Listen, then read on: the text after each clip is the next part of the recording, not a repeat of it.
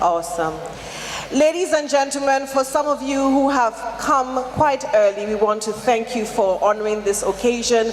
And for most of you who are on the outskirts of on the overflow of the foyer, we kindly ask you to please proceed to the main hall so we can begin the ceremony this morning. And for anyone that kindly requires any type of internet access, please note that the information will be pasted on the screen shortly. And finally, we believe someone may have lost their car key this morning. So if anyone has lost their car key, a Kia SUV, please do come to the front of the arena. We will have your key here with us. Thank you so very much. So once again, for all of you on the outskirts, on the overflow, please proceed to the main auditorium area so we can begin the ceremony shortly. Thank you.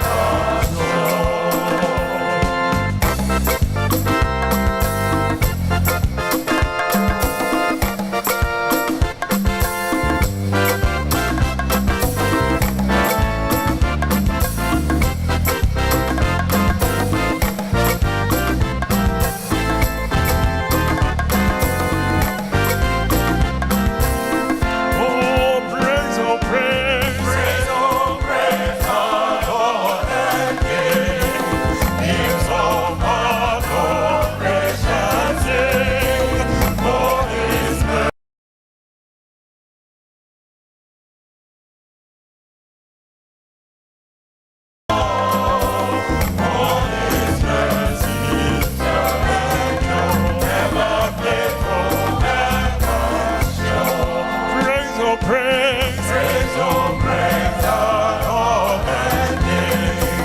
In full adoration, sing for His mercy, still and ever faithful, ever sure. For His mercy, still and ever faithful, ever. Hallelujah, hallelujah, hallelujah, King of kings, Lord of lords. For His mercy, still and ever faithful, ever sure. For His mercy, still and ever faithful, ever sure. Hallelujah, hallelujah, hallelujah, hallelujah, King of kings, Lord of lords. For His mercy, still and ever faithful, ever sure. For His mercy, still and ever faithful, ever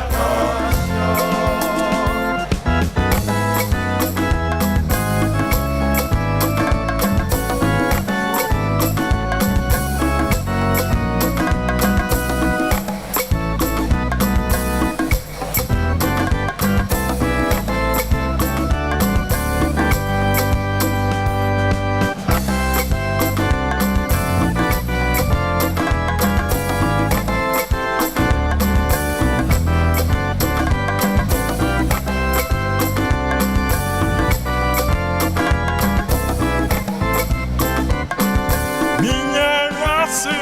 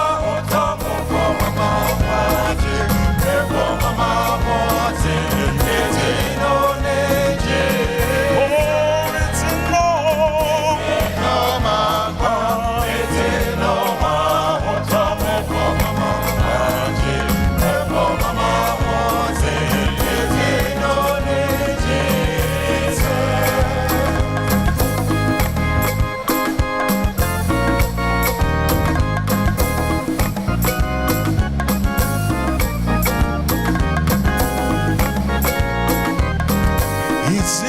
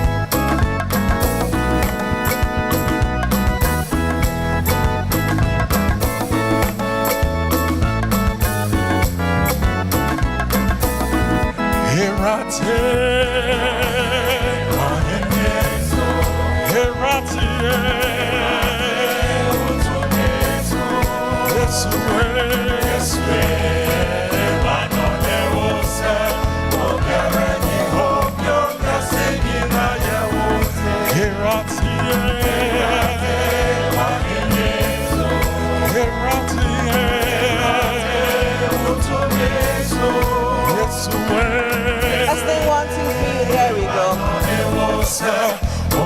Ladies and gentlemen, once again, a very warm welcome to all of you who have made it into the auditorium. For most of you who are still outside on the foyer, please make your way to the main auditorium. And also for your convenience, ladies and gentlemen, there is access to Wi-Fi, and for accessibility, the details of the password, I believe, is on our projector screen. BOG Wi-Fi password Cedi at 2025. Thank you so very much for your patience. We will begin shortly.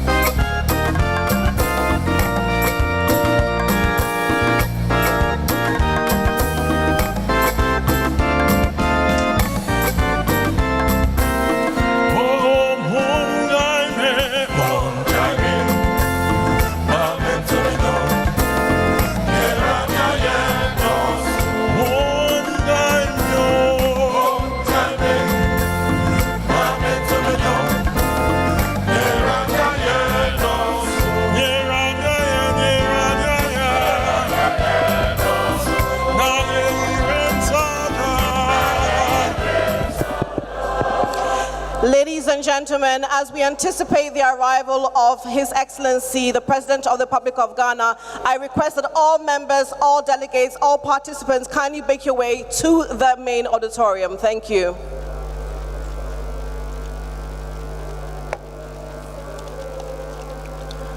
Once again, ladies and gentlemen, we anticipate starts in the next 7 to 10 minutes. May we ask you to kindly proceed to the main auditorium.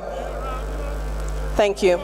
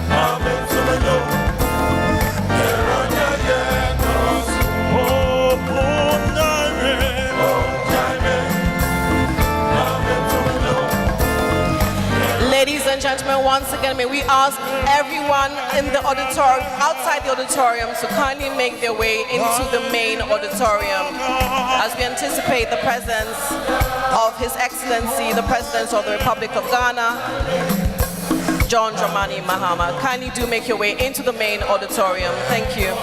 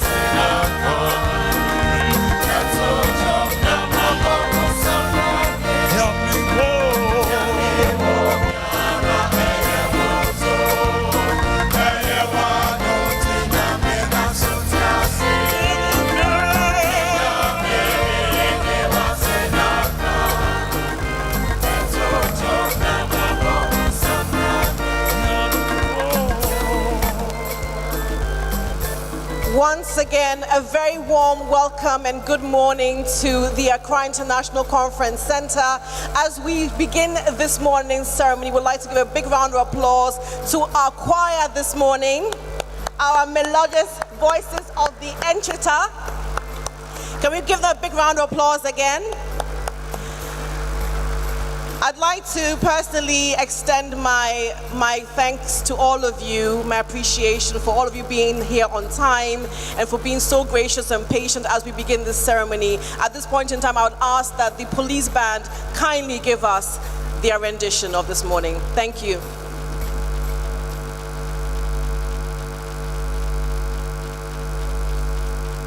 Can we have the police band, please? Thank you very much.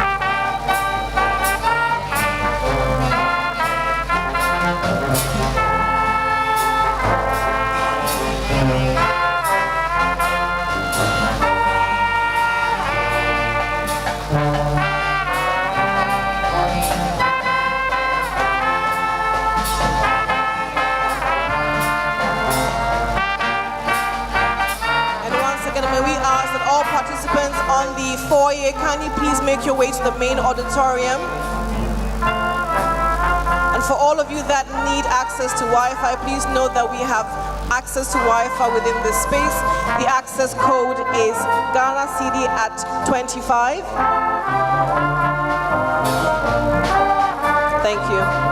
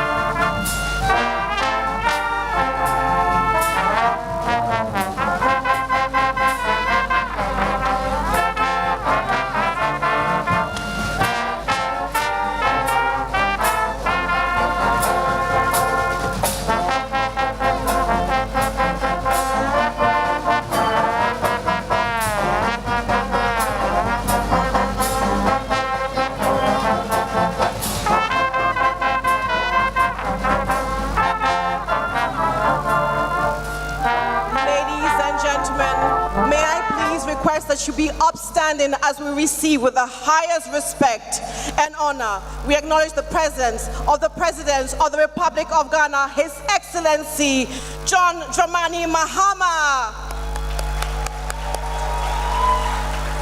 Let's give him a big round of applause, a bit better than that.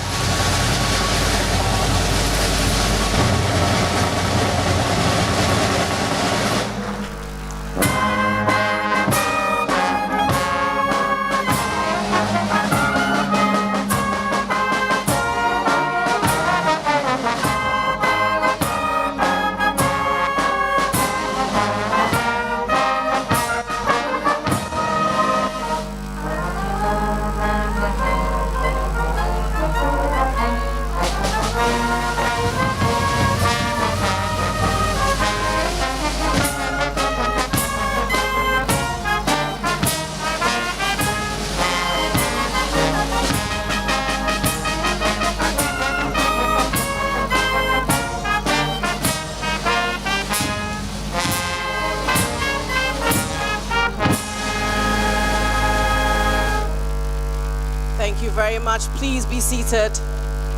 Once again, Your Excellency, the President of the Republic of Ghana, John Dramani Mahama.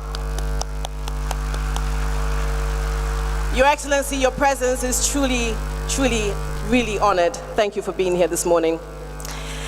Distinguished governors, deputy governors of central banks, Bank of Ghana board members, honorable ministers of state, members of parliament, members of the diplomatic corps, currency research, international partners from across Africa, Europe, Asia, and the Americas, Nananom, esteemed traditional leaders, chief executive officers, and captains of industry, currency printers, academics, researchers, development partners, global institutions, security agencies, commercial banks, fintech pioneers, researchers, delegates, the entire ecosystem of banking is here with us this morning. Welcome once again to the Accra International Conference Center. Good morning. My name is Michelle Atto.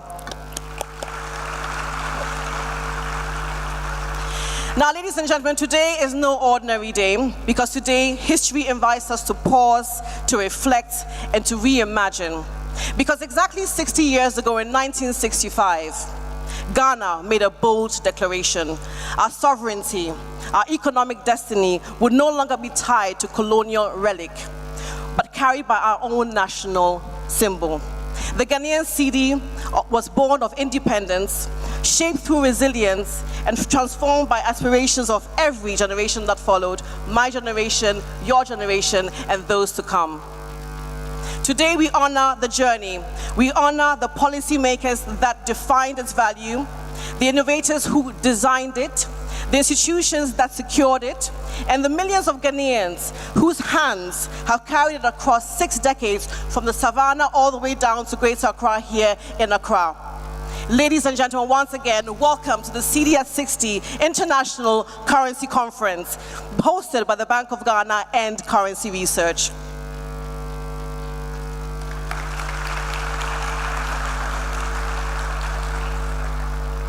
Now, exactly 60 years ago, the Cedi had weathered a lot of storms, embraced reforms, been redesigned and redenominated, modernized, and now stands constantly being defined by change. And so therefore the future is where Ghana Cedi is going. A symbol of sovereignty, a pillar of stability, a statement of economic resilience. And so today we gather to do more than just celebrate the anniversary of the Cedi. We reflect on Ghana's currency, to envision its digital future, and to strengthen the partnerships that shape our regional and international integration. And it's in moments like this, ladies and gentlemen, that we look to leadership that guides policy, safeguards stability, and steers the vision of the next era of the Ghanaian Cedi. So therefore, we embrace the presence of our one and only President of the Republic of Ghana. Please, once more, a big round of applause for him.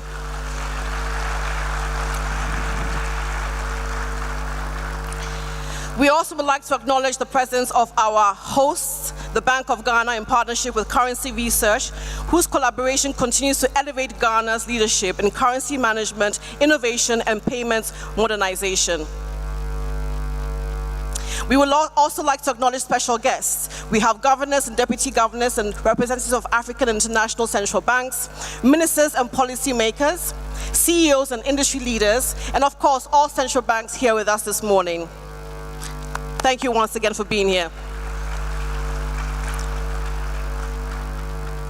So ladies and gentlemen, as we step into the insight of collaboration and vision, it is now my honor and my privilege to invite on stage the heart of the man that steers our Ghana currency. Ladies and gentlemen, please welcome the Governor of the Bank of Ghana, Dr. Johnson Pandis Asiama.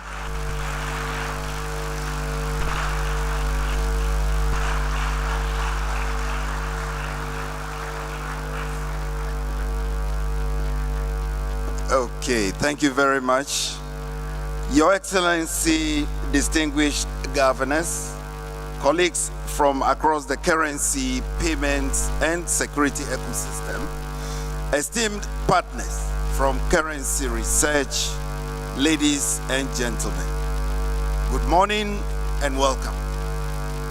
It is a pleasure to gather in this space with leaders such as your good selves, whose work supports the foundations of modern financial systems.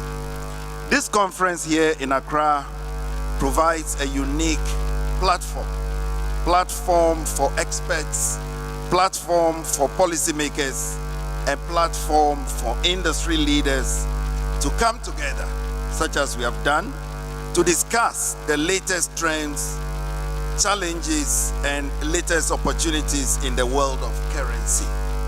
I am confident that the discussions and conversations that will take place over the next 2 days here will be insightful, will be engaging, and will be valuable for all participants. So let me extend my heartfelt gratitude to all our speakers, the sponsors, and the attendees for their commitment to advancing our understanding of currency and its impact on our daily lives. Your presence here today is a testament to your dedication to excellence and innovation in the field. Colleagues, this conference also forms an important continuation of the Cedi at 60 celebrations that we started a few weeks ago. It involves a year-long reflection on the journey of our national currency and the role it continues to play in Ghana's economic and institutional life. The Cedi at 60 launch event recently, it reminded us that our currency carries history, our currency has meaning, and our currency has a sense of collective identity. Today, we build on that moment and we reflect on how we can walk forward and to walk forward together with purpose as custodians of the next chapter of the Cedi. Excellency, we are honored by your presence this morning. Please put your hands together again for him.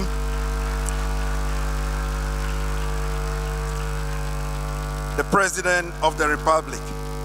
Your Excellency, your presence indeed speaks to the national significance of this milestone. And we appreciate your continued support for the Bank of Ghana and for the financial sector more broadly. Excellency, your engagement underscores our shared responsibility to protect the value, the integrity, and the future of the Cedi. Mr. President, your resetting Ghana agenda's emphasis on stability resonates deeply with our mandate as a central bank, which is to safeguard a currency that supports opportunity, confidence, and long-term prosperity for all Ghanaians. As governor, I am very much aware of the critical role that currency plays in our economy and in our society. And as we mark 60 years of the Cedi, we remember the pride and the aspiration that shaped its introduction. From its earliest days, The Cedi carried the confidence of a young republic that was charting its own economic destiny. Over the decades, it has mirrored Ghana's triumphs, but also our struggles. Remember the periods of progress, there were bold reforms, and also moments of hardship that tested the resilience of our institutions and our people. Through all these moments, the Cedi has remained central to policy making, market sentiments, and of course, our daily lives in every corner of the Ghanaian society. So for 60 years, the Cedi has moved with our people. It has gone into markets. It has gone into small shops. The Cedi has gone onto farms. It has gone to trotro stations, and of course, in the quiet routines of daily life. It has helped our families to plan. It has helped businesses to grow, and it has helped communities to support one another. Each generation carries its own memory of the Cedi. So now, we must look ahead for the next 60 years in terms of what the Cedi holds. Now, the next generation will relate to the Cedi in new ways. And let's think about it. Young Ghanaians are growing up in a world where value moves instantly, where digital interaction is second nature to them, and where expectations of transparency, convenience, and accountability continues to rise. Their relationship with the Cedi will be shaped by the trust they place in the institutions that serve them. So part of our responsibility as policymakers, as technicians, and as leaders is to ensure that the Cedi, however it is assessed, continues to serve these aspirations. Across the world, the landscape of money is indeed shifting. Digital payments continue to reshape behavior and expand access. Jurisdictions are advancing their thinking on CBDCs as well as tokenized instruments and raising new considerations around trust, interoperability, and privacy. Advances in artificial intelligence are redefining authentication, security, and lifecycle management. At the same time, global uncertainty, geopolitical realignments, and technology dependence all create new vulnerabilities for economies like ours. These shifts are already shaping how Ghanaians earn, save, trade, and secure their futures. They call for steady leadership, clarity in strategy, and stronger coordination across institutions. The shifts also require a thoughtful approach to how the physical and digital dimensions of money will evolve together. As they say, cash continues to play an essential role in inclusion and resilience, while digital channels are expanding convenience and reach. Our work on payments, modernization, and the ECD reflects our commitment to secure and interoperable forms of value grounded in Ghana's realities and informed by global lessons. This must be reinforced by strong economic stewardship and institutional stability to ensure that the Cedi retains its value and relevance.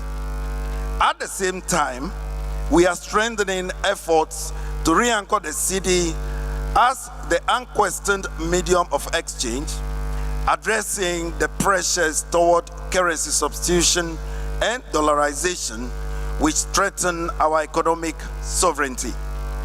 As we advance this work domestically, therefore, our engagement with the global community becomes even more important. So, as an active participant in the global dialogue on the future of currency and payments, we draw on our experience in payments innovation, financial inclusion, and regulatory reform, while continuing to learn from our partners across Africa, Europe, Asia, and the Americas. The issues shaping modern currencies, cross borders, and disciplines, making collaboration indispensable. This conference deepens that very collaboration. It brings together the full ecosystem that now shapes the life of a currency. Central bankers, payment specialists, currency designers, security and technology providers, academics, and industry leaders, all in one room. The robust agenda reflects this breadth, and it reminds us that currency management today sits at the intersection of many disciplines, each contributing to the stability and trust that a nation's money must uphold. So let me express my appreciation to currency research, to our domestic and international partners, and to every participant who has traveled from far and near to join us. Your presence enriches the conversation and broadens the possibilities for collaboration. The Cedi belongs to all of us, colleagues. It carries our confidence, our efforts, and our belief in the future of this country. I encourage you all to engage fully, share generously in the discussions, and help shape the vision of what the next 60 years of the Cedi should and must look like. My hope is that every Ghanaian, from the child that is learning to count, the trader that is serving her community, the entrepreneur who is building something new, can all continue to hold the Cedi, and with unwavering confidence and with pride. May we always remember that protecting the Cedi is not the task of any one institution. And let me say that again. Protecting the Cedi is not the task of any one institution. It is a shared endeavor that is rooted in our belief in Ghana's future. Your Excellency, I thank you for your attention, and I wish you a productive and inspiring conference here in Accra. Thank you very much.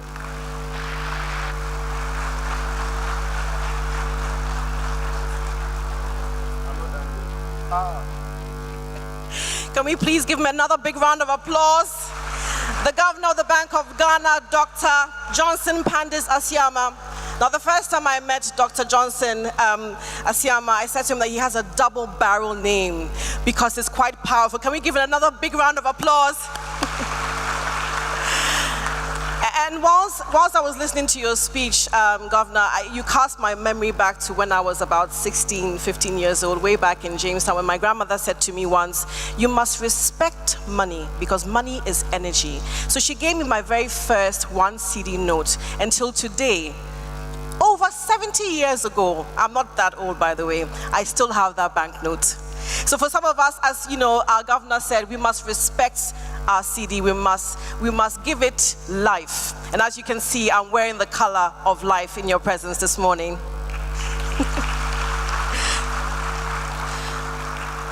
Now, ladies and gentlemen, this event is obviously co-hosted by our partners from FAR Currency Research. And Currency Research is known to convene global leaders in currency across the world to discuss payments and central bank innovation. So on that note, ladies and gentlemen, please help me welcome the CEO and the chair of Currency Research, Mr. Cedi.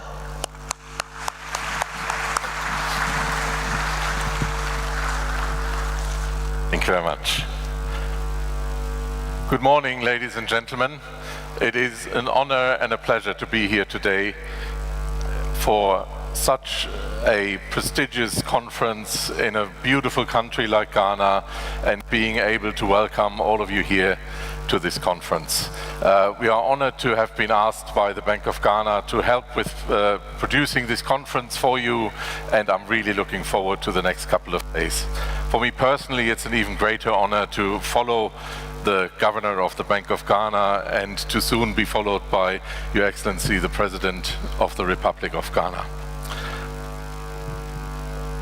Okay, this is the motto, and I'm sorry to turn my back to you, but I can't see the slide over here. Cedi as a symbol of our national identity, economic sovereignty, and resilience. And before I go into a bit more detail on these three main themes of the conference, let me also acknowledge that, okay, I'm a bit ahead now, I'm sorry, here we go. That on 6th of March 1957, and the people of Ghana will know, of course, this date, the Republic of Ghana declared its independence and was the first country in sub-Saharan Africa, indeed, to become independent. And I think that's also a very important milestone that we should be aware of and remember, because this then made the Cedi possible 60 years ago. I mentioned the three themes. One is national identity, and we see one of the, we don't see one of the banknotes here, I'm sorry about that. But when you look at the banknotes in Ghana, they're really one of these great examples where national identity is being reflected. You see, for instance, the Big Six, the people who made the independence possible, but also you see some of the great monuments and buildings on this slide here, for instance, Castle Osu. So it's banknotes are a great calling card for each country, and I think Ghana has done a tremendous job in showing that with the Cedi. There's also the aspect of sovereignty, and I put this very first gold coin that the Bank of England minted more than 500 years ago to show, and it was called the sovereign.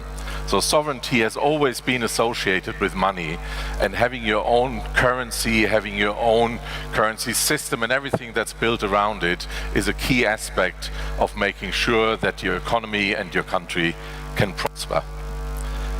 And last but not least, there's the aspect of resilience. We live in times where there's disruptions through national disasters, through cyber attacks, other things, and it's so important that your economy will not suffer from any of these disruptions. So on one hand, driving digital agenda, driving digital payments is incredibly important, but it's also important to make sure that your ultimate resort, cash, banknotes, coins, is also going to be available to the public and will always work when nothing else will. Now, we've got some great numbers for this conference. At the time when we produced these slides, I think there's a few more, we had 850 attendees, 42 countries, 228 organizations, 45 speakers, 20 topical sessions, and I'll let you go through the rest of these numbers yourself. But what I'm trying to say here is I'm grateful to all of you for coming from other countries, from Ghana, to join us here for this conference and learn, but also talk to other people, get to know some new friends, and go away with some new ideas and some new impressions and make the most out of the next 2 days.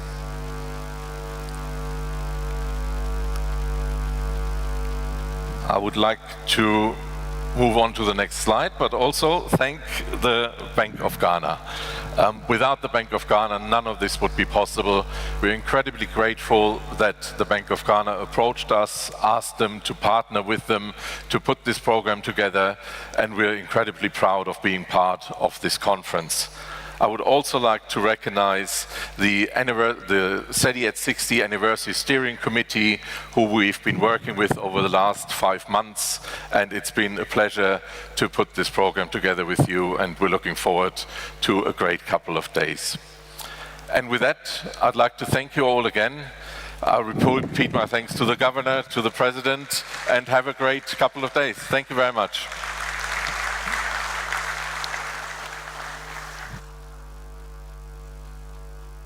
Ladies and gentlemen, once again, Mr. Cedi, the Chairman and CEO of the Currency Research. Thank you so much for giving us an insight into the future today. Now, before we continue the ceremony, ladies and gentlemen, we'll have a short musical interlude by our very own Owura saxophonist. Thank you for your attention.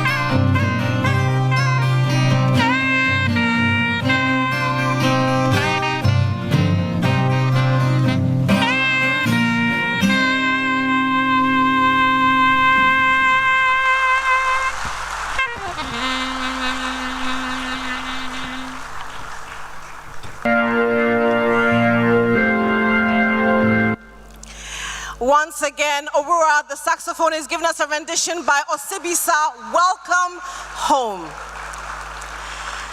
Now, last week I had the privilege of also hosting an event for the Bank of Ghana. And one of the things that I learned last week was that traditionally, from the Akan region, we have a citation that is usually rendered to acknowledge and to welcome dignitaries into our midst. This particular rendition is actually was done last week and is also going to be done this week by Opening Osei Koranche. Now, his instrument is called the seprewa. And apparently, the definition of seprewa means speak small, speak softly. So ladies and gentlemen, please help me welcome on stage to receive our very own Opening Osei Koranche to give us his rendition of a welcome to all of you from across the world into our lovely country of Ghana.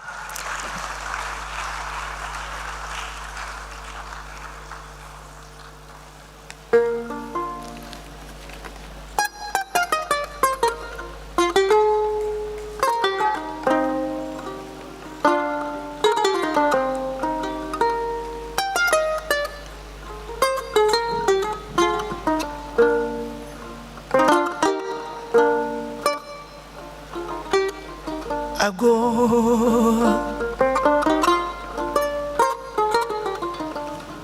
Ejina Amanado. A Bank of Ghana Amanado. Doctor, a Siama Sempremo. On an impending for Nina Nemo. A Mama Penny Aquaba.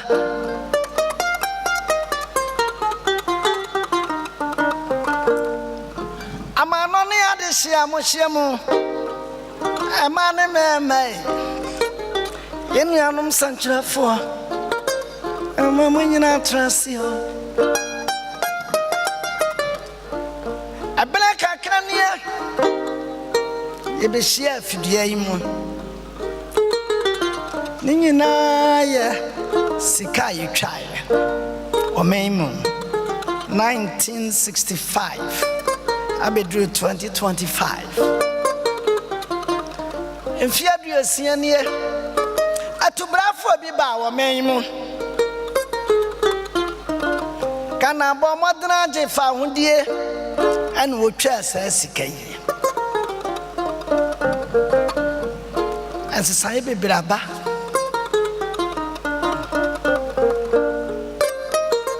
Nanso Yamamra anyra Yamani anyra Nte amrado Obetra simpie no so no Waya adwene se ye be shefa Afan yimu ya be hwe achi Ni atwa ba bia ye dro Ani ba bia ye kro O maybe enko so gina sika asam so Ni ayentete se de be ye bitima kro sika na enye fi obi sei sika ye sei sika twa sika aya adwempa na ba konfo nso nwene ba konsusu to aton sa fere wiase nyina sabomla ne encha adwene ni nyina mo mani yi awuntira wo sede e beya ena mafu emenya hoto na nchirima ni da so entini abehia mu na sanu me nyina ye keke funu ni akeka madampan ye nyina ya dia hye omampanyini John Dramani Mahama ya dia hye na nyam me bia so me so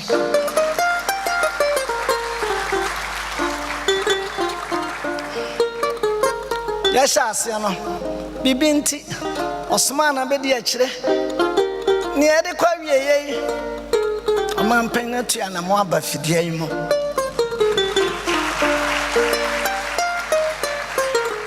Nina, woman, ye and trow. To a man penny, Yaton South from say, Mimra, Namajo Tata, if it's a brass on Sawakasa. John Dramani, Mahama. Our Tossumi and no. Ah, Bama could do for Bama won't fair away. Asememra na memajo tata wat men saibra ube unu 20 na yade wagina akono esre nya mema ho me kranso ma feel kakra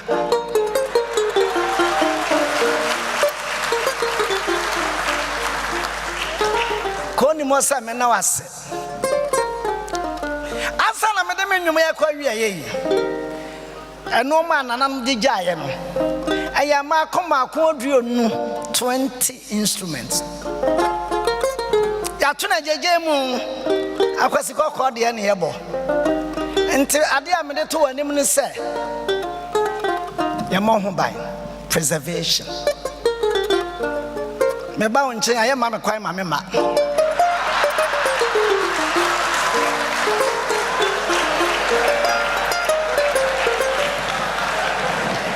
Mo say me bire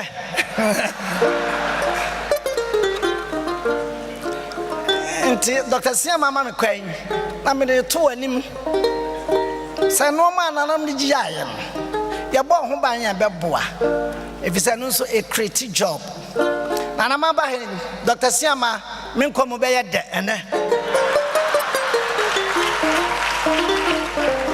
ento se ya hwa pa ni ya ababo amen wonso wani gi amamna ne amane hunti me de masem ya to anim menim de wa kyena be wo nti na me de to anim menim se wo betia me anya sana nanom be di yi a enti na me frafra wo se ya conference an patututu ba mene ebledro kase mon fan sambo nhia no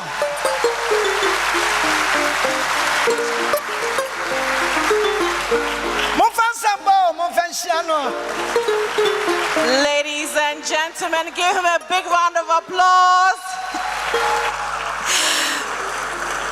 And for some of our international visitors, all you need to say is Aiko. So to our international visitors, say Aiko. One more time, Aiko. Fantastic.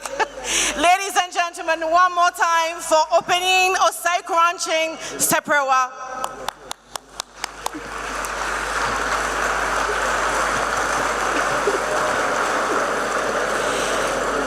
Distinguished ladies and gentlemen, please be seated. To officially open the Cedi at 60 International Currency Conference and deliver his presidential address, it is my profound honor and privilege to invite the President of the Republic of Ghana, His Excellency John Dramani Mahama. Thank you.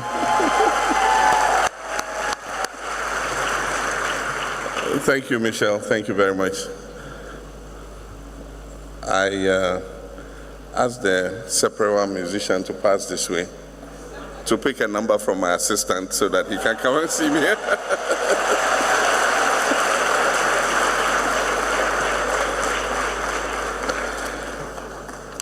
As I normally do, my presentation will be in two parts, my prepared speech, and then I normally have a few reflections before I inflict my speech on you. My mother died in 2016, in June, and I looked after her. And until she died, she had a very interesting way of counting her money. For her, the 20 Cedi note was £1. So if I gave her 100 Cedi notes, for her it was £5. And so 1,000 Cedis was £50. And until she died, that was the way she would count her money. And so people have their different way of accounting for their money. And I find it strange that even today, I think this current phase of the Cedi was introduced in President Kufuor's time, I think in 2007, if I'm not mistaken. And so 2027 will be 20 years of the current redenomination of the Cedi. And yet it's very interesting. You go to a funeral, I was at a funeral, and somebody donated 100,000 Cedis. And when it was announced, oh, so-so-so-so was giving 100,000 Cedis, the whole place was quiet. Because I thought the guy deserved a very big round of applause. Apparently they didn't understand what 100,000 Cedis was. So when the MC said, namon preno, nipama 1 billion Cedis.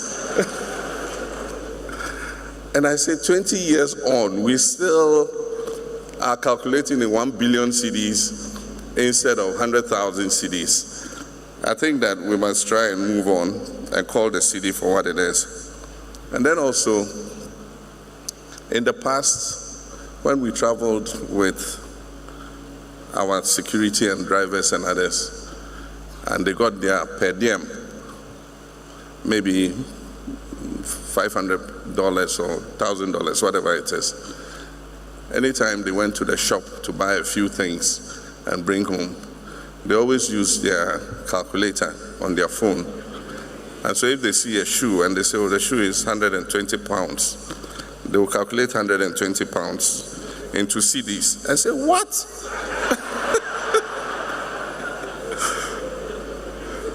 When they see how many CDs they will get for this shoe, they will make job,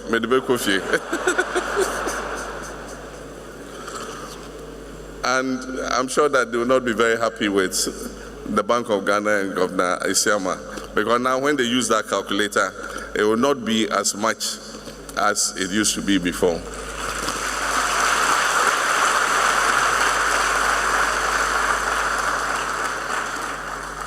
A relative of mine was going to buy a car and asked for an invoice from one of the car dealers. And when the invoice came, showed it to me. And I was surprised to note that the invoice was quoted in cedis, no dollars. A few years ago, if you were going to buy a car, the invoice they'll give you is quoted in dollars. Today, people are quoting in cedis, even house rents. You want to pay in dollars, it says, no, you pay me cedis.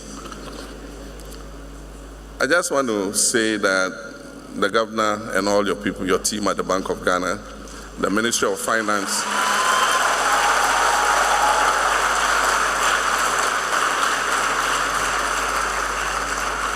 Bank of Ghana, the Ministry of Finance, Ghanaians are grateful to you for the management of our currency. I think that a lot of respect has returned to our currency, and it's my hope that you keep whatever you're doing to make sure that we don't have excess liquidity. All those words you people have, open market operations, whatever those your technical jargons are, whatever you're doing, continue doing so that the cedi is respected.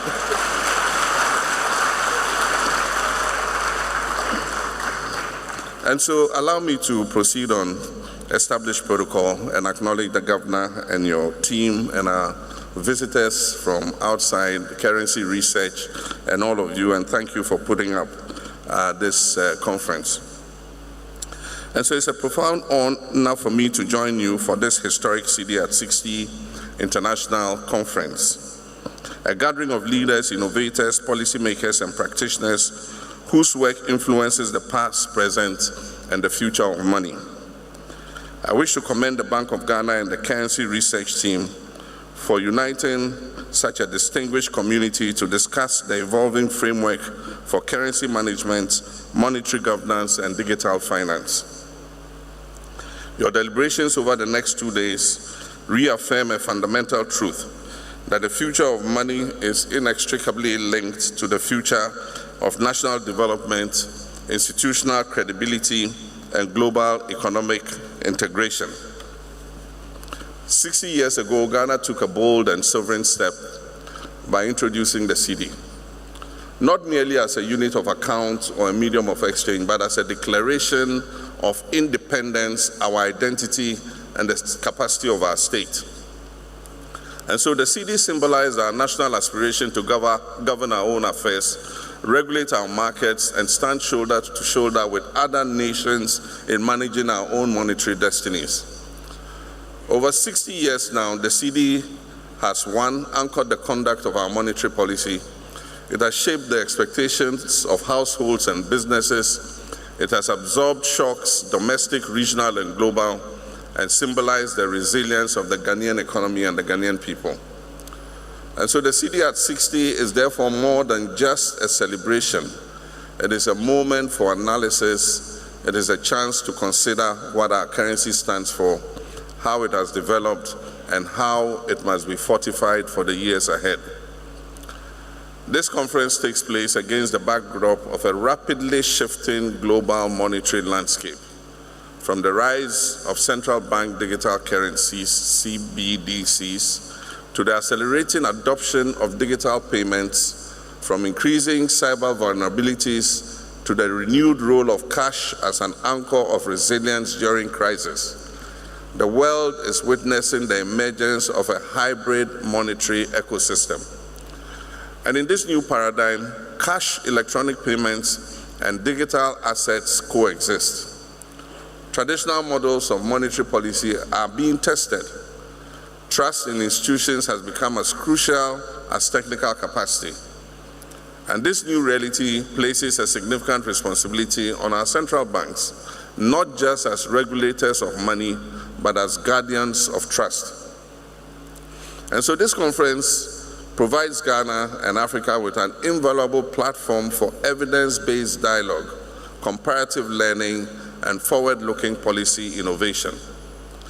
And so, ladies and gentlemen, the importance of this engagement is heightened by Ghana's notable progress over the past 10 months in achieving macroeconomic stability and restoring confidence in our economy and our currency. And so allow me to highlight some key developments. One, macroeconomic stabilization through disciplined fiscal consolidation, increased domestic revenue mobilization, prudent expenditure rationalization, and better coordination between fiscal and monetary authorities. Through this, we have restored balance and reduced uncertainty. Inflation has continued to decline, and expectations are more firmly anchored today. The second is the strengthening of the cedi. Improved forex liquidity management, enhanced reserve buffers, and the regulatory reforms have contributed to significant exchange rate stability, which is critical for business planning, investment decisions, and public confidence. And the next is rising confidence indicators. Business sentiments, consumer surveys, and investment outlook reports all indicate a steady recovery of our economy. Our development partners, the financial markets, and the global rating agencies have acknowledged these reforms. And so these efforts have culminated in a significant sign of credibility. Ghana's sovereign rating by S&P was upgraded recently from CCC plus /C to B minus B with a stable outlook on 7th November 2025.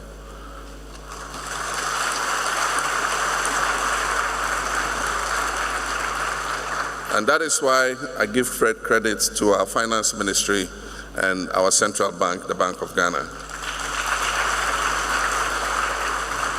Ladies and gentlemen, this is an affirmation that our fundamentals are strengthening and that we're on a clear path of recovery.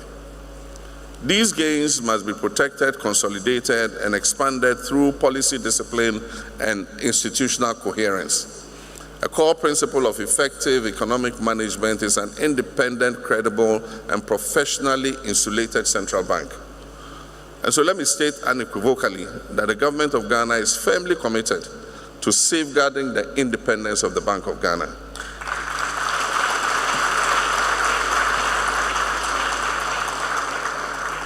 A strong and autonomous central bank is essential for anchoring inflation expectations, for maintaining exchange rate stability, for enhancing investor and market confidence, and ensuring long-term policy credibility. This is not a matter of personal preference. It is an economic necessity. A modern currency regime requires not only strong institutions, but also an informed and responsible public. I therefore urge the Bank of Ghana to strengthen nationwide public education in 3 critical areas. The first is promoting the use of the cedi in all domestic transactions. Using the national currency strengthens economic stability and reduces unnecessary exposure to exchange rate volatility. The second is improving currency handling practices. Poor handling practices increase printing costs, shorten the life of the currency notes in circulation, and undermine currency integrity. We must promote respect, proper storage, and responsible use of the Ghanaian cedi. And the third is enhancing financial literacy. An informed citizenry is better able to prevent fraud, demand accountability, and bolster the financial ecosystem. So public education must extend to schools, to the markets, to transport unions, to digital platforms, and especially to rural communities. Now one will ask, why does the cedi at 60 milestone matter? The 60th anniversary of the cedi is of deep national and policy relevance. It is a moment to assess the evolution of our monetary framework and draw lessons for future reforms. A currency is ultimately a social contract built on confidence, credibility, and transparency. And this conference will inform the next generation of reforms, ensuring that the Cedi remains robust, secure, and relevant. And I'm confident that this conference will contribute meaningfully to promoting peer learning among central banks, driving innovation in currency design, security, and management, enhancing cross-border payment interoperability, strengthening regulatory frameworks for fintech and digital currencies, positioning Ghana as a regional financial and fintech hub, ensuring and shaping Africa's role in the evolving global monetary order. Ladies and gentlemen, the results of your deliberations today will affect not only policy decisions, but also the long-term path of the Cedi and other African currencies. The endorsement of the African Continental Free Trade Area by a large majority of African countries has opened up the opportunity for the world's largest common markets to be established. However, for goods to be traded seamlessly across the continent, it is essential for us to have a payment and settlement system that enable African businesses to transact using their own currencies. And this has led to the establishment of the Pan-African Payment and Settlement System, the PAPS. And so I expect this payment system to engage your attention at this conference as a catalyst for settling transactions as businesses and countries exchange products across Africa under the African Continental Free Trade Area. And so as I conclude, we commemorate the Cedi at 60. Let us commit ourselves to shaping a currency and an economy that reflects the hopes and aspirations of our people. The next chapter of the Cedi will depend on 1, sustained macroeconomic discipline, 2, a strong and inclusive financial sector, 3, technological innovation and digital transformation, 4, enhanced public literacy and responsible currency use, and 5, an unwavering, independent, confident central bank. And so my government remains resolutely committed to these pillars, and we shall support our central bank, maintain the trust of our people in our bank in order to make it carry out its rightful mandate. And so, ladies and gentlemen, it is now my singular honor to declare the Cedi at 60 International Conference duly opened, and I thank you. May God bless the Bank of Ghana. May God bless our homeland, Ghana. I thank you.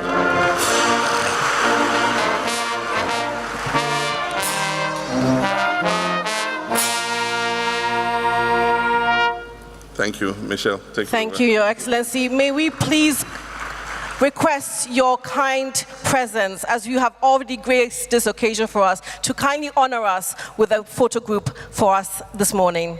We'll be most grateful. Thank you very much, sir. So please, Mr. President, one more time, Mr. President of the Republic of Ghana. Thank you so much. It has. May I please invite the Governor of the Bank of Ghana. Please give him a big round of applause. His first deputy, Dr. Zachary Mumuni, and of course, the team for the currency research for our first group pictures, please.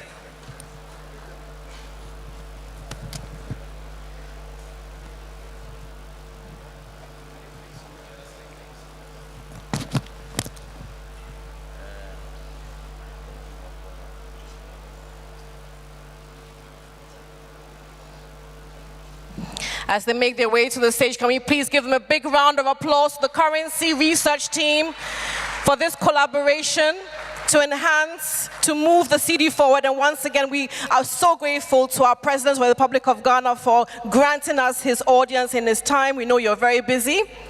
So may we ask all members of the media to ensure that pictures are taken swiftly and orderly.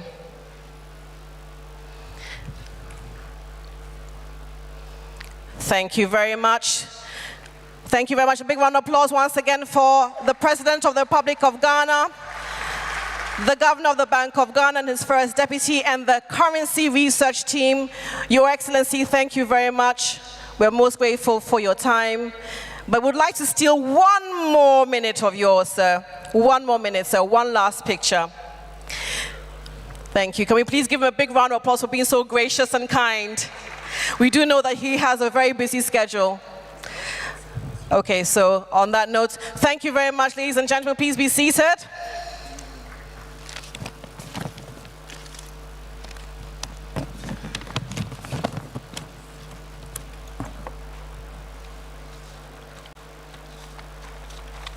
May we please have our national anthem.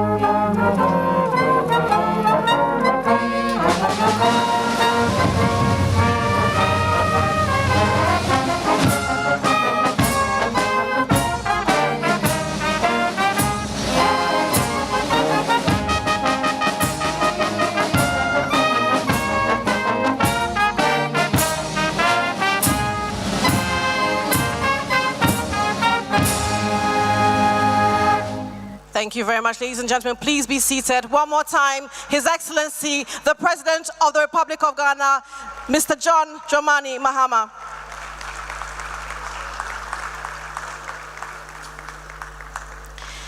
Thank you so much, sir.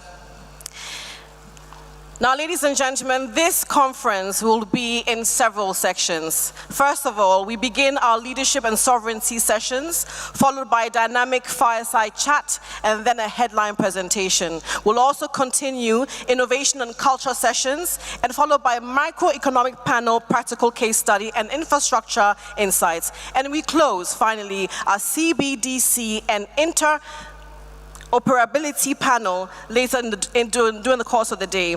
Each segment is designed to give us a complete forward-looking understanding of Ghana's currency 60 years after. So, ladies and gentlemen, as we allow the stage to be set, may we entreat you to give us a few more minutes and your patience for the morning conference to begin. Thank you.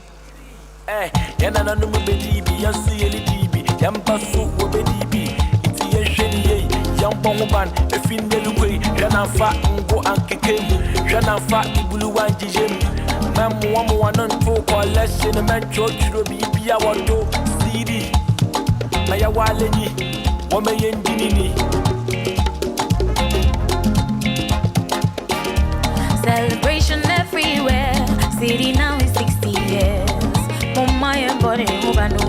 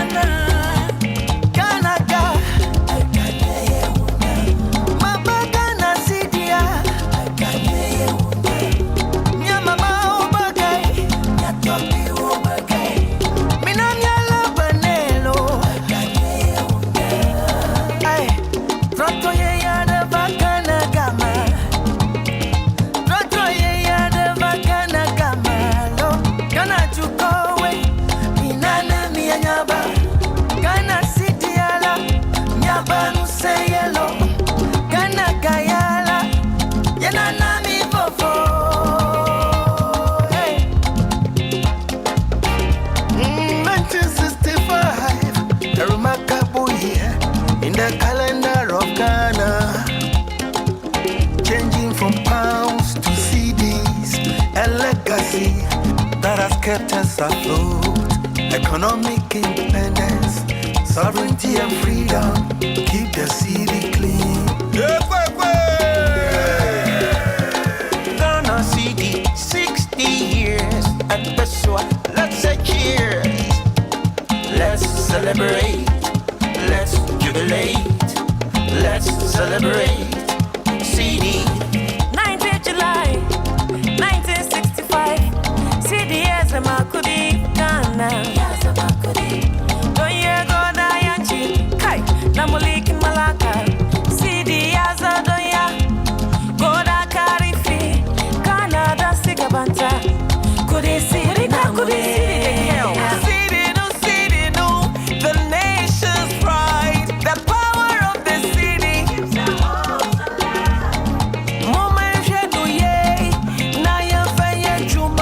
It's not just the paper, respect the value. When you save a city, the future is bright. As a toto, as a no, as a biso risie, as a riti iguano, one year to one yo. Let's arise and say, Ghana city, our pride. Ghana city, hey, I swear. Rooted deep in our heritage. Ghana city, rooted deep in our heritage. Let's keep the city clean. CD. CD.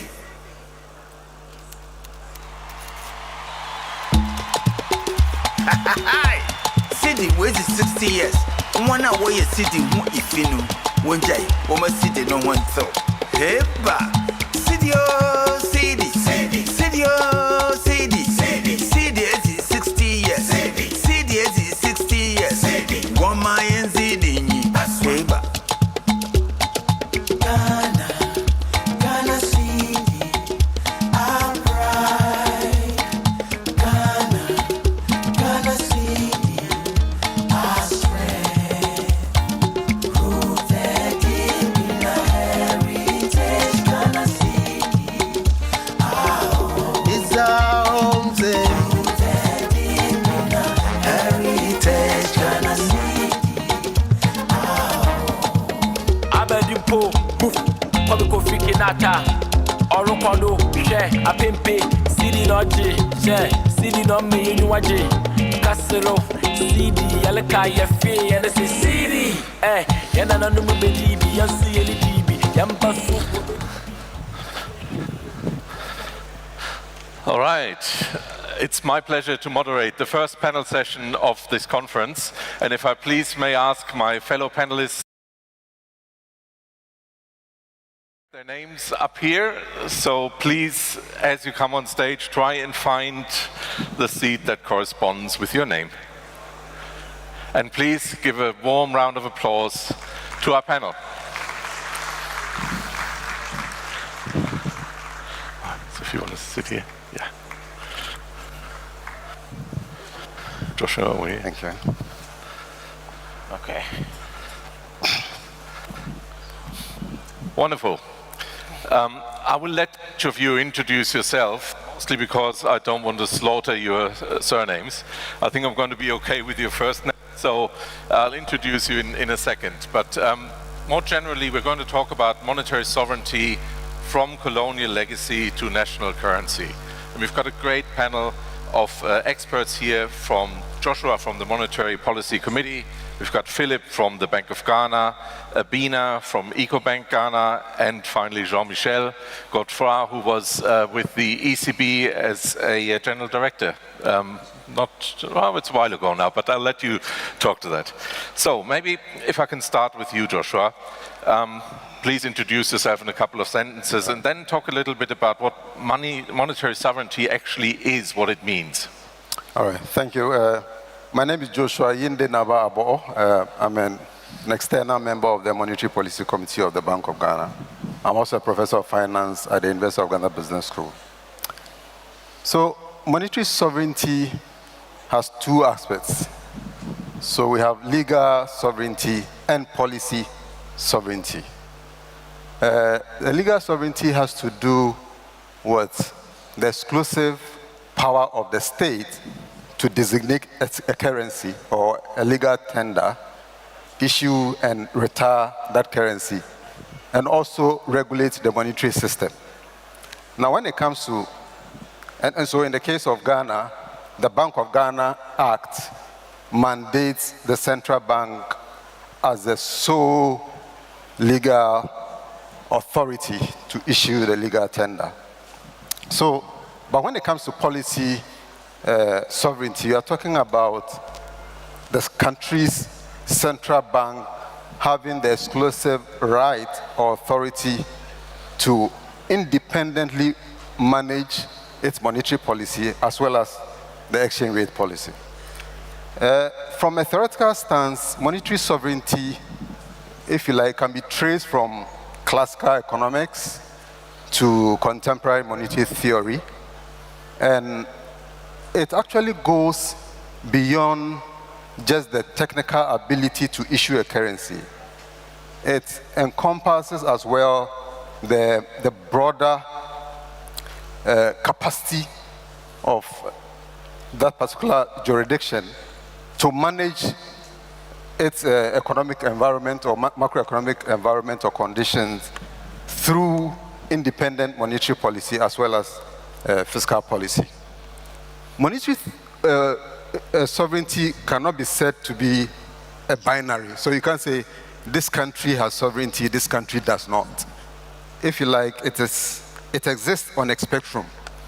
So we have high or full monetary sovereignty, and that has to do with countries that have the absolute authority to issue their own currency and regulate the monetary system.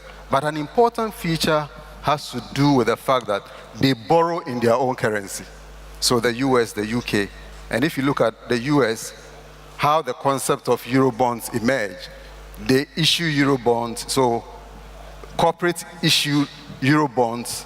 These bonds were sold in Europe, but they were designated in dollars. So the proceeds came in dollars.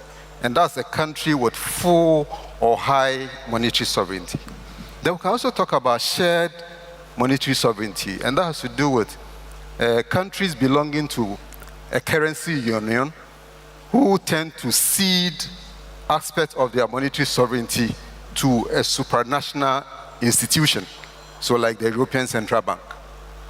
Then the other aspect has to do with limited or no monetary sovereignty.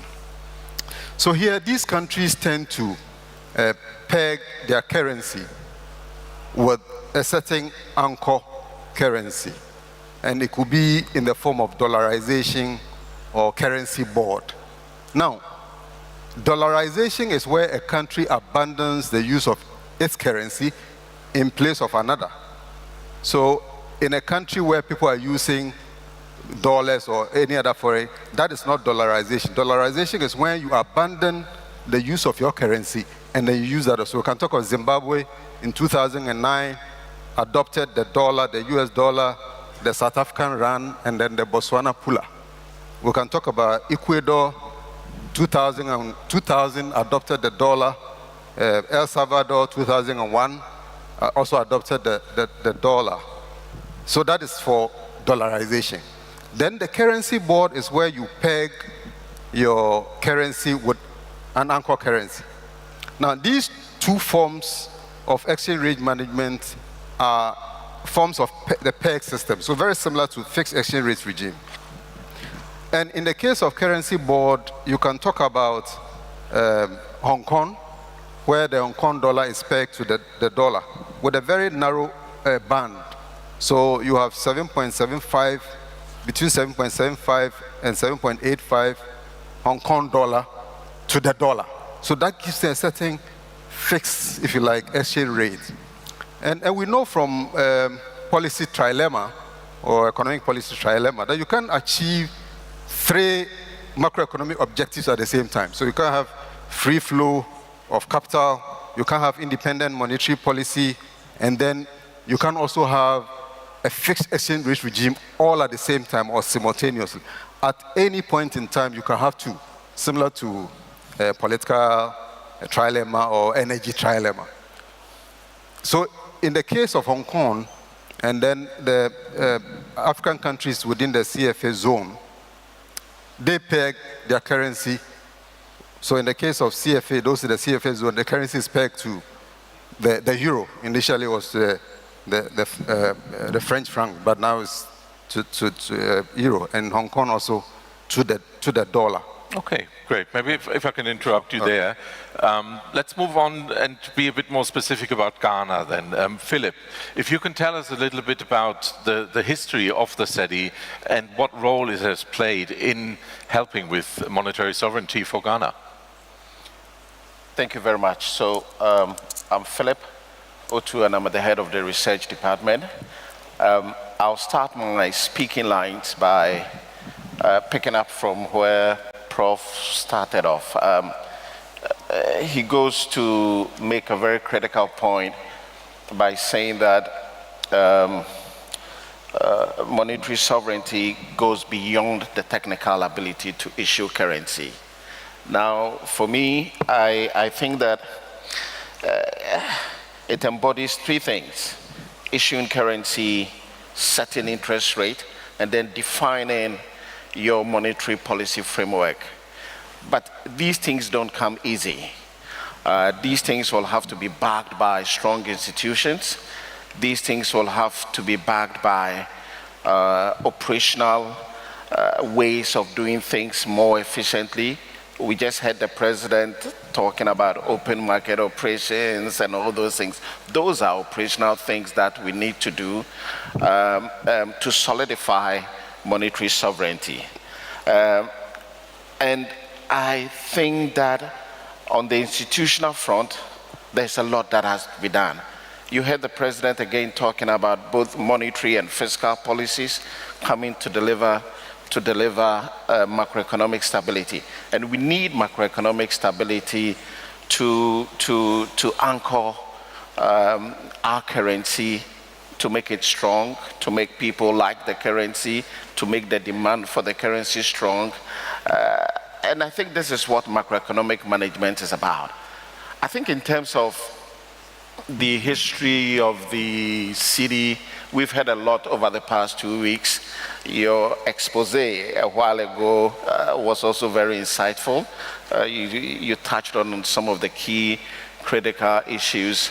But for me, I think the currency defines who we are as a people, okay? And to be able to do that, we need to work hard. We need to foster macroeconomic stability.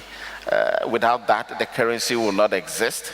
So it's very critical, and I think I'll stop here. Thank you. Great, thank you very much. Well, having heard the central bank's point of view, let's move on to Abina from EcoBank.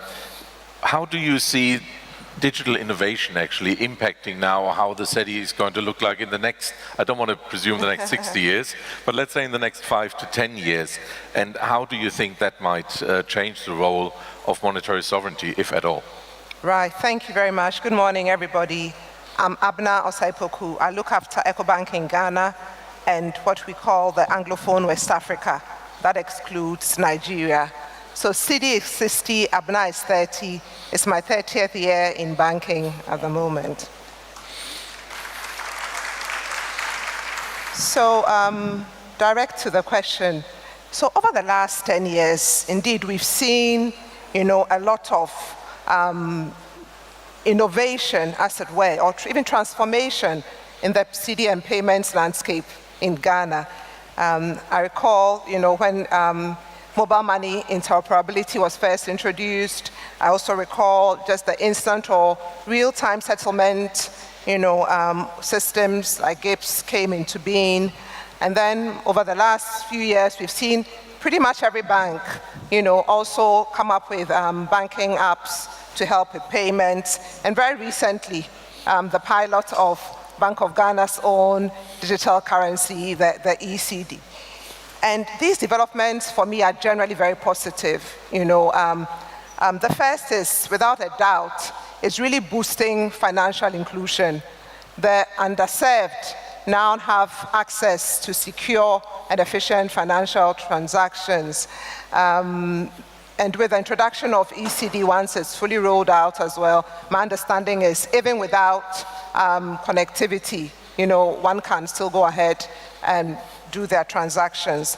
I think the second big one for me would be we've seen a lot of operational efficiency, or maybe I should say efficiency in the payment system ecosystem. Initially, costs were high. We've seen transaction costs really become very low. It's very convenient. You can make payments anywhere else. And more importantly, there's so much transparency when it comes to payments now.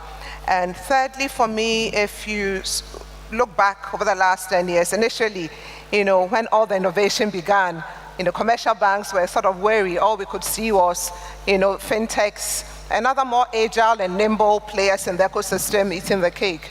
Over time, that seeming competition has actually evolved beautifully into collaboration and innovation, where I'm almost certain now that every single bank in the country, regardless of tier, now partners with the fintechs, to be able to innovate and serve our customers better. And I think beyond technology, this is also about sovereignty.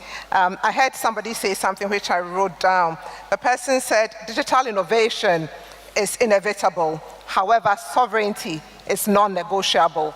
And if I sort of break that down, I mean, today in Ghana, we see the payment ecosystem process over 1 trillion Ghana cedis of transactions each year.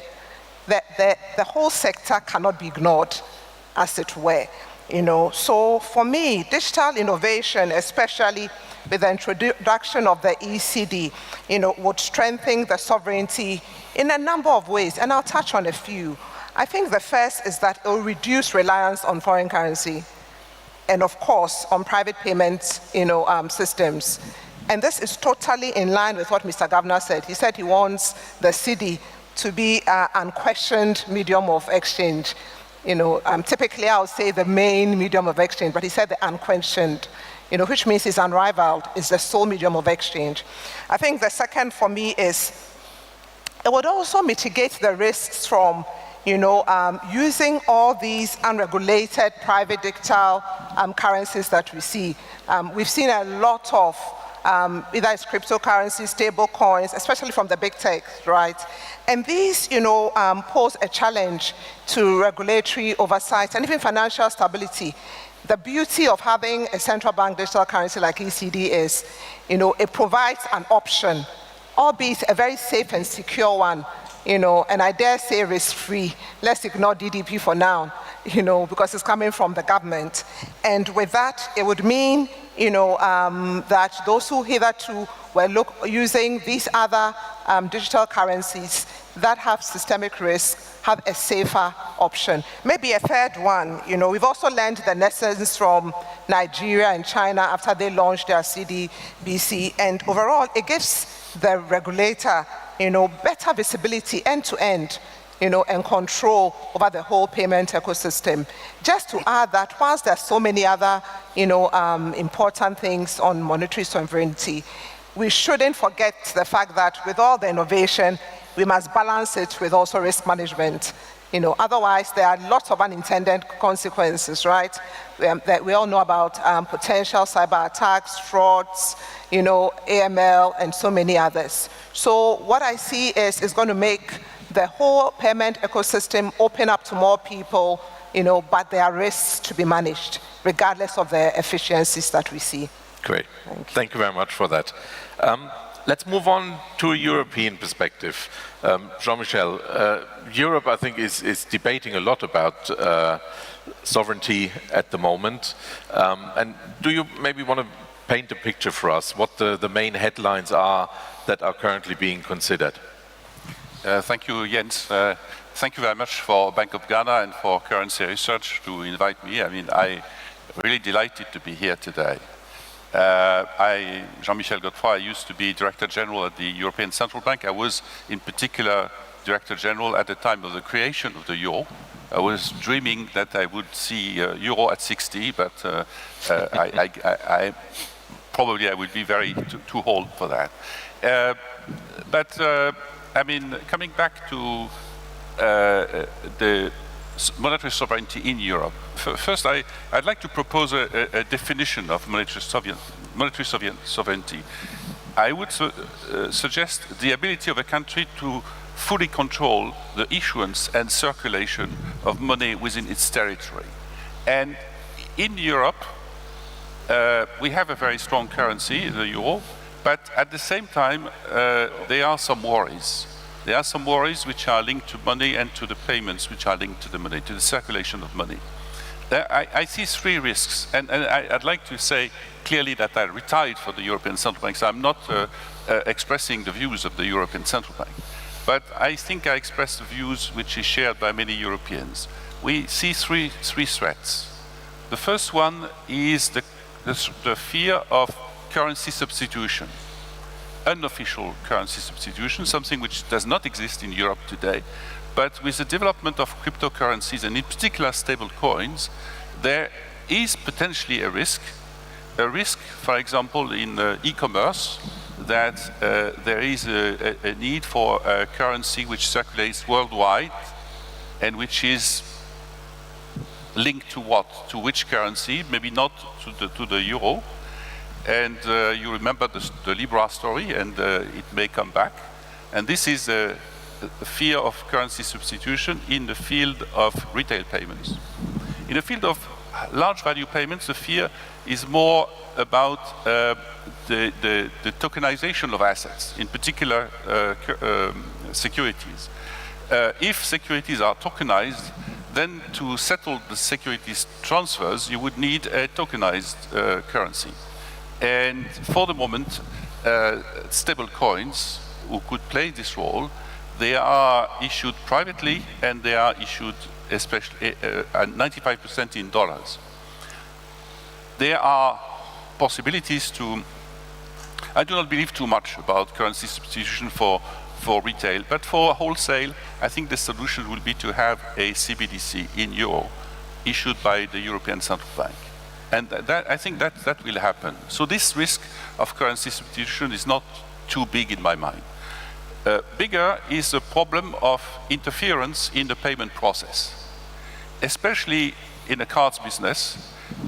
Europe is very dependent on cards. I mean, in many countries in Europe, at point of sale, there are more card payment than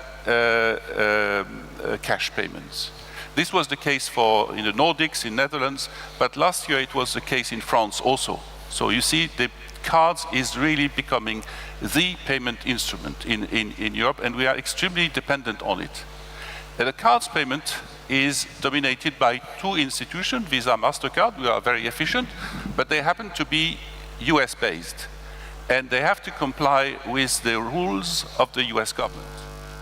Which means in Europe, we have 22 countries in the euro area, and 13 of them do not even have a card scheme domestically. So it means that through the international card schemes, there is a possibility for a foreign government to block payments internationally in the 9 countries who have a domestic card scheme but rely on Visa, MasterCard for their international transactions, and even domestically in 22 countries. So you could understand that this is a worry which explains, and I will come back to that tomorrow, explain why we are so strong in willing to have a digital euro, which is entirely under the control of the European authorities. The third risk is a risk of abuse of data. We are extremely sensitive in Europe to data confidentiality. We have the regulation called the General Data Protection Regulation, which is extremely strict for ownership of the own data. The problem is that, of course, it applies only in the territory of Europe. So if the data move outside of Europe, then they are no longer under the control of the GDPR. So this is, and then I could tell you a nice story about SWIFT, but let's say for the sake of being concise, I will stop here. So 3 main problems. Currency substitution, I don't think it's too big. Interference in the payment process, I think this is serious. And data confidentiality, this is very serious because the data are more and more under the control of entities for whom data is an important element in their business model. The use of data is so important in big techs for their business models. Great. Thank you very much for that, Jean-Michel. Joshua, if I may come back to you.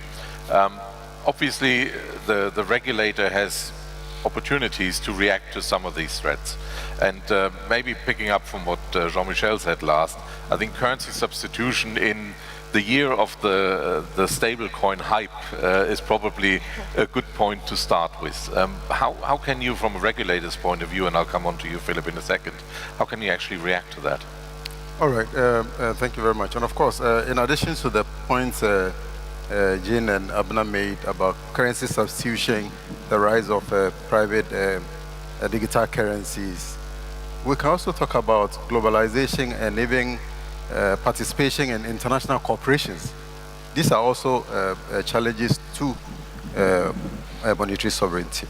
But in terms of policy responses, clearly the point Philip made about macroeconomic stability is key. If you are constantly experiencing shocks, then people resort to currency substitution. They rather want to acquire or pick up some hard currencies as store of value. So that is something that needs to be looked at. So how do you deploy appropriate policies to tackle or ensure macroeconomic stability? And also from regulatory front.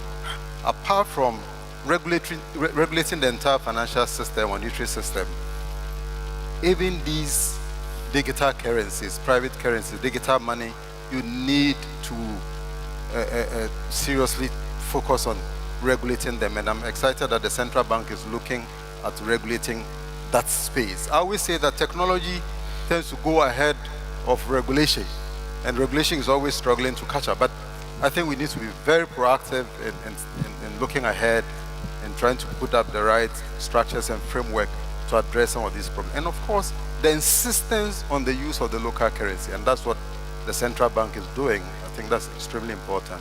And then also issuing central bank digital currencies, and that's what some central banks are doing. Nigeria has issued it, Jamaica, Bahamas, and these serve as substitutes, and people would rather want to pick these assets from the central bank as opposed to going to private providers. And then I think the issue of institutional quality. I always say that the financial system will thrive in a very strong institutional framework. So if your legal system is working, people have confidence in the system, and therefore they will participate in the formal financial system. Otherwise, then they would want to operate in the shadow market or black market, or informal market. And I think we also need a strong voice in international corporations. And most of the times we are just borrowers or takers, but we need to contribute to reforming the global financial architecture. The recent discussion about channeling SDRs through, let's say, the African Development Bank, these are the things we should be championing as opposed to always falling on the IMF or the World Bank. I think these are some of the things Okay, great, thank you.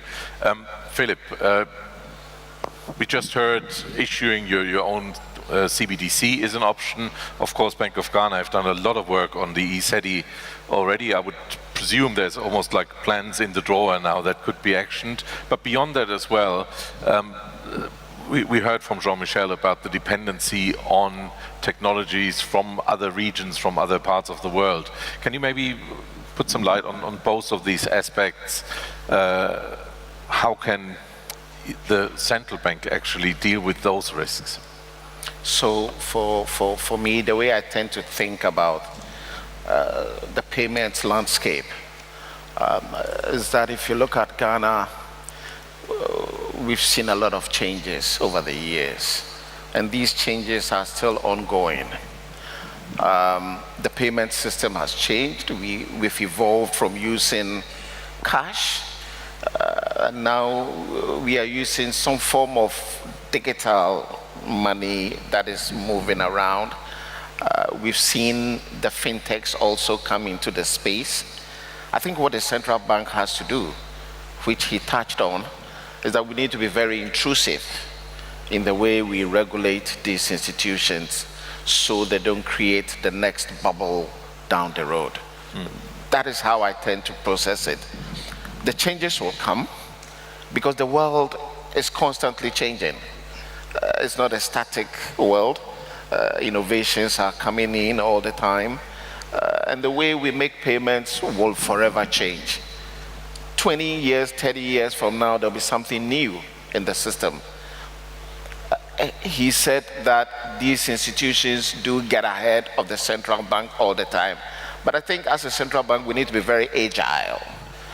We need to open our eyes wide, be intrusive, and then fine-tune the way we do things to make sure that things move in an orderly fashion. That's all. Okay, great.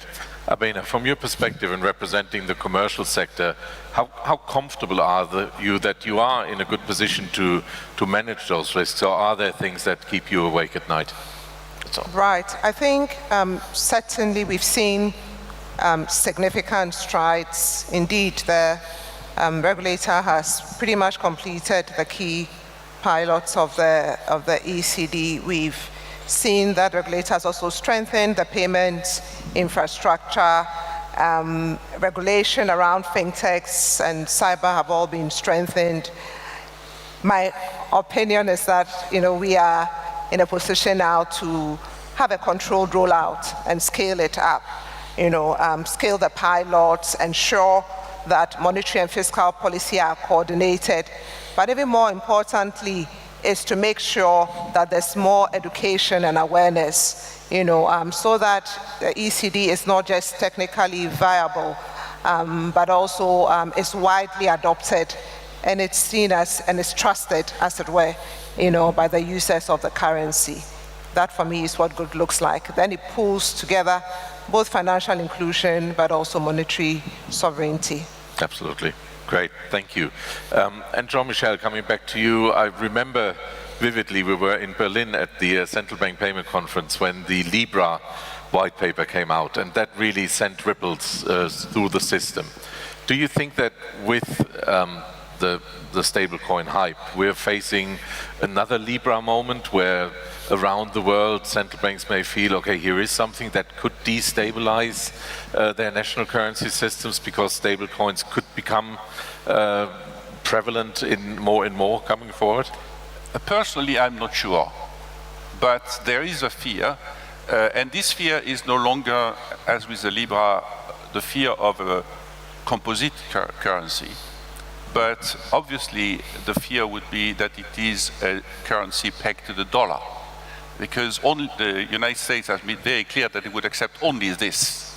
And of course, we have said we would accept only a euro Libra, and other countries have said the same thing, and it would, in this case, it would be a stable coin in a domestic currency. It would be another form of the domestic currency. It would not be a problem.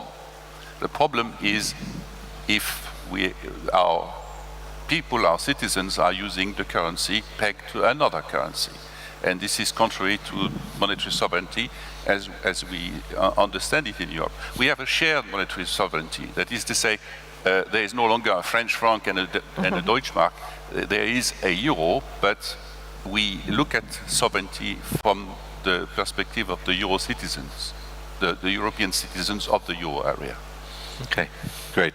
I'm conscious of time, so what I would like to do is wrap up our panel with each of you, just top 1 minute, give us a view of if you had that magic wand and there's one thing you could change or make happen to help Ghana's payment system. What is that? Maybe I'll start with you. I think that from the point of view of the fiscal authority, they need to help the bank in repairing its balance sheet. I think that it's a very important step, and it's a way of whipping up confidence in the bank itself, the central bank itself, and that also will certainly affect the entire financial system. And I think that that's something that we need to focus on as quickly as possible. Yeah, thank you. Philip? No, I think no payment system can thrive in an environment of turbulence. So I think we need stability to allow the payment system evolve in an orderly way. And I think we must continue to work. The central bank is just not a central bank, it's a policy institution.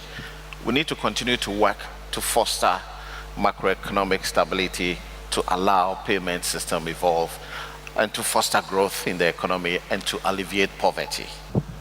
Yeah. Thank you. Abena. For me, I would want the Cedi to be the main, the only unquestionable medium of exchange in the country, apart from if you are engaging in foreign trade. That would be what I would want. Wonderful. Yeah. Thank you very much. And Jean-Michel, I'll leave it to you whether you want to make a wish for Ghana or for the world or Europe. I'm now a consultant, so I can advise, maybe, but I would have two advices. The first one is exactly what His Excellency, the President of the Ghana Republic, said: have an independent central bank. This is the first condition to have a money which is credible and therefore sovereign. So that's the first advice. And the second advice, go on with the Cedi, because the Cedi is a way to control the circulation of your money much better than if you use other intermediaries. Great. Thank you very much. Thank you all for helping us setting the scene for the next presentations. Thank you all. Please, a big round of applause for our panel. Thank you. Thank you. Thank you. Thank you very much for a very engaging panel. We really appreciate the thoughts there shared by all of the panelists.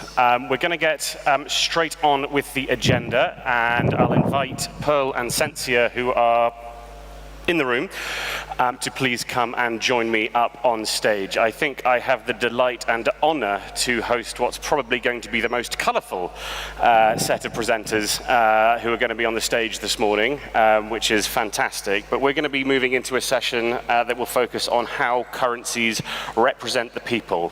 And hopefully through the course of the next 25 minutes or so, we're really going to look into and understand and explore how currencies embody national identity and heritage and shared values, and understand how design and communication influence public perception and trust. But also, we hope to be able to touch upon the future implications of representation in a changing cash environment. So very excited to hear from our two presenters on that. As they go through introducing the context of their countries, we will have a little Slido poll running just in the background. So if any of you have found your ways to the interactive Q&A system, which you should be able to find via the QR code on the back of your badge, please make sure to go in there, answer the little poll, and depending if we get some good answers on that, hopefully we should be able to make a comment on that just a little bit later on. However, to move straight on to the panel, I'll invite Cynthia to take us away with the Namibian examples. Please, a round of applause.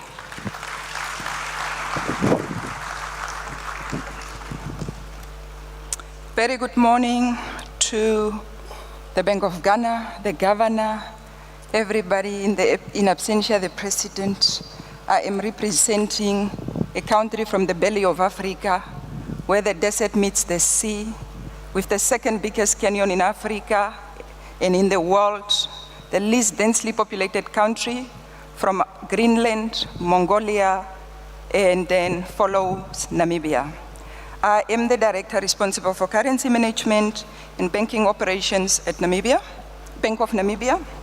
I want to deliver a poem that resonates with us as citizens of Namibia, with our currency. Namibia in our hands. Namibia, our motherland, vast and free, where desert winds meets the endless sea, a land of beauty, of strength untold, our hearts as warm as desert gold. Each coin, each note we spend is more than value. It is what we defend, it serves our lives, it fuels our economy, it binds our hopes from day to day. But deeper still, it speaks of pride, our heritage carried far and wide. It tells the world of who we are as Namibians, the bravery, the spirit of resilience, the courage that represents us as a country at the belly of Africa. Not just currency, but our command, our motherland resting in our hands. Namibia's story, bold and grand, lives forever in our hands. Our currency is not just money. It is Namibia itself, our identity, our heritage, our pride, and the promise of a better Namibia in the hands of Namibia every day.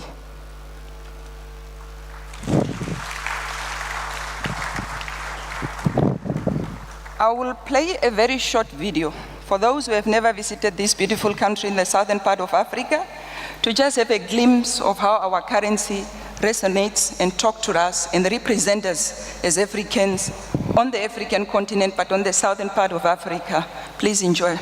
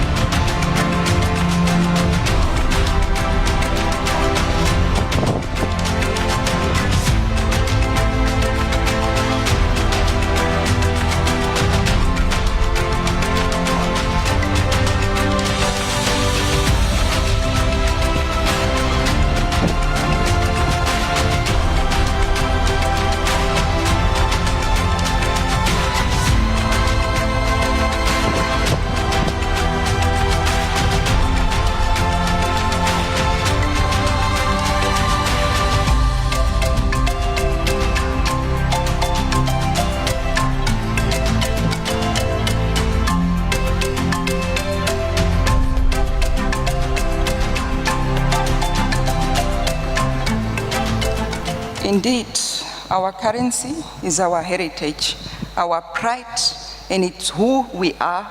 And as you have seen in the last part of the video, there are two icons. The one that liberated Namibia from the colonial hand in 1993, and that's our late president who passed away on the 8th of February, His Excellency Dr. Sam Shafishuna Nujoma. And one of the main motives reflected on our currency that talks deeply to us as the citizens of the country and remind us of where we are coming from. It's the Captain Hendrik Witbooi. One of the biggest genocides that we have ever experienced in history of Africa was in Namibia, 1904 to 1908. Captain Hendrik Witbooi fought for the land that we enjoy as Namibians today. He died on a bullet on the 29th of October, 1905. And for us, when we look at the history of where we are coming from, we carry our currency with so much pride, with so much spirit of resilience, understanding and knowing that there are people who have sacrificed their lives for us. We carry it with pride. It is our identity that talks to us beyond the borders of Namibia, to the world that speaks the warmth and the love of a Namibian. So with that said, ladies and gentlemen, I will unpack the rest of our currency during the one-on-one session. Thank you. Thank you very much, Sentia. A very, very good look into the situation there and into the Namibian currency. And we will move on then to Pearl. Good morning from South Africa.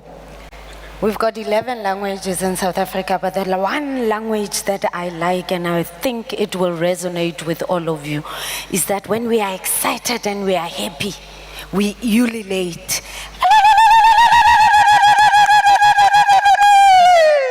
This is a celebration. This is a celebration. Yes. Yalo, yalo, yalo. I'm just going to go through 2 slides from South Africa. We issued our banknotes in 2023, and who in this room will not recognize this gentleman here? No one, because everybody relates to Rolihlahla Nelson Mandela. This is our currency, this is our pride, and this is what we've got on our banknotes. For our 2023, there are a lot of things that talks to South Africa, the coat of arms.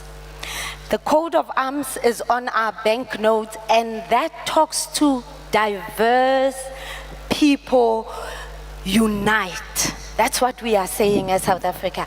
As diverse as we are in South Africa, we need to unite, and the only other way that we can unite is through our currency, because everybody can transact with our currency. We're not selfish in South Africa. We decided to even expand it to our sister countries. Lesotho, Eswatini, Namibia can still use our currency. We've got the South African flag in there. The South African flag has got a Y shape, which again is convergence of the people, and that talks to diverse elements of moving in together. So very rich in terms of our currency and what we depict in our currency. We've got African prints. The man that you are seeing, Rolihlahla Nelson Mandela, liked wearing his shirts, and those were the African print shirts. And there, it's the craftsmanship and the traditions that are passed from one generation to the other. And that will remain, as the governor said, generation to generation, we must relate to our currency. Again, for the population that is really dear to our heart in South Africa, the visually impaired. We've got the tactile marks that are made of the arms from the coat of arms. So their inclusivity is in our banknotes so that we don't leave anybody behind in our banknote. The last part that I want to show is this. Africa as a whole is rich in wildlife. And South Africa is one of those. Therefore, we've got the big fives. And in addition to the big five, we went a step ahead to say, let's put a family feel in our bank. And a family feel talks to care, protection, and intergenerational bonds, again, passing it on to those that are younger and making sure that currency continues. Let's pause there and have an engaging discussion. Thank you very much, Pearl, and quite rightly the round of applause there. Some of the sort of themes that you've obviously both touched on in your sort of opening remarks there were the symbol of your peoples in the currency, and this is something obviously that the president also indicated, is that currency is for the people, and indeed this is reflected in one of the themes of this entire conference, which is national identity. When we look, however, at currency, we look at banknotes and indeed coins, this is a modernizing product. A lot of how you're representing the peoples and taking that past culture and shared heritage. How do you do this? And maybe Sensia, to you first, with Namibia just having gone through a renewal, how does your team balance the artistic and expression side with symbolism and public expectation? Thank you very much. I have brought few of our currency. It was released in circulation on the 29th of September. This is the lowest denomination, which is the 10 Namibian dollar. If you see it on the verse from a design perspective, as I said, we reflect as to who shaped Namibia, who fought for the liberation and the struggle of Namibia. That's our past, and that's our founding president. So in terms of our national identity, that is our past that has defined us. When you look at the color of this note, this is the clear sky of the beauty of Namibia. For those that have seen Namibia, or that have had an opportunity to see or to visit Namibia, one of the things that defines us as a nation is the bright, clear sky, the colors of our beautiful landscape. Even, as I said, you have the only place in the world where the desert meets the sea, the oldest desert in the world, the Namib Desert. The brown color on our currency reflects our dunes. And as Namibians, this is what we can resonate with. When you look at the reverse of the notes, you can see our rich wildlife. Fortunately, I'm on stage with Namibia, and we share most of our commonalities in terms of landscape, very beautiful animals, and that is what we have reflected on the reverse of our notes. So when you look at, for example, this note, you see a clear, transparent window, and Tom, this talks to sustainability. How do we make sure that the money that works for Namibia, that breathes lives and every day represents us both domestically and internationally, are of good quality and are aligned to international best practices? This is one of the high-tech composite substrate that we have introduced with our new series. It's on DuraSafe, a blend of cotton and polymer. And that's why you will see, in terms of environmental sustainability, durability, we have taken care of that. So when we look at the design, we look at the look and feel, we look at the themes, what are we celebrating, how does it resonate with every Namibian when you hold this banknote in your hands? How does it give you that pride to say, I'm a Namibian, and I'm from a beautiful country? The colors, how does it reflect us? The natural wealth that we have, how does it reflect our economy, our people? And when we briefly touch on the coins, we have recently released our first coin upgrade since 1993, the first after the first initial release of our currency. We got our independence in 1990. 1993, we got to release our first currency that has declared our sovereignty as a country and also the independence of the Republic of Namibia. So this time around, besides celebrating our past, we have also celebrated the 5 economic sectors that have carried our economy and that have contributed to our GDP. That's our agriculture on the 10 cents, renewable energy on the 20 cents, on the 50 cents, tourism, and that's sources play. On the $1 Namibian, one of the sectors that thrive and where every day you see the coins and the notes of Namibians in the hands of the Namibians, it's a retail market. And that is depicted by a show of hands on the $1. The $5 celebrates our mining sector, the giant that keeps and maintains the economy, the GDP of Namibia. So, Tom, coming to your questions, we have a blend of where we're coming from, what shapes our destiny, and we also blend in the innovation to position ourselves as a future-looking currency, and also as a country. Absolutely, and I think one of the challenges is a banknote is an awfully small piece of real estate in which to get across so many of those different representations, those ideas that you just mentioned. And Pearl, I will come to you with that same question, but just before I do so, if the AV team might be able to help us out, that poll that's running in the background, to just take the temperature on the audience's opinions on what aspect of your currency best reflects how the nation represents its people. If we're able to display that on the screens, we will. But whilst we're looking into that, Pearl, same to you. How do you balance that artistic expression with symbolism and public expectations? I think one of the important decisions up front that we make is familiarity. We do not want to upgrade or bring in banknotes that are going to be far remote to what the members of the public can relate to. So familiarity is important.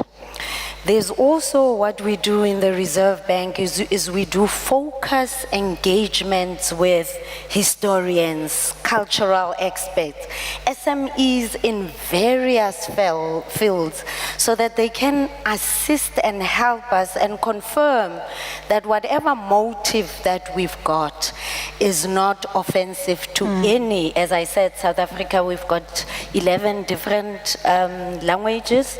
Everybody is catered in there. We maintain the languages for inclusivity.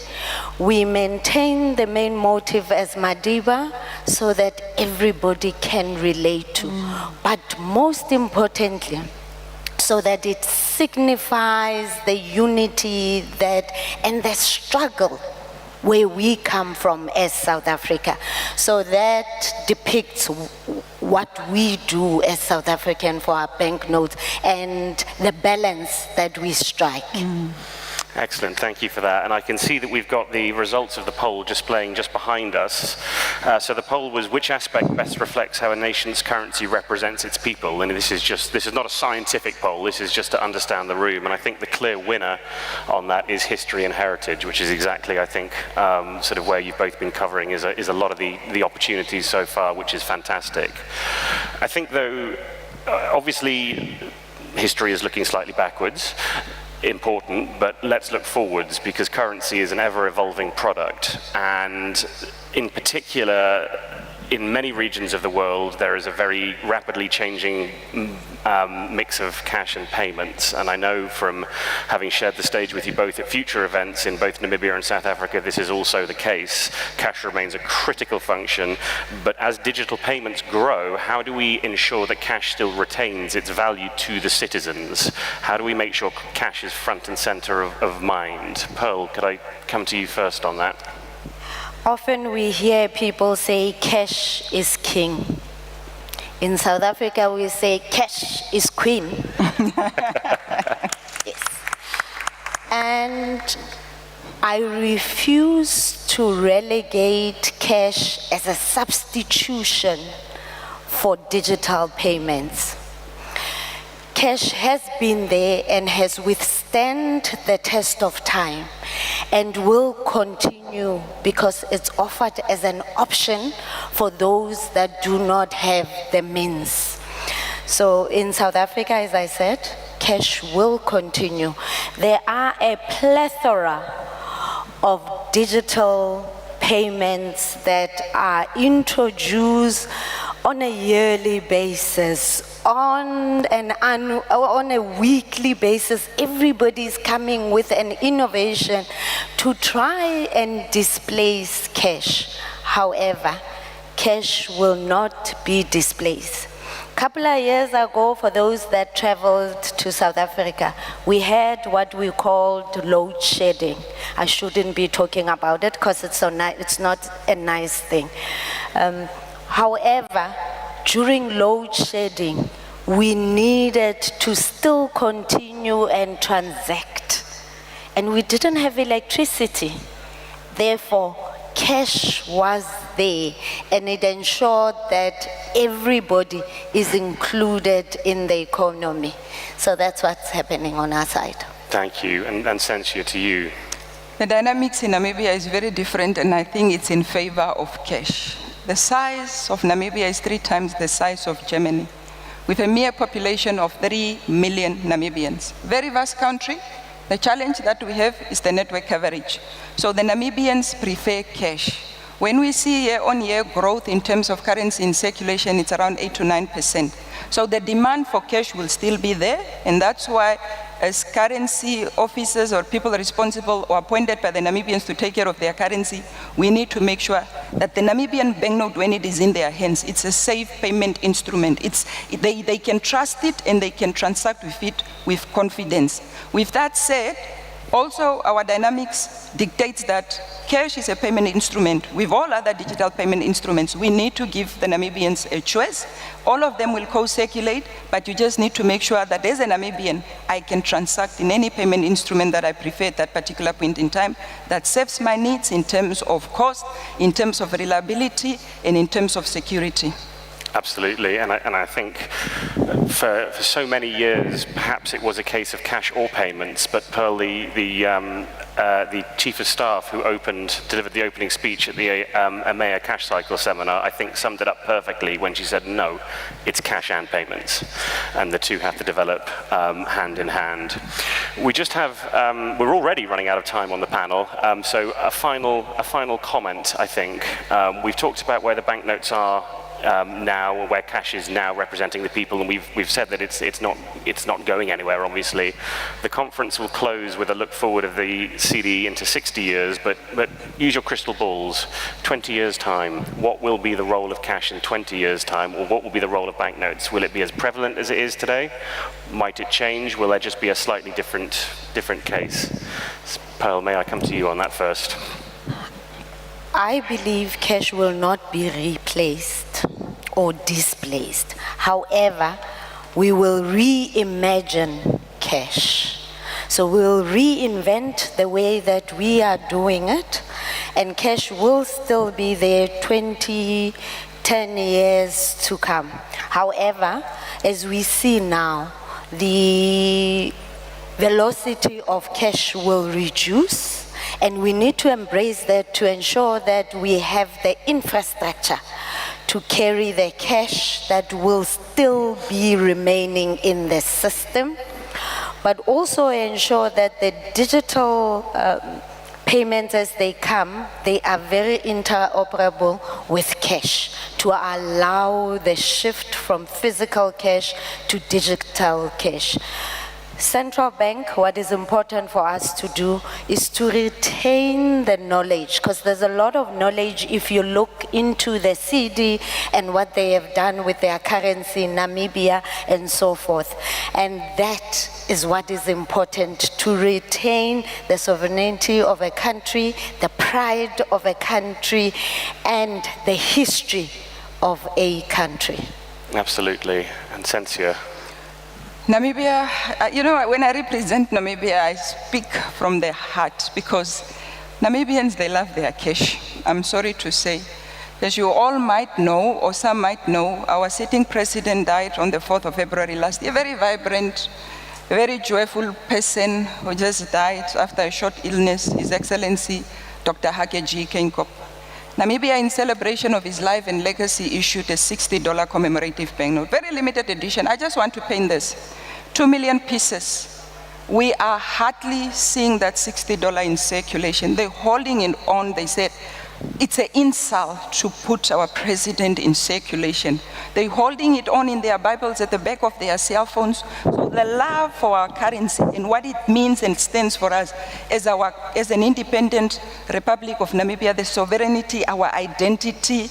I still see the future of cash thriving in Namibia, although now we are still busy as a central bank to introduce an instant payment system. We will see most of the digital payments as well as cash co-circulating. So I don't see cash disappearing in Namibia, not for the next 10, 20 years, because that is what talks and represents us. When you talk about digital payments, I don't think you can carry a digital payment in another jurisdiction like Switzerland, but you can carry the breath, the life, and the heartbeat of your currency in your pocket everywhere you go. So that's the future we see for currency in Namibia. Absolutely, and it's fantastic to hear. And I love that sentiment there of that in 10 or 20 years' time, maybe the banknotes or the cash or the representation will be reimagined.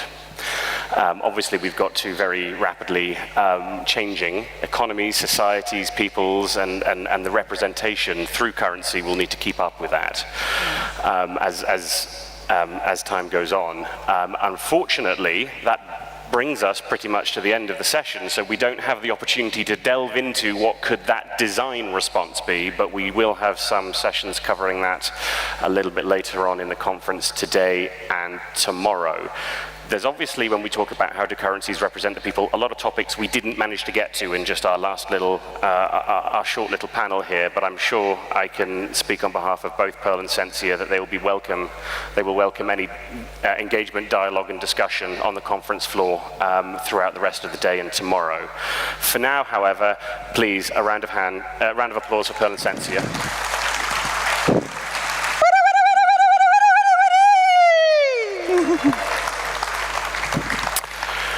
Moving swiftly on through the agenda, we now have a headline presentation which will lead us into our first coffee break.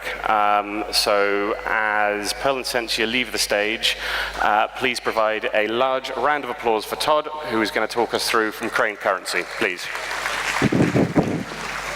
Thank you, Tom. Wow, thank you. Thanks for the introduction. Thank you, Pearl, Cinia, for what couldn't be a better introduction for what I'm going to address today. But first, Excellencies, distinguished guests from around Africa and indeed around the world, I want to start with an expression of thanks on behalf of Crane Currency. It's a great honor and a privilege to present to you today. There's a certain demographic as well within our audience today that I want to call attention to.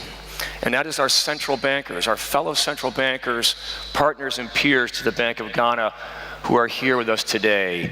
And would it be too much if I were to ask that we recognize you by just standing up? The central bankers in the audience, if you're here, stand up. Give them a round of applause for the central bankers who are issuing their own banknotes. There's been many significant birthdays and anniversaries. Thank you. Thank you for that. And indeed,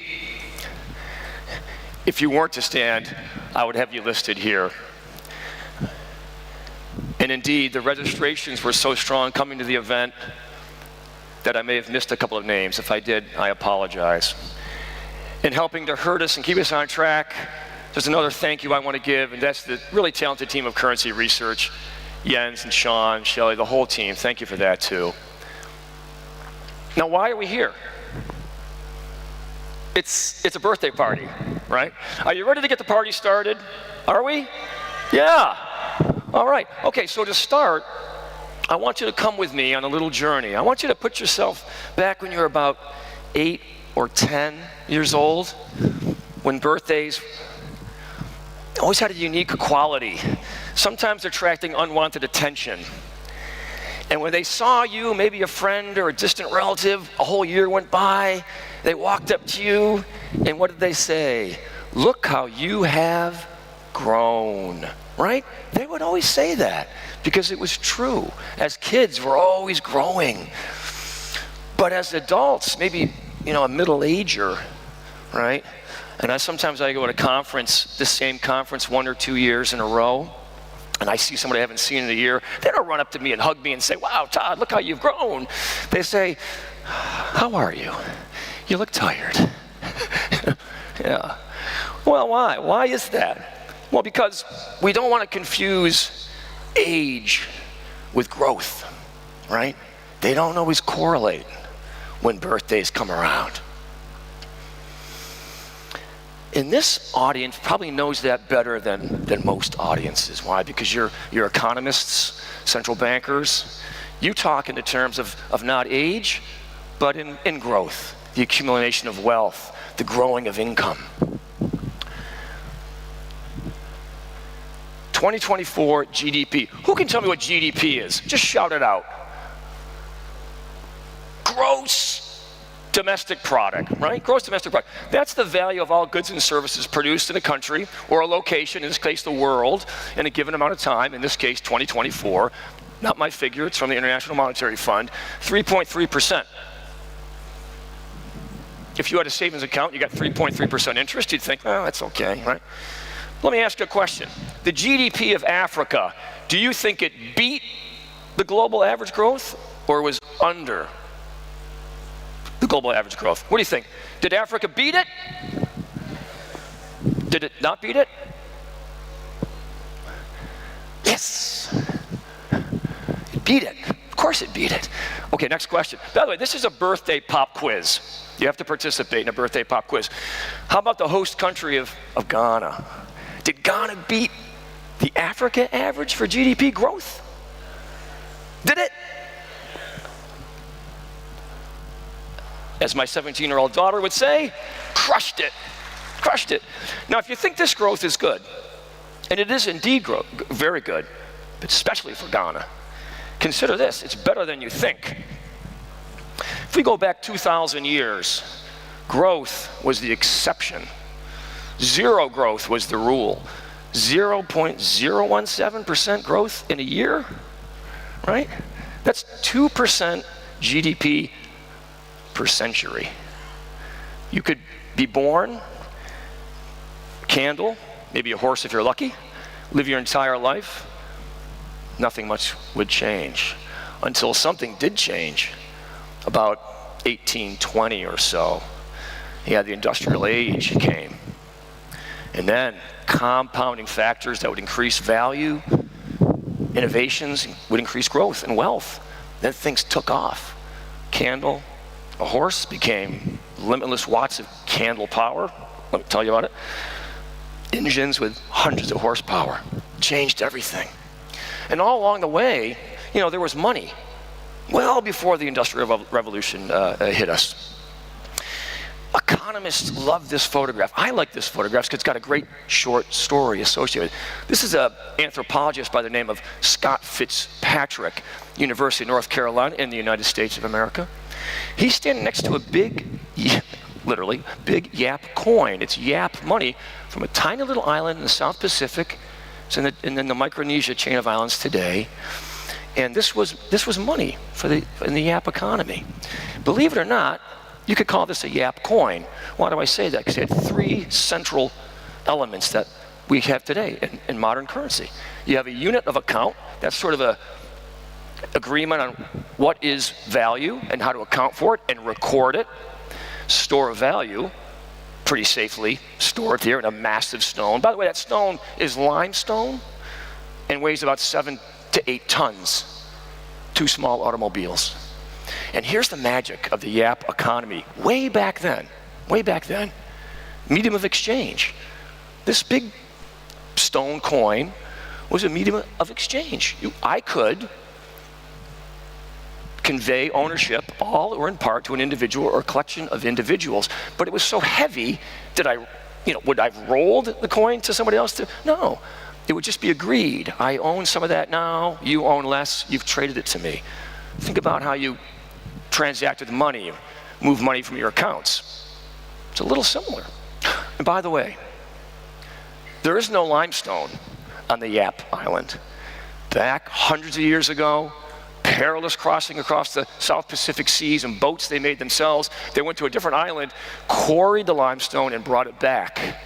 Scarcity and effort reflected in the value of money at that time.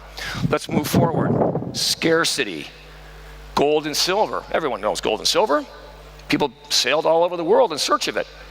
Copper was also another metal. Sweden had a good quantity of copper. This comes from Sweden, 1622. And as the price of silver and copper diverged, you had to make the copper coin bigger and bigger until it looked like a huge serving tray, right? And notice some modern language creeping in back in 1622. Dollar, sounds familiar somehow. Scarcity, medium of exchange, store of value. Unit of account, $1. Which leads us to paper banknotes. Finally, paper banknotes, modern banknotes. And again, Pearl and Sonia, what a great introduction to this. Sweden, did I mention I lived in Sweden for a while? I have an affinity for Sweden. Sweden is credited with really issuing one of the first modern banknotes, which had those 3 qualities associated with it. And it's a promise to pay on demand. And here we see this from the 1660s. Here's the funny part. Industrial Revolution, 1820 or so, 1600s. This is a famous banknote for the Bank of England. I'm not picking on the Bank of England, but I'm just calling attention to how similar this banknote, which was legal currency, or actually issued through 1946, and remained, the Bank of England 5, legal currency until 1957. Now, what happened in 1957? Sputnik, right? Well, something else happened in 1957 too, I understand. Printed only a front, nothing on the back.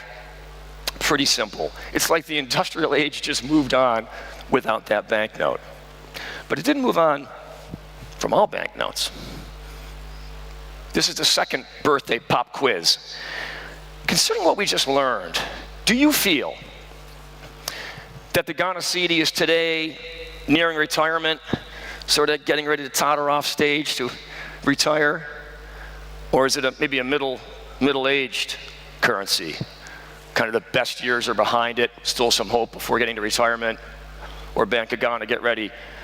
Is it the precocious wonder kid whose best days are still in front of it? I vote A.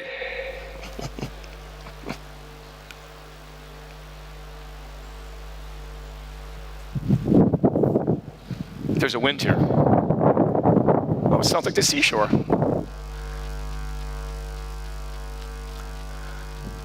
The cowrie shell. Fantastic, tangible starting point for us in the Ghana Cedi. It gave name to the national currency, did it not?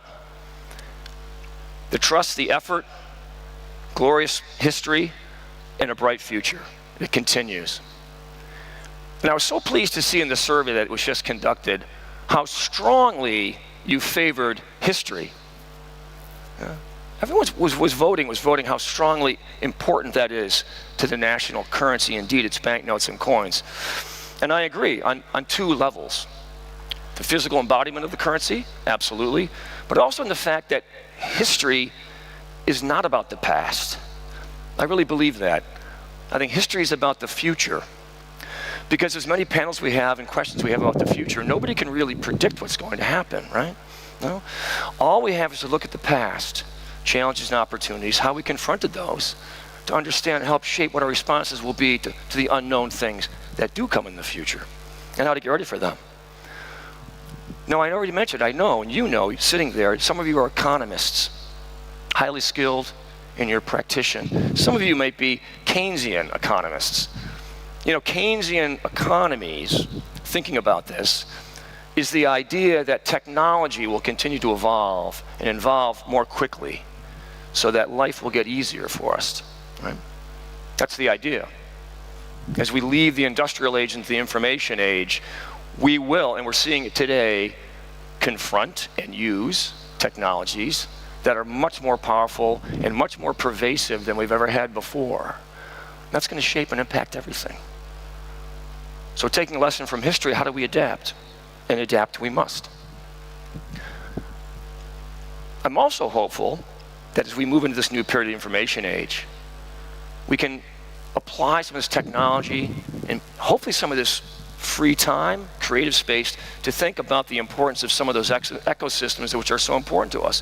Ecosystems on which the entire world is built on, really. And that was a theme that we at Crane Currency used in one of our banknotes that we produced, just for this occasion, to show you what we think is coming and how these superpowers of the information age are actually going to change and reshape the look of physical banknotes, just as Pearl was suggesting it may. In the future, and not the distant future, banknotes are going to have security features that stop counterfeiting, that are going to hide in plain sight, right? They're going to speak the language of authenticity and tell that story for you in a glance. And they're going to tell it to you very beautifully. That's the future of security with banknotes. That's harnessing the power of the informational age to make physical currency, which I think has a strong future, still relevant to our modern economies. In the information age, which we are really now charging into, okay, has superpowers, absolutely superpowers. This kind of unknown New York State politician a little while ago, how is it, that would be the one on the right, not me, how is it that he could go from obscurity, born in Uganda, has a very interesting middle name. In fact, his name is an amalgamation of Indian, Arab, and African names. He's a self-declared socialist, not a popular label in the United States. How would he become elected to be the mayor of the biggest, by far the biggest city in the United States of America? Talent and a good handle on information technologies, no doubt about it.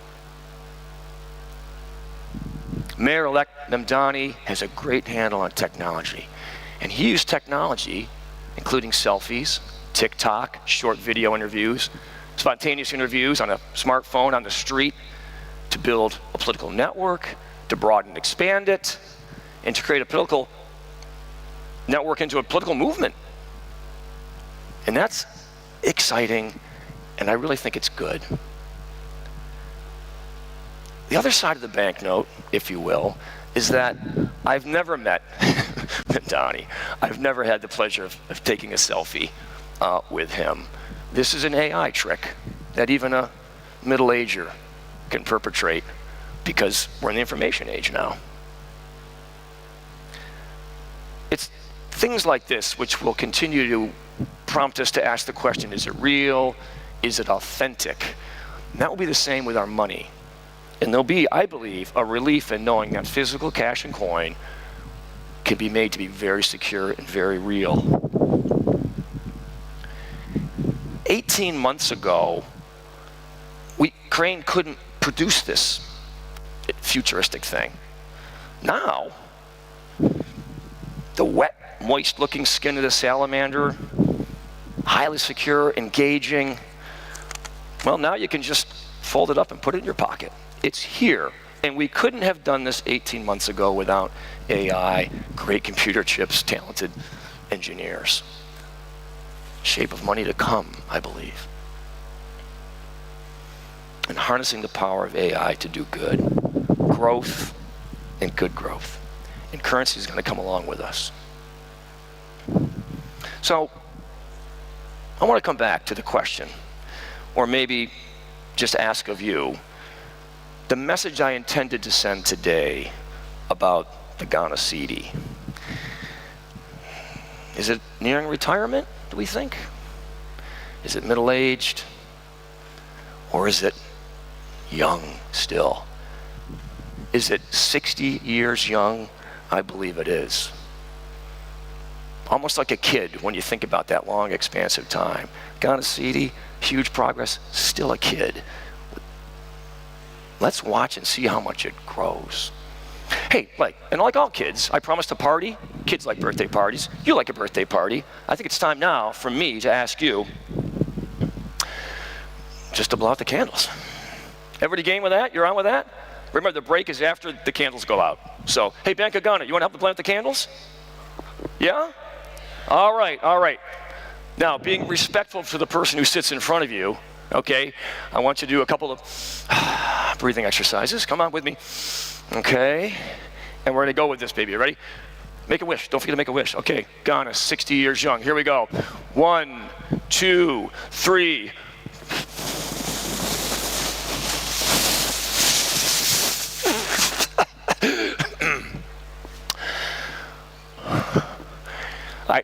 Bank of Ghana, I thought you had my...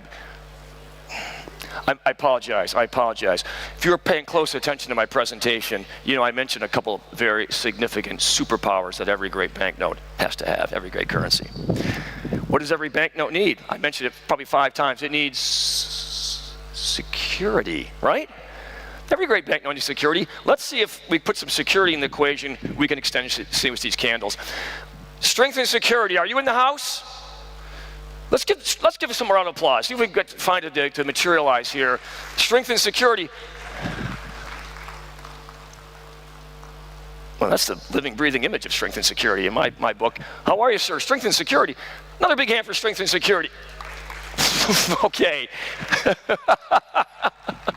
Fantastic. Okay, here's the drill, strength and security. All of us are going to work together with you. We're going to turn around, count to 3, we're going to blow out the candles. Simple. We good? We good out there? I'm going to get out of the way. Here we go. Strength and security, get ready. Take up your position. When he inhales, he removes a lot of oxygen. If you feel faint, just slump down in your chair. We'll tend to you later. Okay, you ready? 1, 2, 3. Come on, strength and security.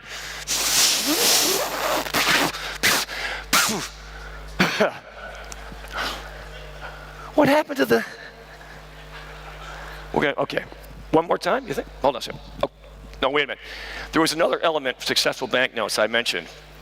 Strength and security and beauty. Beauty and inspiration. Let's see if beauty and inspiration's in the house. Let's see, let's give her a big round of applause. See if we get beauty and inspiration in the house. As I live and breathe,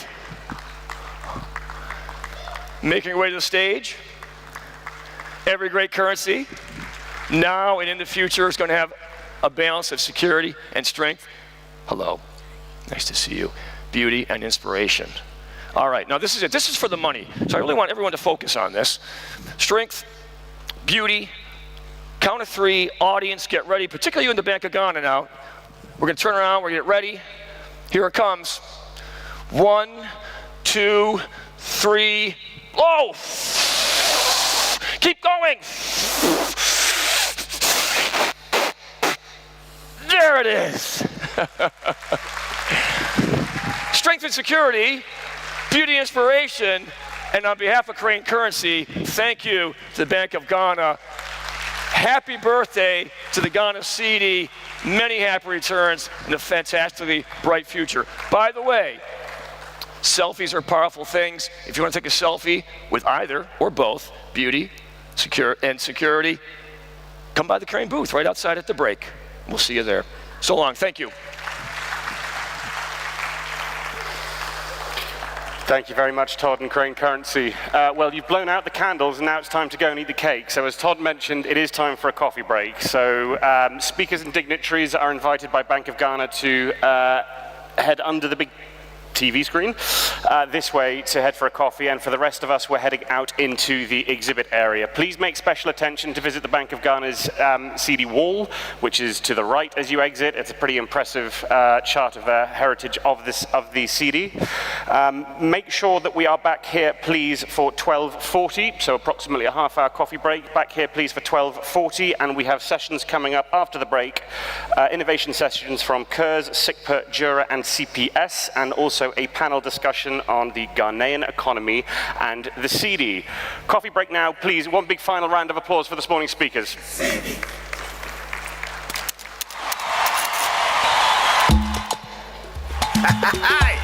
Cedi wait 60 years.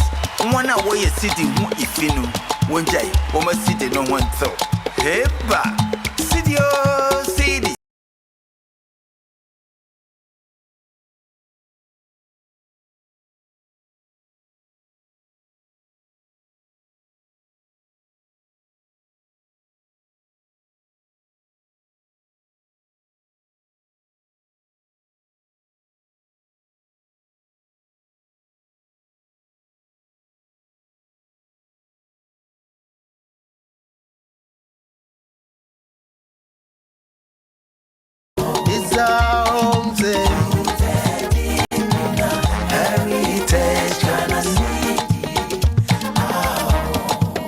Abedimpo, Pabiko Fikinata, Orokodo, Share, Apempe, Cedi Noji, Share, Cedi no me Nuaji, Casero, Cedi, Yalaka, Yafe, and I say Cedi, Yana no Bedibi, Yansi Elidibi, Yampasu, Bedibi, Iti Yampongan, a Findelway, Janafa, Ngo Ankeke, Janafa, Ibuluan Jim. Mam one on talk or less in a man George will be Pia Wando, Cedi, Mayawaleni, Womayan Dinini. Celebration everywhere, Cedi now is 60 years. Mama and body everybody, let's join hands. Yeah, my Cedi, good defense from generation to generation. Ghana Cedi, Ghana Cedi, rooted deep in our heritage. 1965, the Ghana Papa Yele, Ghana, point Cedi Yele. Economic freedom, independence, Nkatwenjole, and then Misha Sunday, and then I want you, no, now of your Cedi Vale.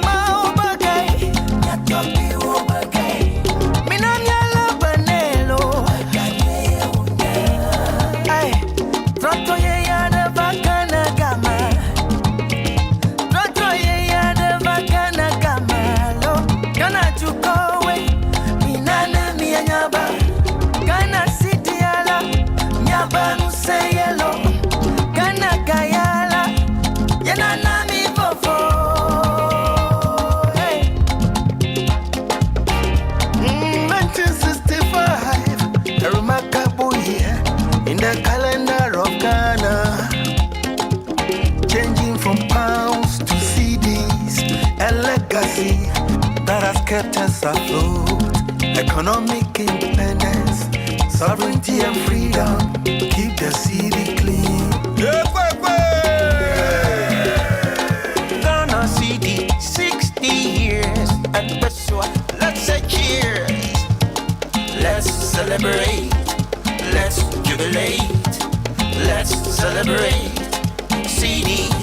9th July, 1965. Cedi as a Makudi, Ghana. Yes, a Makudi. Don't you go Dayanchi, Kai, Namulik Malaka.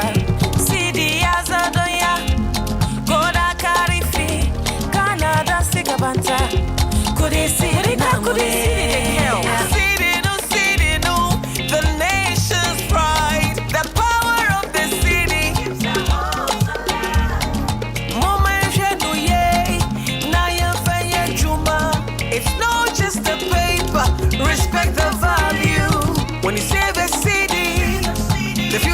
nation's pride. As a toto, as a no, as a biso receive. As a riti, iguano, munyate wonyo. Let's arise and say,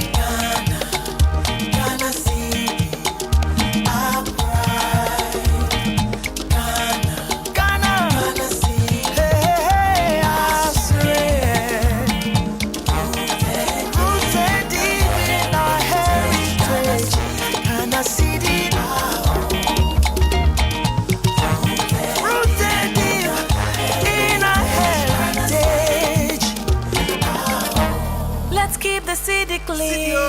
Cedi.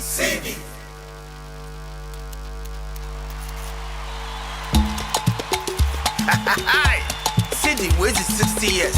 One hour you Cedi if you know. One day, woman Cedi no one so. Heba. Cedi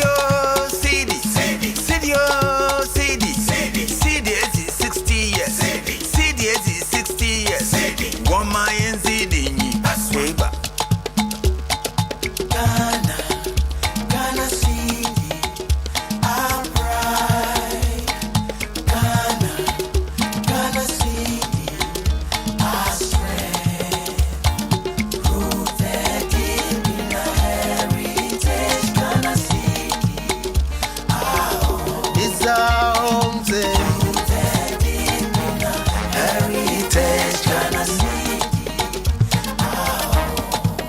Abedimpo, move, Pabiko Fikinata, Orokodo, share, a pimpe, Cedi Lodge, share, Cedi no me, you know, Casero, Cedi, Yalaka, Yafe, and it's a Cedi, Yana no baby, and see a DB, Yampasu, baby, it's a shady, young Pongoban, a female way, Janafa, Ngo and Kikim, Janafa, Ibulu and Jim.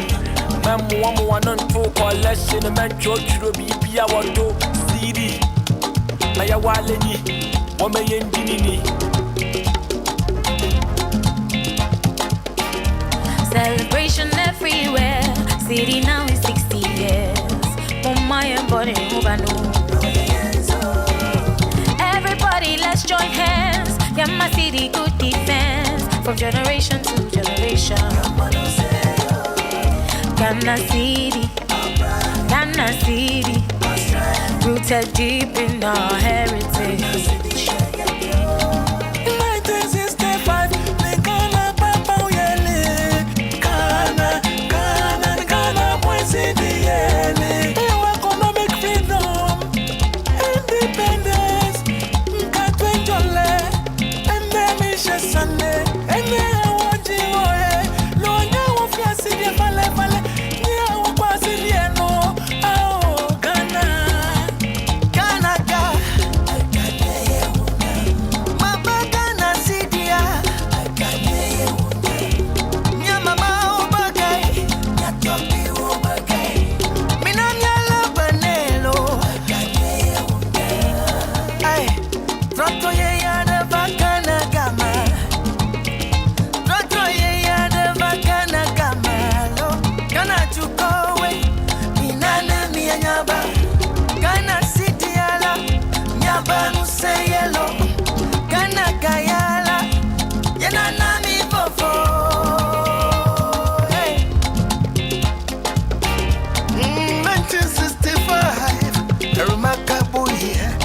The calendar of Ghana, changing from pounds to CDs, a legacy that has kept us afloat.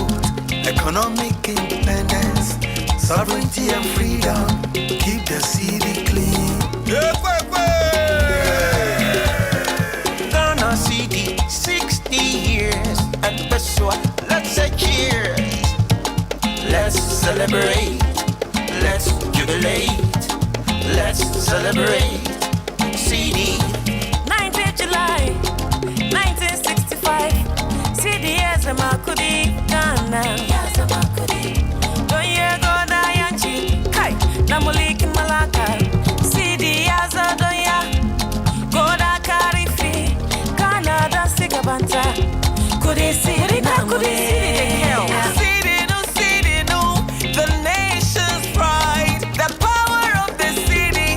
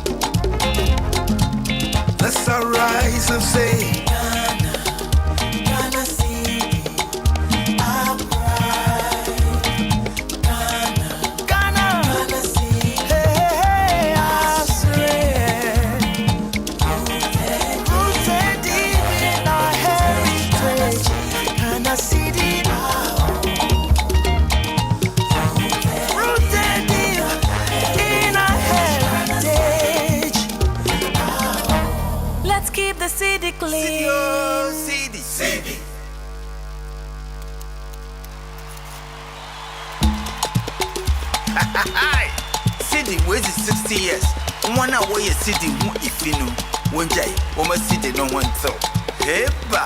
Cedi oh Cedi. Cedi oh Cedi. Cedi is 60 years. Cedi is 60 years. One my and Cedi. Hey ba. Ghana Cedi, our pride.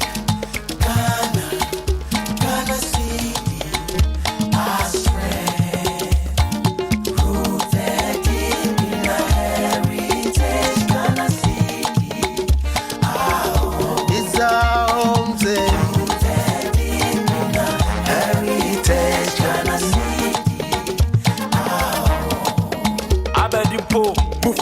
Kwabiko Fikinata, Orokodo, share, Apempe, Cedi Noji, share, Cedi no me Nuaji, Casero, Cedi, Yalaka, Yafe, and I say Cedi, Yana no Bedibi, Yansi Elidibi, Yambasu, Wobedibi, it's Yasheni, Yamboban, a Findelway, Janafa, Ngo Ankikim, Janafa, Buluan Jim, Mam one on 4 collection, a man George Robia, Wando, Cedi. Maya waleni, wame yendinini. Celebration everywhere. Cedi now is 60 years. Mama and body everybody, let's join hands. Yama Cedi, good defense from generation to generation. Ghana Cedi, Ghana Cedi. Rooted deep in our heritage. 1965, the Ghana Papa Yele. Ghana, point Cedi Yele. Economic freedom, independence. Nkatwenjole, enemishe sane, enewoji woe. Lo nyawo fia Cedi fale, nyawo kwa Cedi eno. Ghana.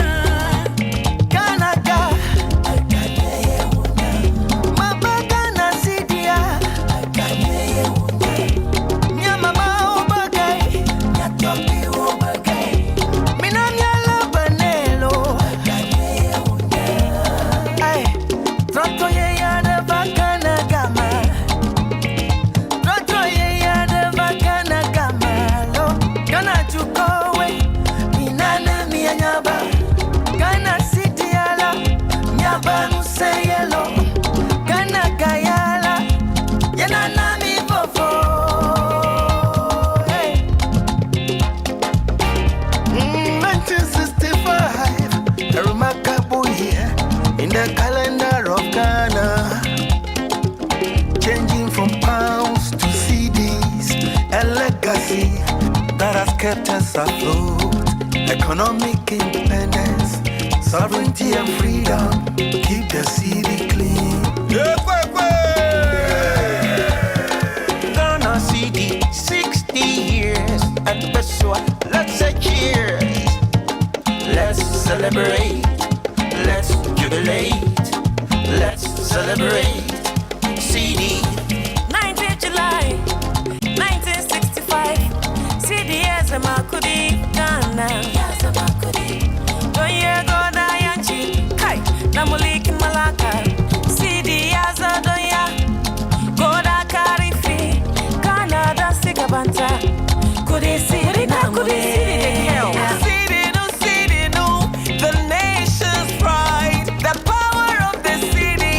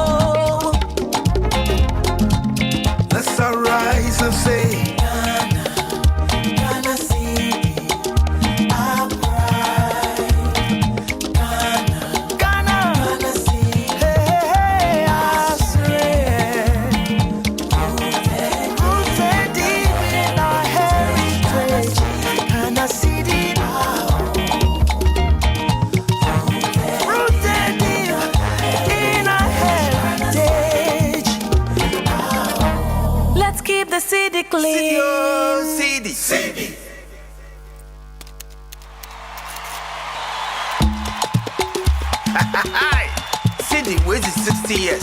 One hour you Cedi if you know. One day, woman Cedi no one thought. Hey, ba. Cedi, oh, Cedi. Cedi, oh, Cedi. Cedi is 60 years. Cedi is 60 years. One man Cedi. Hey, ba. Ghana Cedi, our pride. Ghana Cedi, our strength. Rooted deep in our heritage. Ghana Cedi, our home. It's our home, Rooted deep in our heritage. Ghana Cedi, Abedimpo, move, Pabiko Fikinata, Orokodo, share, a pimpe, Cedi Lodge, share, Cedi no me, you know, Casero, Cedi, Yalaka, Yafe, and it's Cedi, eh, Yana no baby, Yansi, DB, Yampasu, baby, it's a shady, Yampoman, a Findelway, Janafa, Ngo and Kikim, Janafa, Ibulu and Jim. Mam one on four collection, a man George be a window, Cedi. Maya Waleni, Woman Dini. Celebration everywhere. Cedi now is 60 years. Mama and body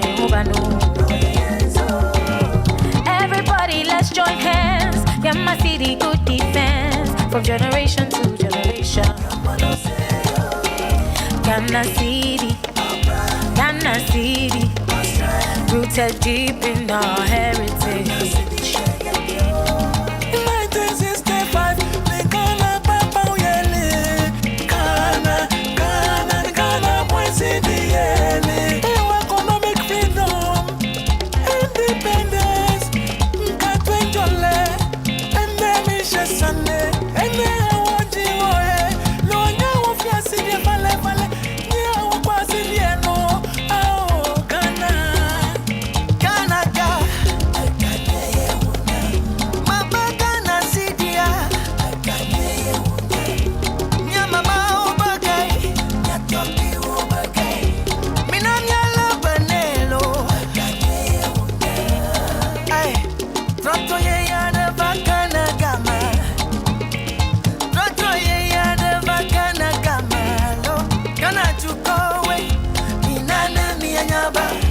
Ghana Cedi ala, nyaba nuse yelo. Ghana gayala, yena nami fofo. Hey. 1965, a remarkable year in the calendar of Ghana. Changing from pounds to CDs, a legacy that has kept us afloat. Economic independence, sovereignty and freedom, keep the city clean. Ghana Cedi, 60 years. And Pessoa, let's say cheers. Let's celebrate. Let's jubilate.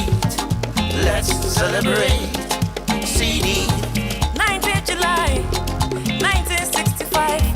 Cedi as a Makudi, Ghana. Don't you go Dayanchi, Kai, Namulik in Malaka. Cedi as a Doya, Goda Karifi, Canada Sigabanta. Could he see it? Could he see it? Cedi no, the name. It's what? Right, the power of the city.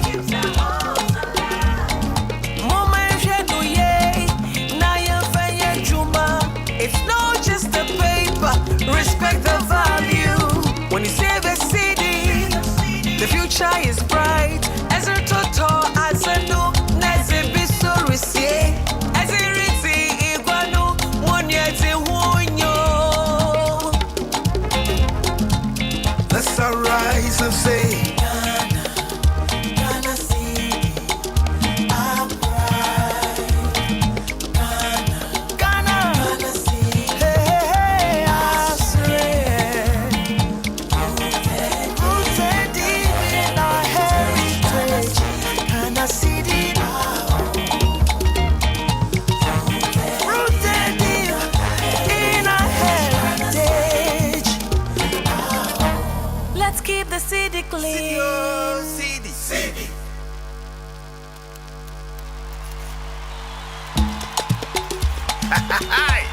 Cedi wait 60 years. One hour you Cedi who if you know one day almost Cedi no one thought. Hey ba Cedi oh Cedi Technology Cedi is 60 years. Cedi is 60 years. 1 million Cedi. Hey ba Ghana Cedi.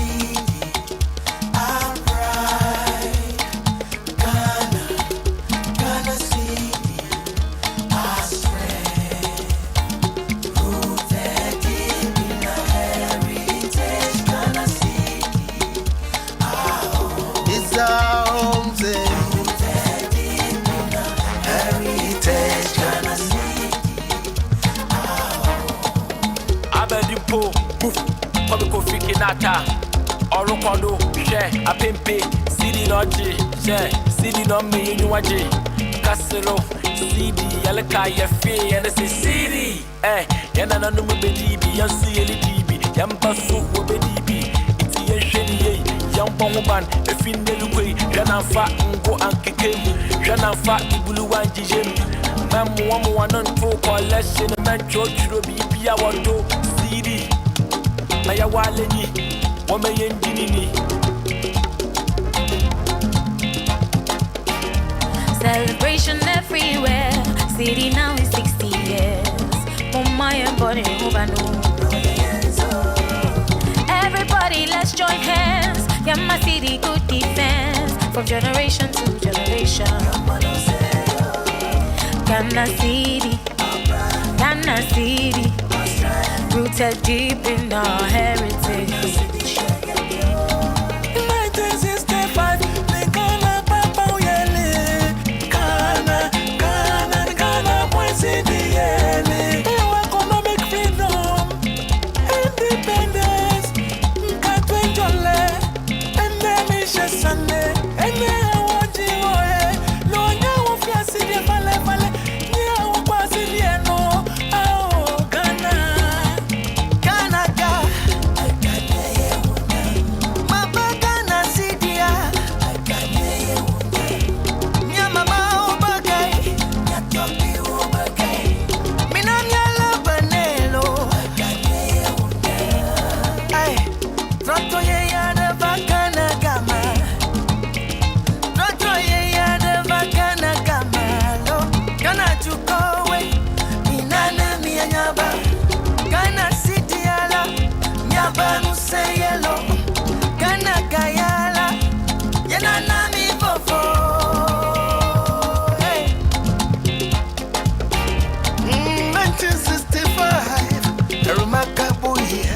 In the calendar of Ghana, changing from pounds to CDs, a legacy that has kept us afloat. Economic independence, sovereignty and freedom, keep the city clean. Ghana Cedi 60 years at Pessoa. Let's say cheers. Let's celebrate. Let's jubilate, let's celebrate. Cedi 9th July 1965. Cedi as a Makudi Ghana. Don't you go Dayanchi Kai Namulik Malaka. Cedi as a Doya Goda Karifi Canada Sigabanta. Could he see it? Could he see it? Cedi no, the nation's pride, the power of the city.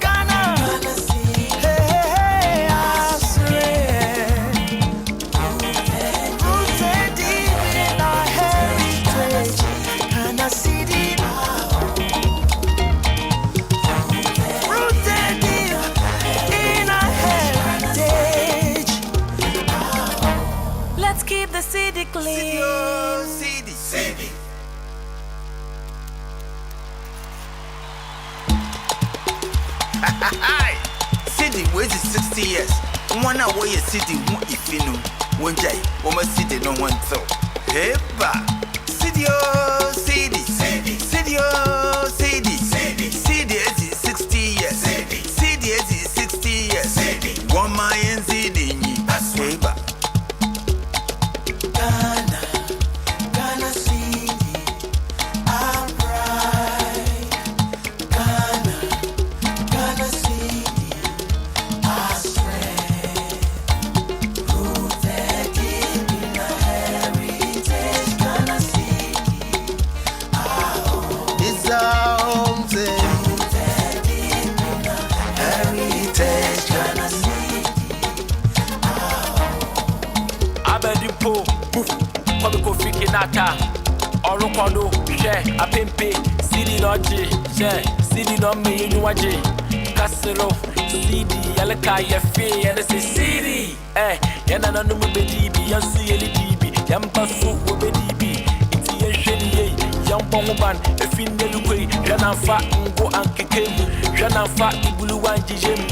Man, one on folk or less in a man church will be our door. Cedi, Ayawaleni, Womayan Dini. Celebration everywhere. Cedi now is 60 years. Mama and body everybody, let's join hands. Yeah, my Cedi, good defense from generation to generation. Ghana Cedi, rooted deep in our heritage. 1965, the Ghana Papa Yele, Ghana, boy Cedi Yele. Economic freedom, independence, Katwenjole, and then Misha Sunday, and then I want you, no, now of your city, Vale.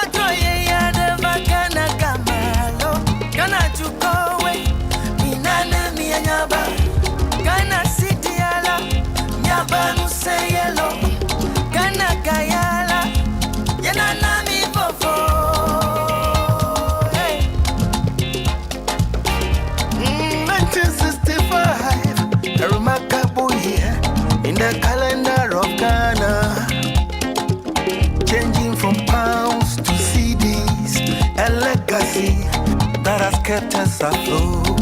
Economic. The session will begin in a moment. Please take your seat.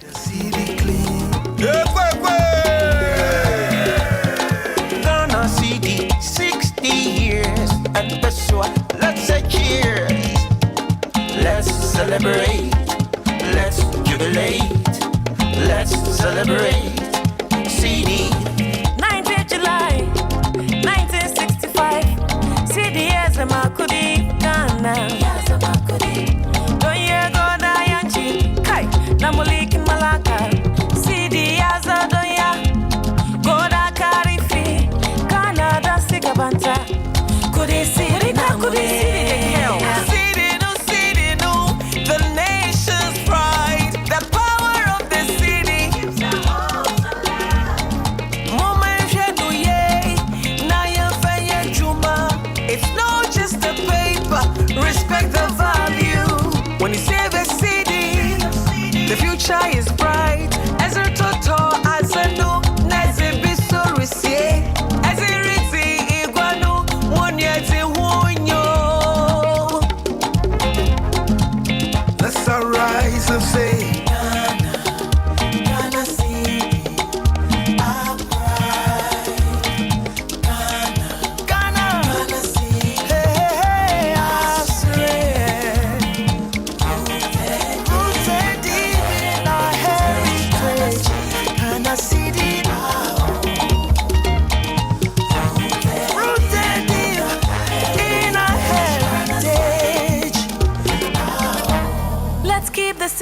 Cedi, oh, Cedi, Cedi.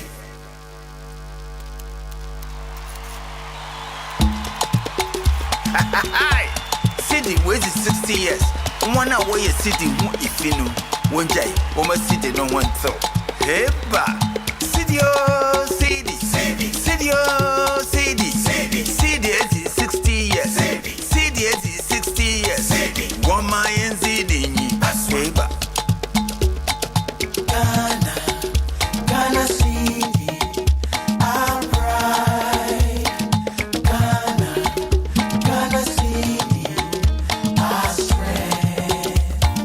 Rooted deep in our heritage. Ghana Cedi, our home. It's our home, say. Rooted deep in our heritage. Ghana Cedi, our home. Abedimpo, move, Kwabiko Fikinata, Orokodo, share, Apempe, Cedi Noji, share, Cedi no me Nuaji, Casero, Cedi, Yalaka, Yafi, and it's Cedi, Yana no Bedibi, Yansu Yelidibi, Yambasu, Bedibi, it's Yasheni, Yamboman, a Findelway, Janafa, Ngo Ankikim, Janafa, Buluan Jim, Mam one on two collection, a man George Robi, Pia Wando, Cedi. Ayawaleni, Womayendini. Celebration everywhere. Cedi now is 60 years. Mama and body everybody, let's join hands. Yeah, my Cedi good defense from generation to generation. Ghana Cedi, Ghana Cedi, rooted deep in our heritage. 1965, the Ghana Papa Yele. Ghana, Ghana, Ghana, boy, Cedi Yele. Economic freedom, independence, Nkatwenjole, and then Misha Sunday, and then I want you, no, now of your city, Vale, now of our city, no, oh, Ghana. Ghana, Mama Ghana Cedi, Nya Mama Obagay, Nya Topi Obagay, Minanya Labanelo, ay, Troto ye ya de Vakana Gama, Troto ye ya de Vakana Gama, lo, Ghana Chukowe, Minana Mianyaba, Ghana Cedi ala, Nyaba Nuseyelo, Ghana Gayala, Yana Nami Fofo. Hey. 1965, a remarkable year in the calendar of Ghana. Changing from pounds to CDs, a legacy that has kept us afloat. Economic independence, sovereignty and freedom, keep the city clean. Ghana Cedi, 60 years at Beswa. Let's say cheers. Let's celebrate. Let's jubilate. Let's celebrate. Cedi. 19th July, 1965. Cedi as a Makudi, Ghana. Don't you go Dayanchi, Kai, Namulik in Malaka. Cedi as a Doya, Goda Karifi, Canada Sigabanta. Could he see it? Could he see it? Cedi no, the nation's pride, the power of the city. Mama Sheduye, Naya Faya Juma. It's not just the paper, respect the value. When you say the city, the future is bright.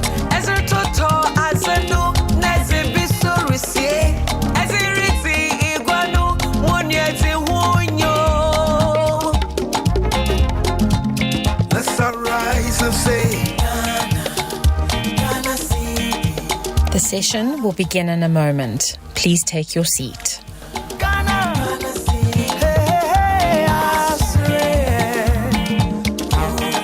Rooted deep in our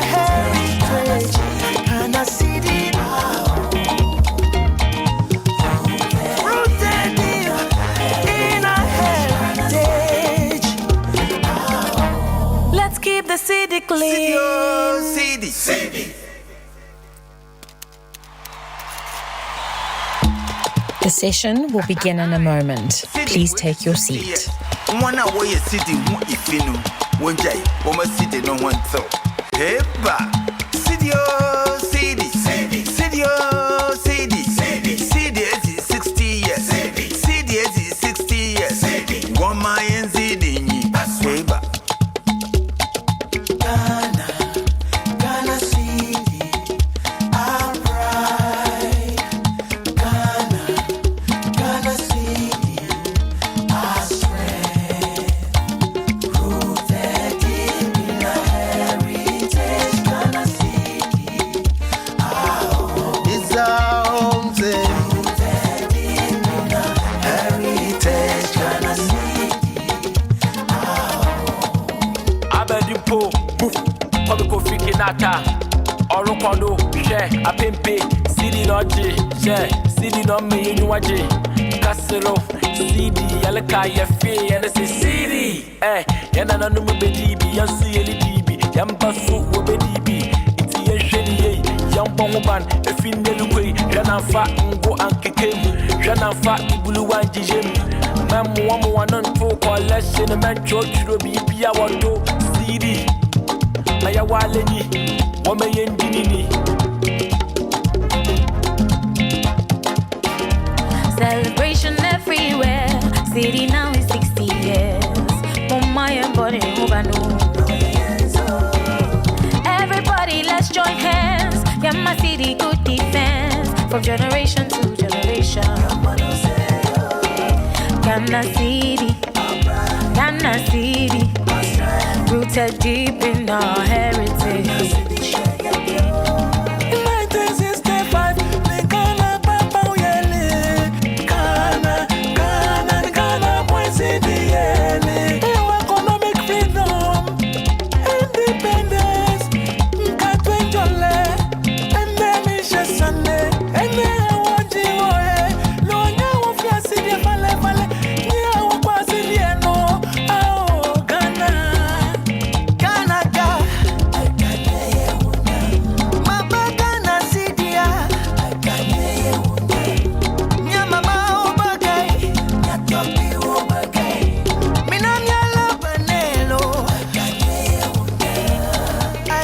The session will begin in a moment. Please take your seat.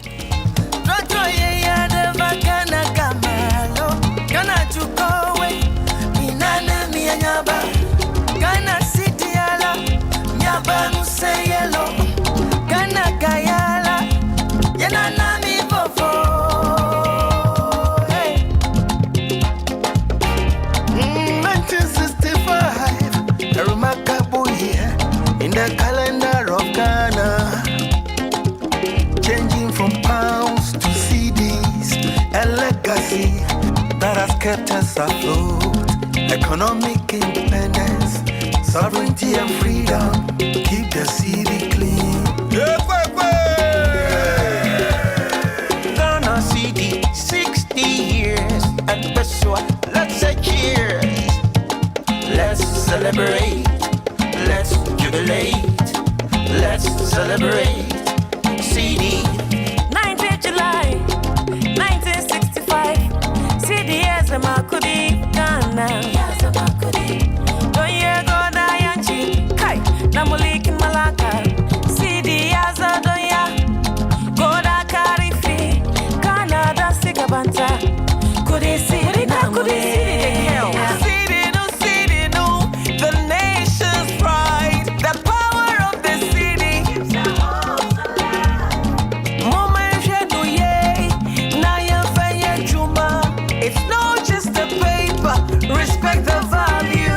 When you save a Cedi, the future is bright.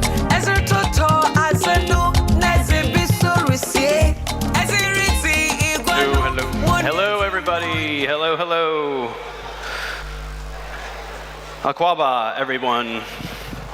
Good to see you. If you're out in the foyer, please make your way back into the auditorium. We are going to start the next session. Hope you all had a lovely morning. The morning was fantastic. What great pageantry.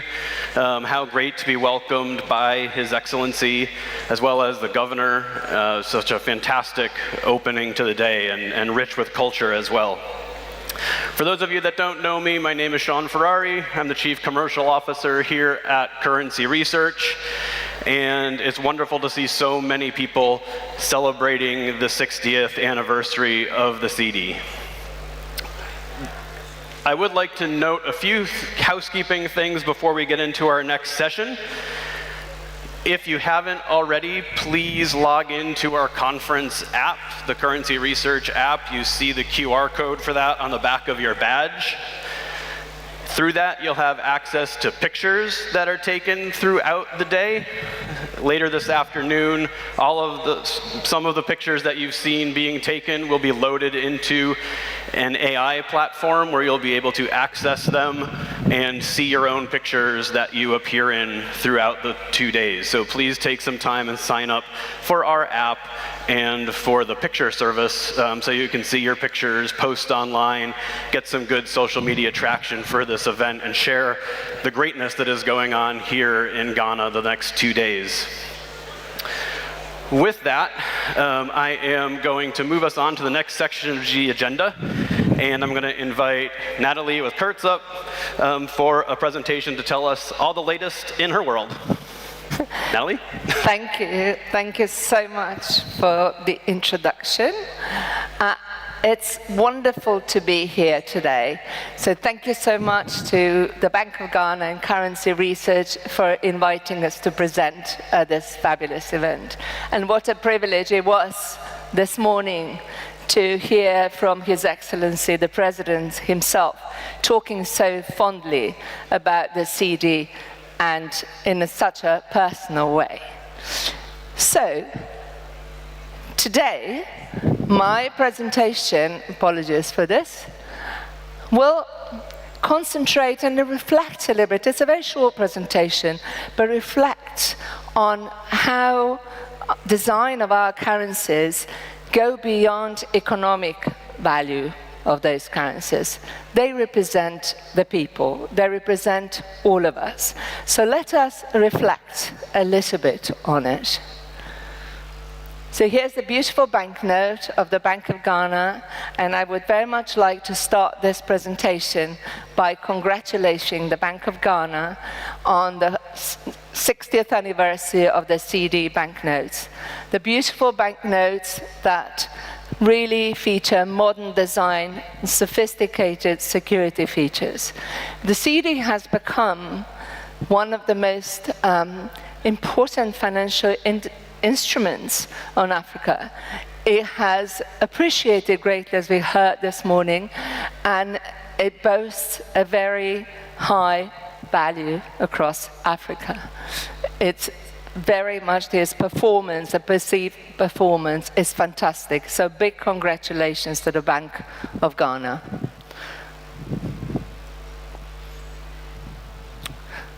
Apologies. So, the banknotes have long been referred to as a country's business card. They're more than a financial instrument, as we heard this morning from several really passionate presentations. Across time, societies have infused their currencies with symbols, leaders, icons, monuments, reflecting shared heritage and aspirations. From barter systems to national narratives, currencies have evolved with us, representing the changing face of nations and their values over time. So in this 10 minutes, it's really impossible to talk about history of money and how they evolved, but let us all remind ourselves of why all of us here feel so passionate and take pride in what we do, which is not only about anti-counterfeiting, durability, economic values, and sustainability, perhaps. This is all incredibly important. But what we do transcends it all. Currencies represent the people who use them. So here, We see the 1,000 Nigerian naira with the portraits of two former governors of the Central Bank of Nigeria, representing stability, financial stability and financial history of Nigeria. Currencies, this is a beautiful, sorry, I'm very passionate about this one. The colors represent Uganda beautifully. Our currencies communicate values and collective memories through design, and that defines a nation's identity. The imagery on currency mirrors national aspirations, connecting everyday users with a sense of belonging, but also, above all, trust. The designs on currencies, it's always, and coins, always deliberate. They carry the symbols of our communities and histories. So the beautiful Uganda banknote here, in this case 50,000 shillings, is designed to represent Uganda's identity, culture, economy, and its natural heritage. This beautiful stride monument symbolizes unity and progress. Another fine example of the marriage of history and current situation in an economy.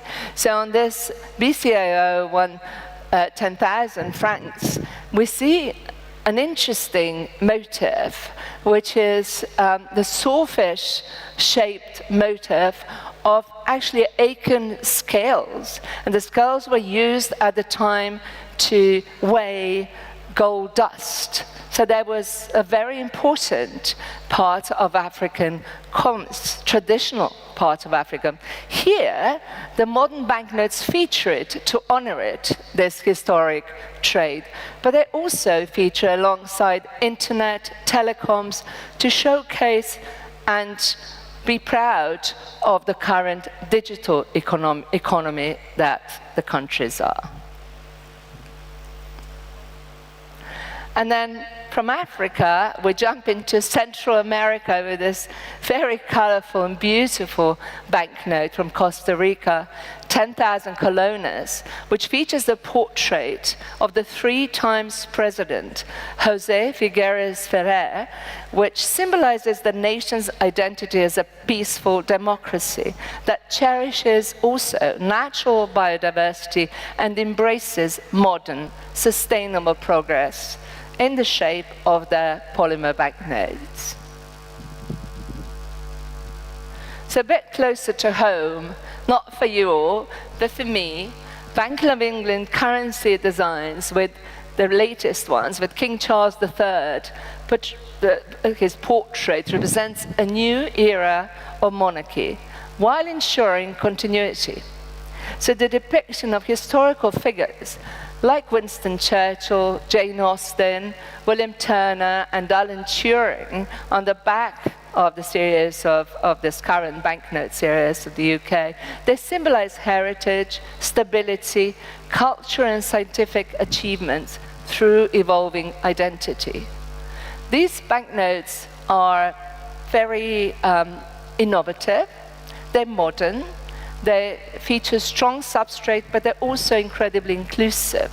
So where the polymer substrates can have the tactility in the form of tactile marks, very inclusive parts of security of the banknote, but also this beautiful colors kinogram in the window of the banknote. Bank of England has recently, as you probably all know, announced the new family, which the process for choosing the themes of which has started.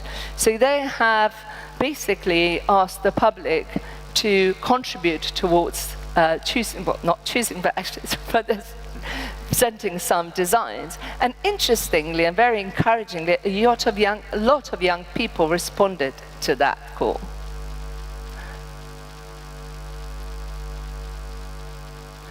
Going to Canada with this absolutely stunningly beautiful banknote, the Viola Desmond $10 banknote, Canadian banknote. This is the first note of the current or latest currency family in Canada. It was issued by the Bank of Canada, and it's one of the most significant modern Canadian banknotes, both historically and artistically. It's a powerful symbol of racial equality, courage, and Canadian diversity. And it also marks the first time a Canadian woman features alone on a circulating Canadian banknote. What's striking is this vertical design on a polymer substrate with even more striking curved security features here, because you see a metallic kinogram also in vertical design. Going to New Zealand, again, different parts of the world, where this $50 note symbolizes Maori cultural renewal, but also the protection of New Zealand's natural environment. This bird series celebrates biodiversity, showcasing endemic birds. Going to Australia, Australian currency also celebrates different things, but it celebrates Indigenous innovation and women's leadership by depicting David Unaipan's portrait on the front and Edith Cowan on the back.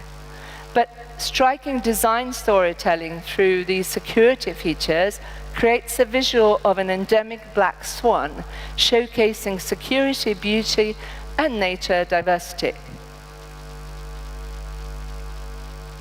And now we're going back to Europe, to Switzerland. So the National Bank of Switzerland is very different. They do not celebrate famous people on their banknotes. Instead, they celebrate Swiss core values and strengths. They are modern, artistic, and highly technical.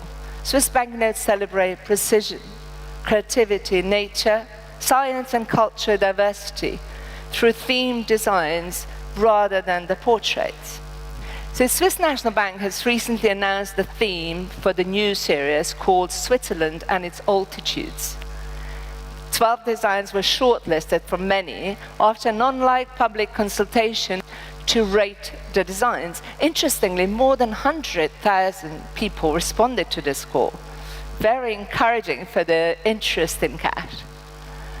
So this is just one of the 12 designs that was shortlisted. Again, very, very beautiful depiction of the subject matter given. And the euro, a supranational symbol of unity and diversity. The euro's imagery avoids national monuments. Instead, it features fictional bridges, windows, the windows that symbolize cooperation and openness across Europe. But integration of the EU alphabets, for example, reinforces this principle of unity through diversity. Will the new series of the euro depict personalities and themes that marked Europe's history as a testament how the Union has evolved and transcended national sentiments, ready to accept the common reference? Well, we shall have to wait and see. Euro, of course, alongside the dollar, is balancing this national pride and global interdependence, both currencies carrying soft power as well.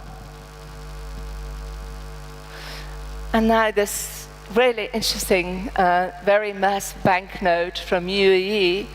Their currency designs are they're meant to connect, basically, the country's roots with the modern achievements.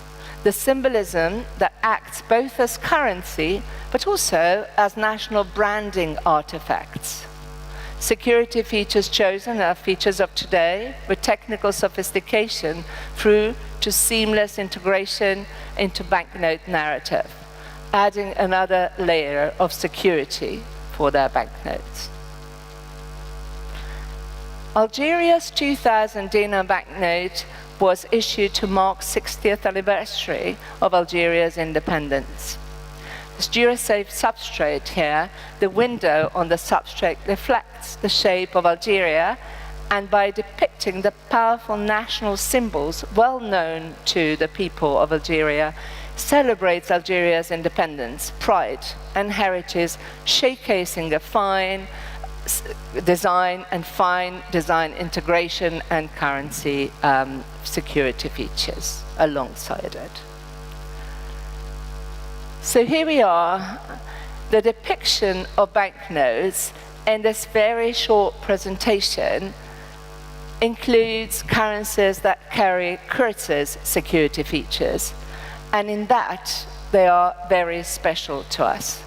But this is not to say that all of the world currencies, and there are so many, and they're all absolutely beautiful, and they all are unique, and each of their countries choose their designs very, very carefully to reflect that uniqueness and national identities. So as banknote stories evolve, so do the substrates and security features that support them. So modern banknote security features are part of storytelling. They're not as they used to be, or perhaps that we saw on some of the banknotes here, they're not a standalone feature any longer. They have become a fully integrated part of the banknote narrative. So here on this slide, you will see it's an example of a Curtis registered security thread. So we believe that it offers even greater and better integration for the print design, because this is made possible by registering the different thread colors to the fixed positions. So you can get that seamless story throughout in exactly the position that you want. So through this integration and security and design elements, we believe that Curtis foils and threads are a perfect vehicle to carry messages while ensuring the maximum banknote security.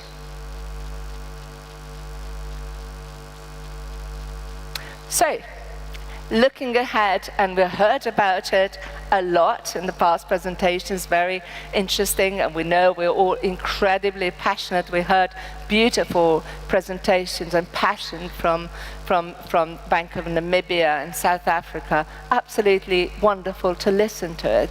But as we all acknowledge here, we cannot ignore that across many economies, digital transactions are fast overtaking cash payments. And central bank digital currencies are making a steady entry, slowly rewriting the story of money. So from Bitcoin to CBDCs, this shift transforms the money into programmable trust, changing perhaps how societies perceive ownership, inclusion, and sovereignty.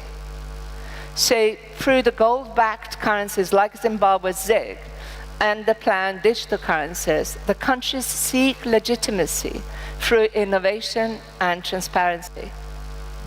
But are we ready anytime soon to give up the one national symbol that's not only a payment instrument, but a tangible, even emotional connection to our roots, past and present? And the future? Coexistence for the foreseeable future? Yes, I think that is the general consensus of that, yes. Global money, perhaps? Global money in the shape of a globally connected digital system, more likely, with individual currencies circulating alongside it. Now, that's a food for thought. Let's see, time will tell. But with this, and with this thought, I thank you very much for your attention. I hope you enjoyed this little journey into our beautiful banknotes of the world. And I wish you a fantastic and very successful conference here in Accra. Thank you. Thank you, Natalie. Very interesting indeed, and ties well to the importance with design and how it integrates into a culture. Next up, we have Pascal with SICPA. Here you go. Thank you. Hi, everyone. I'm extremely pleased and happy to be here today. As a Swiss and chocolate lover, I know where my chocolate comes from. So I want to show respect and gratitude to the cocoa farmers of Ghana. We tend to forget that we add the milk, but something comes from Africa and we love it. I'm a researcher at SICPA, and I focus on what happens to cash once it's been produced and it leaves the central bank and it reaches societies and cultures. And I'm very curious to understand how it coexists. It's existing in different contexts around the world, and what has changed since the COVID pandemic. Of course, many people in Europe don't know, but this region of the world is probably one of the most interesting in terms of payment and finance innovation. And it's extremely interesting, and I'm very curious to learn more about Ghana while I'm here. Like the lady said this morning, what I do is very much being in this mental stage of curiosity, taking the time to pause and have the imagination to make sense of what's happening around the world. And I've been to many currency conferences around the world, and we tend to focus very much on Europe, the West, and we tend to forget the rest of the world. And we focus very much on urban context of use of cash, and I try to look what's happening elsewhere, and that's what I want to a bit introduce you in my research today. We've developed different models. I want to share them with you and see what does cash mean today in a fast digital evolving society. First, we tend to focus very much on the tip of the iceberg, the visible layer of cash use, which is the point of sale behaviors, everything that happens with merchants when we pay.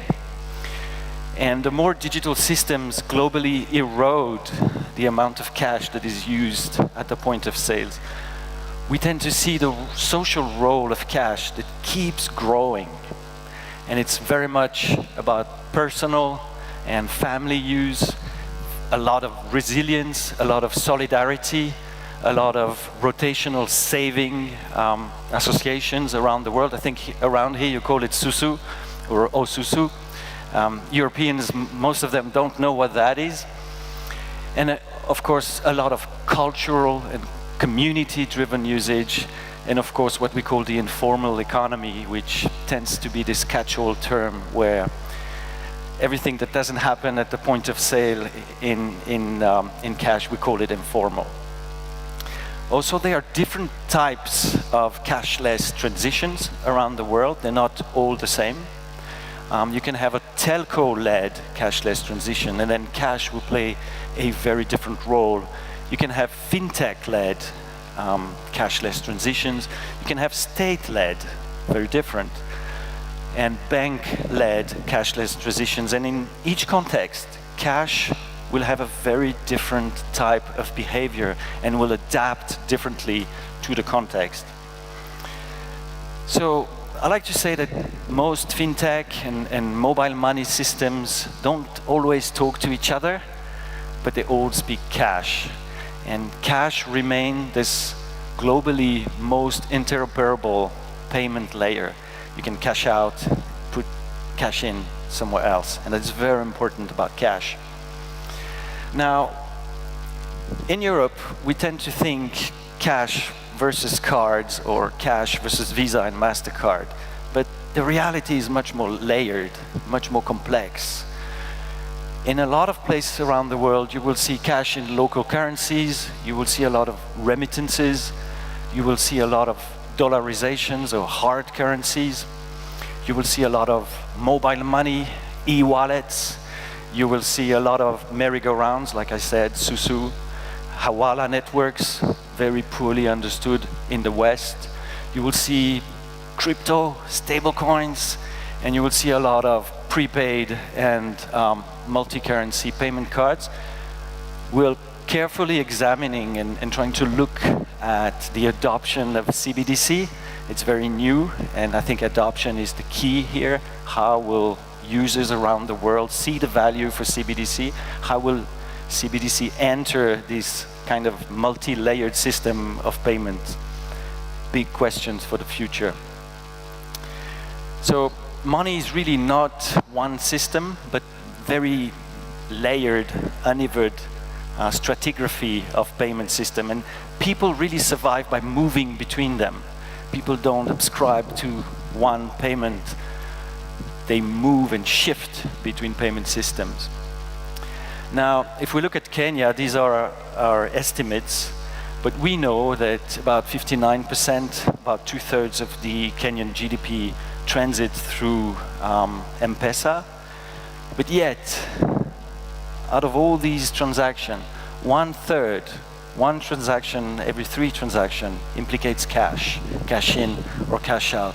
So we really see that cash is this underneath infrastructure that other payment systems are built on top. And it's very important from a policy perspective to understand this entanglement. So when you make one change on one side, you have to understand what changes on the other side. So cash is really this tangible and reliable infrastructure that holds everything together. We want all digital innovation, we want this complementarity, but we should always remember that we shouldn't weaken the underlying infrastructure. We see that a lot of cash behaviors, a lot of cash transactions escape the normal visibility of formal system. I call them peer-to-peer shadow cash loops. A lot of activity escapes the central bank. And we talked about South Africa. There's a lot of cash that is taken from grocery stores, small shop owners. All across West Africa, you see street vendors selling cash. And this is very different. This is a completely new paradigm to make sense of. And the more I hear about hoarding, people hoard cash, the more we see that it's actually not this static idea that cash is stuck somewhere. It's actually very dynamic, moving really fast, but completely outside the reach and the visibility of central banks. And more we see that mobile money may move fast, fintech moves fast, but it still relies on cash at the edges when the network is down, when the infrastructure cannot be there, cash is the alternative. So we tend to apply card payment mentalities, banking mentalities to kinship-based liquidity systems, to very informal societies. And often what looks like hoarding is just shadow liquidity spinning really fast locally and escaping the visibility of the central bank. About 52% of phones, mobile phones in Africa are still feature phones. We should remember that. And in many places of the world, cash still looks like that. It's very different from my experience in Europe. The way I like to pitch cash to younger people, and I think in Europe we need to get them to adopt more cash, is that cash is the world's most reliable universal basic service. It's given by the central bank to the people to trade and exchange value. It's extremely portable. It's peer-to-peer. There's no intermediaries. It works offline. We tend to forget how good that feature is, maybe our best features. It respects your privacy. No conditions. You don't have to click I agree and sign up. There would never be any fees. You spend less. You're more in control. There is the pain of payment. You have instant availability, no download, no update, no password. You have your money, it's yours. It's super complementary with technology, and it's safe and reliable because it's backed by a central bank. So it's really this universal peer-to-peer, offline, anonymous way of storing and exchanging value. And we see that when we use the language of fintech to pitch the value of cash, I get the Gen Z eyes to open wide and say, wow, this is so cool. I forgot about that. And I think that's how we should talk about cash. So modernizing is not the same as substitution. The more digital systems become, the more they rely on cash at the edges. And agent networks, informal markets, the last mile, in some places they talk about the last yard. So it's really getting precise. Infrastructure, coverage, trust can fail, and you need cash. So removing cash too quickly doesn't accelerate sometimes progress, it just increases the fragility of systems, of payment systems.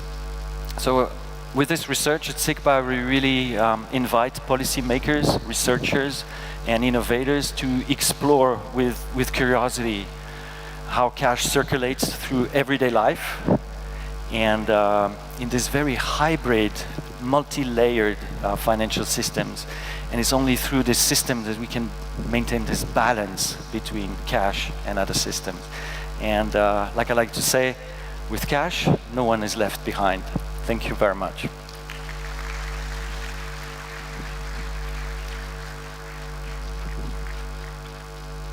All right, thank you, Pascal. Great presentation. With that, I'd like to invite the panelists up for our next panel. If you could please make your way to the stage. Come on up. Grab a seat.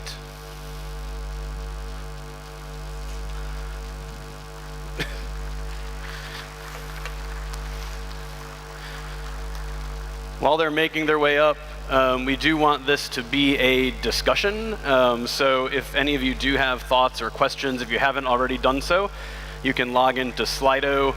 You saw the slido.com note on the polls that were up earlier, or again through our app, you can get onto Slido that way. Please, if you could have a seat as close to the order of your names as possible, that would be great. Thank you. He's coming up. I think I saw him over there. Yep. Come on up. We have another microphone. We're good.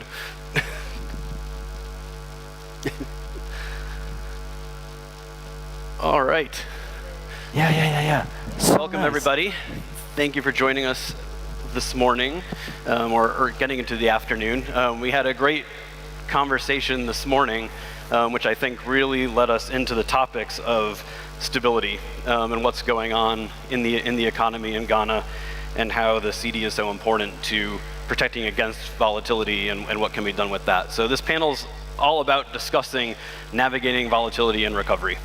So I don't want to waste any more time. I'd like everybody to introduce themselves. We have a great panel of experts to talk through this. So we'll go right down the line, and Ibo, I might start with you. Okay, hi. So good afternoon. I'm Ebo Texin. I'm an associate professor of economics at the Department of Economics and external member of the Monetary Policy Committee here. Great. Yes. And do you have as we go down the line, maybe an opening thought on the importance of the Cedi in guarding against volatility? Yeah, I think that the importance of stabilizing the Ghana Cedi has clearly come to bear on the macro indicators that we find now. We've seen some stability now, and the fact that inflation has declined to single digits, even beyond expectations of the central bank, has been as a result of the appreciation that we've seen in the Cedi. Not only has it reduced our debt and sent our nominal debt to about 45% of GDP, but it has also ensured that it's moderated the exchange rate pass-through to inflation to the extent that inflation has declined to 8%, just about 10 months after it was over 23%. And I think that monetary policy and the tight fiscal consolidation by the Treasury has played a greater role in this. And I think that the central bank's commitment in keeping to its mandate of ensuring price stability has played a greater role.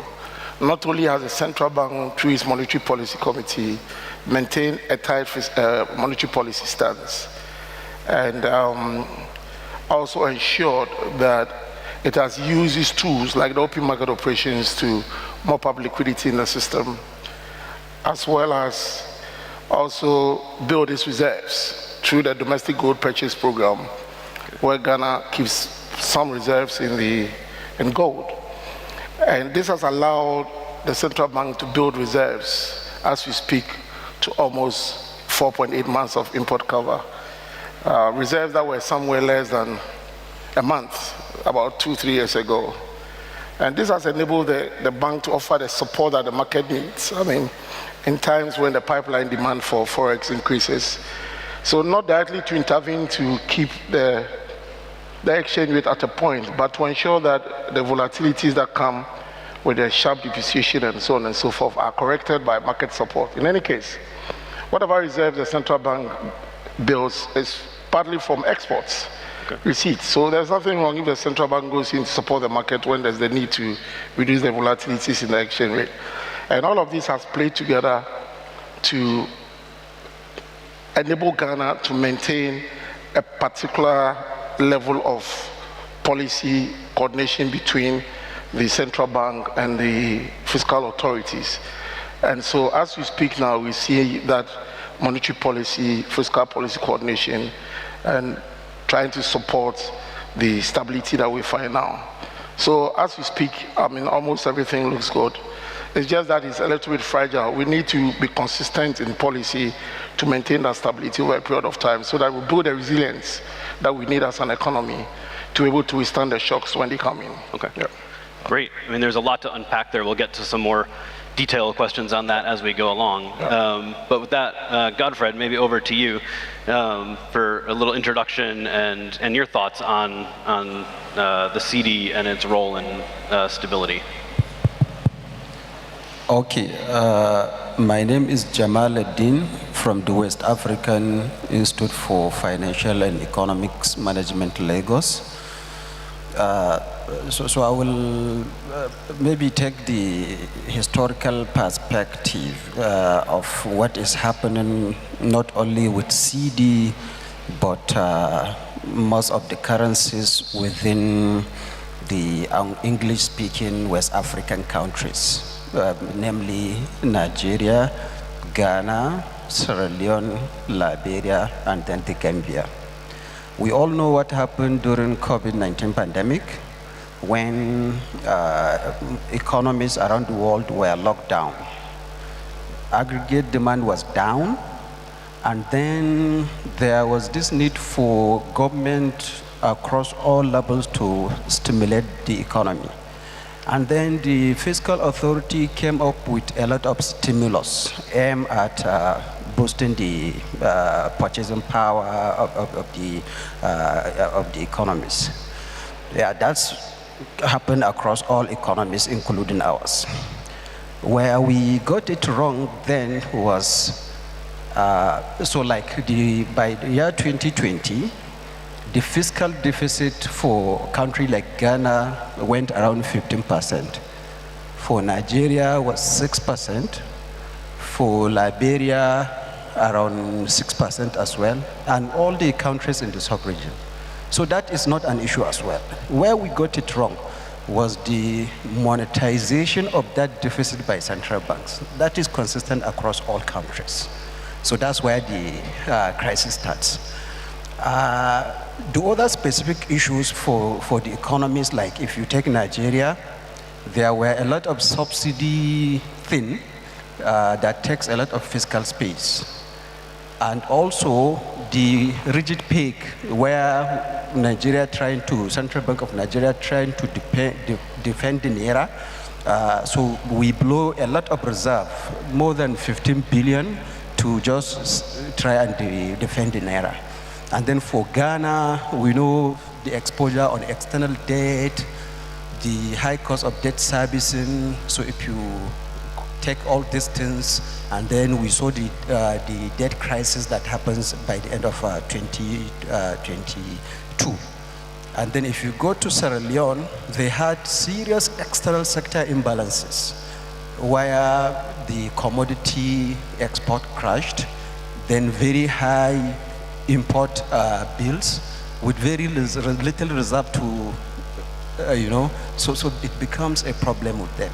For Gambia, which is a small tourist country, the COVID-19, there were lockdowns, so tourists are no longer coming, and then they cannot export the normal commodities they are exporting.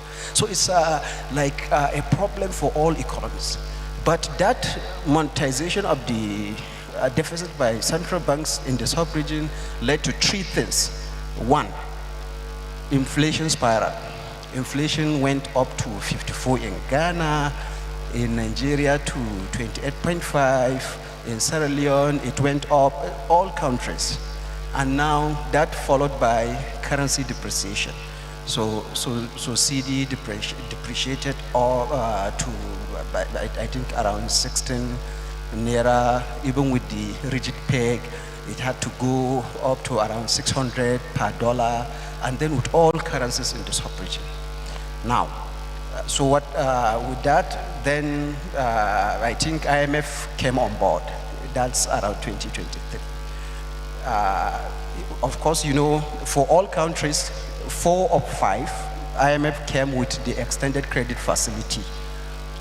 With that, you know, when IMF are there, so you have to obey some certain rules, the fiscal deficit, the tighter monetary policy to fight the inflation and bring more capital. So all this happened, and that's where we are now. I think Cedi has done quite very well with the strong appreciation, cautious appreciation, and then Naira also has appreciated year on year by 13%.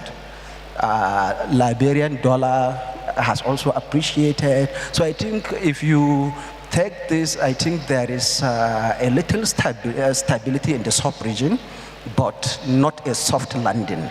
So more needs to be done. Thank you so much. Okay, no, thank you. Again, a lot of great points in there. We do want to give Jamaluddin a chance to say a few words, introduce yourself, and then your thoughts maybe on the more regional considerations of currencies and the importance and stability and what you're seeing throughout the region. Okay, thank you. My name is Godfred Alufa Bokmi. I'm a people teacher from the University of Ghana, Legon. So, yes, of course, I mean, currency and our currency, like many currencies over the world, is a symbol of sovereignty as well. Well, we believe in our currency. We've seen the ups and downs with the currency. Sometimes, if you look at the data, you would think that the Cedi ushered inflation to Ghana, right? Because before the introduction of the local currency, inflation largely was less than 1%. In fact, inflation in 1964 was 0.98%. We introduced the Cedi July 1965. By the end of 1965, inflation had moved to 26.4%. And since then, Ghana has never known low inflation for long, right? But that doesn't mean that the problem is largely the Cedi, but I think the problem has to do more with the fiscal side, and that is consistent with the point that he made and all of that. So, and essentially, that is where the source of the instability also comes from. And so we have not, and like many other countries in Africa, we've not benefited optimally from the complementarity role between monetary and physical, especially in creating job-rich growth. And therefore, because the fiscal side tends to misbehave, and if you look at Ghana, for instance, since independence, we have run average fiscal deficit of about 6.8%. That's quite high.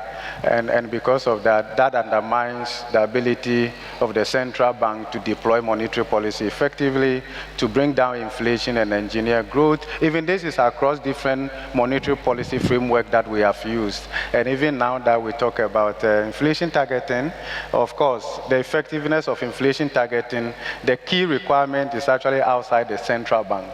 For inflation targeting to be more effective, you need fiscal discipline, which is outside the central bank.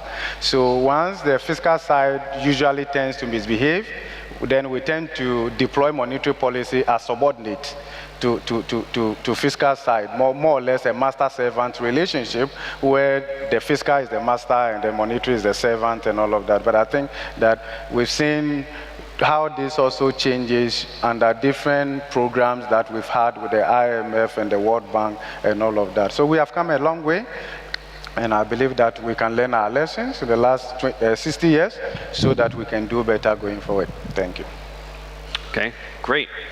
Thank you for that. I do want to, we have some other thoughts on different topics, but I thought maybe we'll stick with you for a second and see who else has some comments on this. But there was a question that came in about major challenges of introducing a common currency zone. So maybe even that in the context of stability, and would a common currency zone lead to more stability? What are the challenges, and just your thoughts on that? Well, I think we've had our own fair share of the idea of having a common currency even within the ecozone and all of that. The challenge typically will come to how we manage the fiscal side, because the rationalized macroeconomic convergence, member countries have struggled to achieve that and all of that. And the important question is whether a common currency really is the call is coming from underlying economic factors, because if you look at intra-regional trade, we are not doing as much as other continents are doing and all of that. There's great lack of fiscal connectivity among member countries. So the question is, what do you need a common currency for? Is it for tourism or to drive intra-regional trade, given the lack of fiscal connectivity? If you look at it across African countries or even West African countries, our trade exposure is more towards countries outside the continent rather than within the continent. All of these things create challenges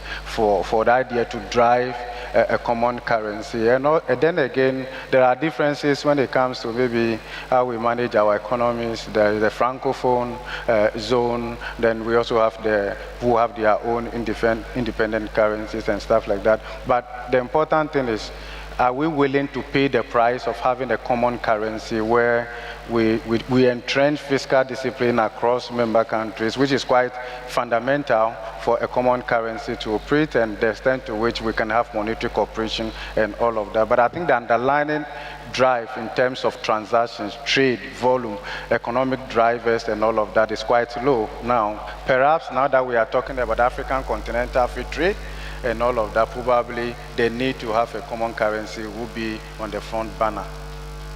Okay, great.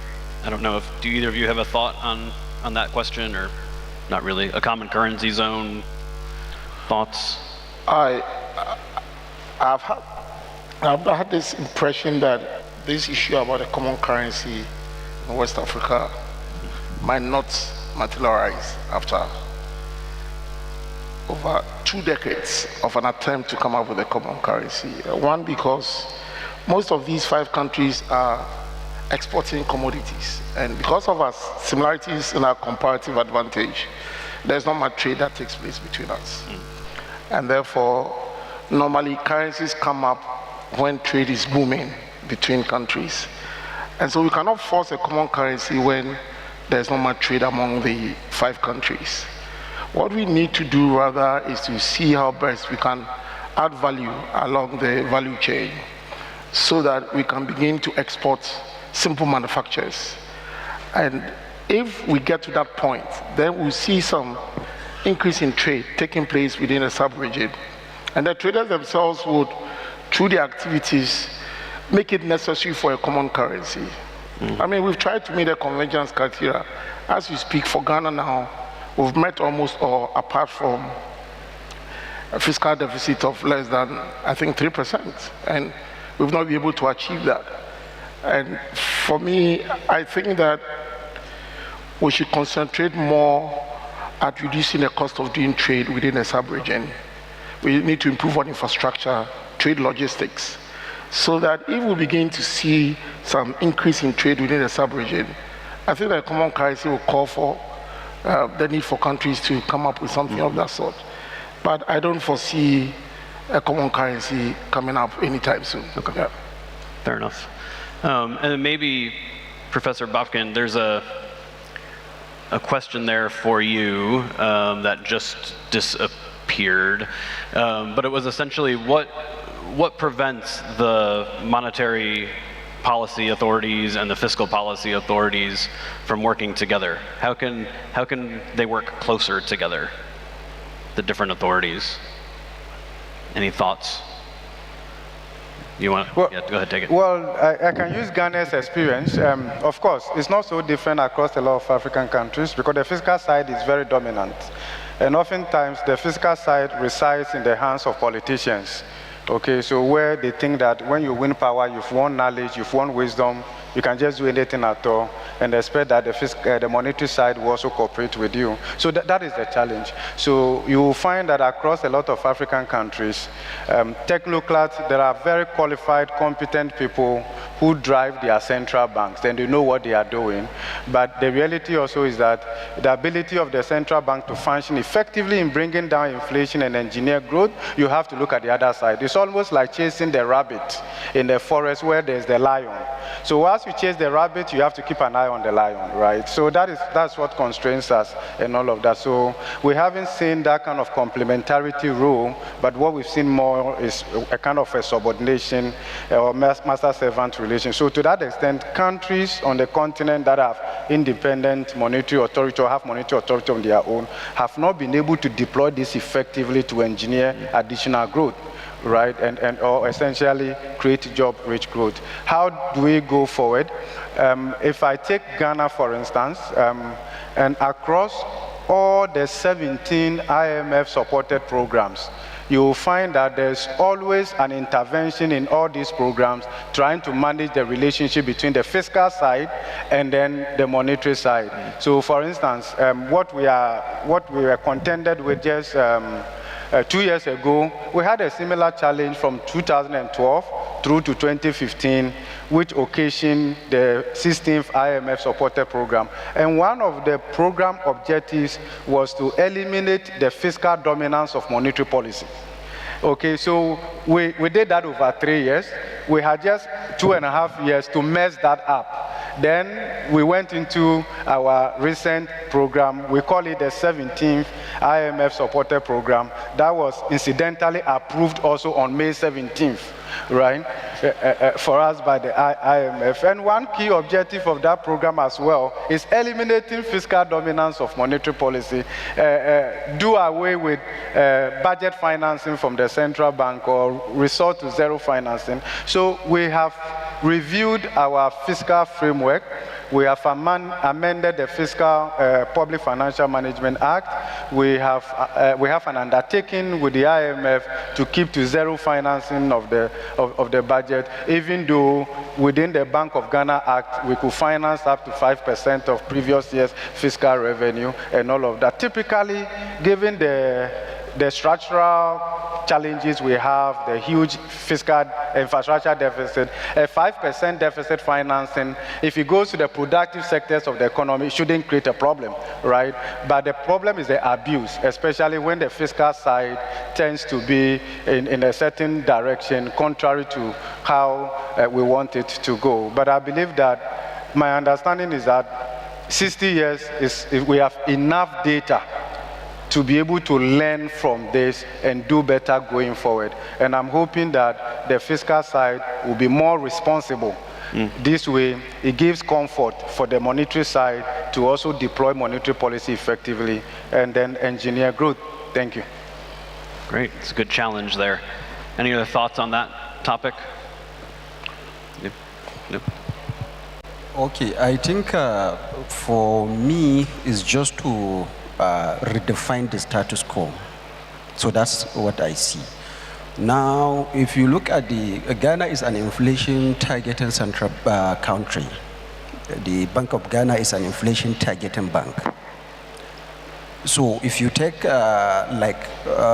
Fed or Bank of England, normally the fiscal authority defines the monetary policy objective, that is the inflation objective.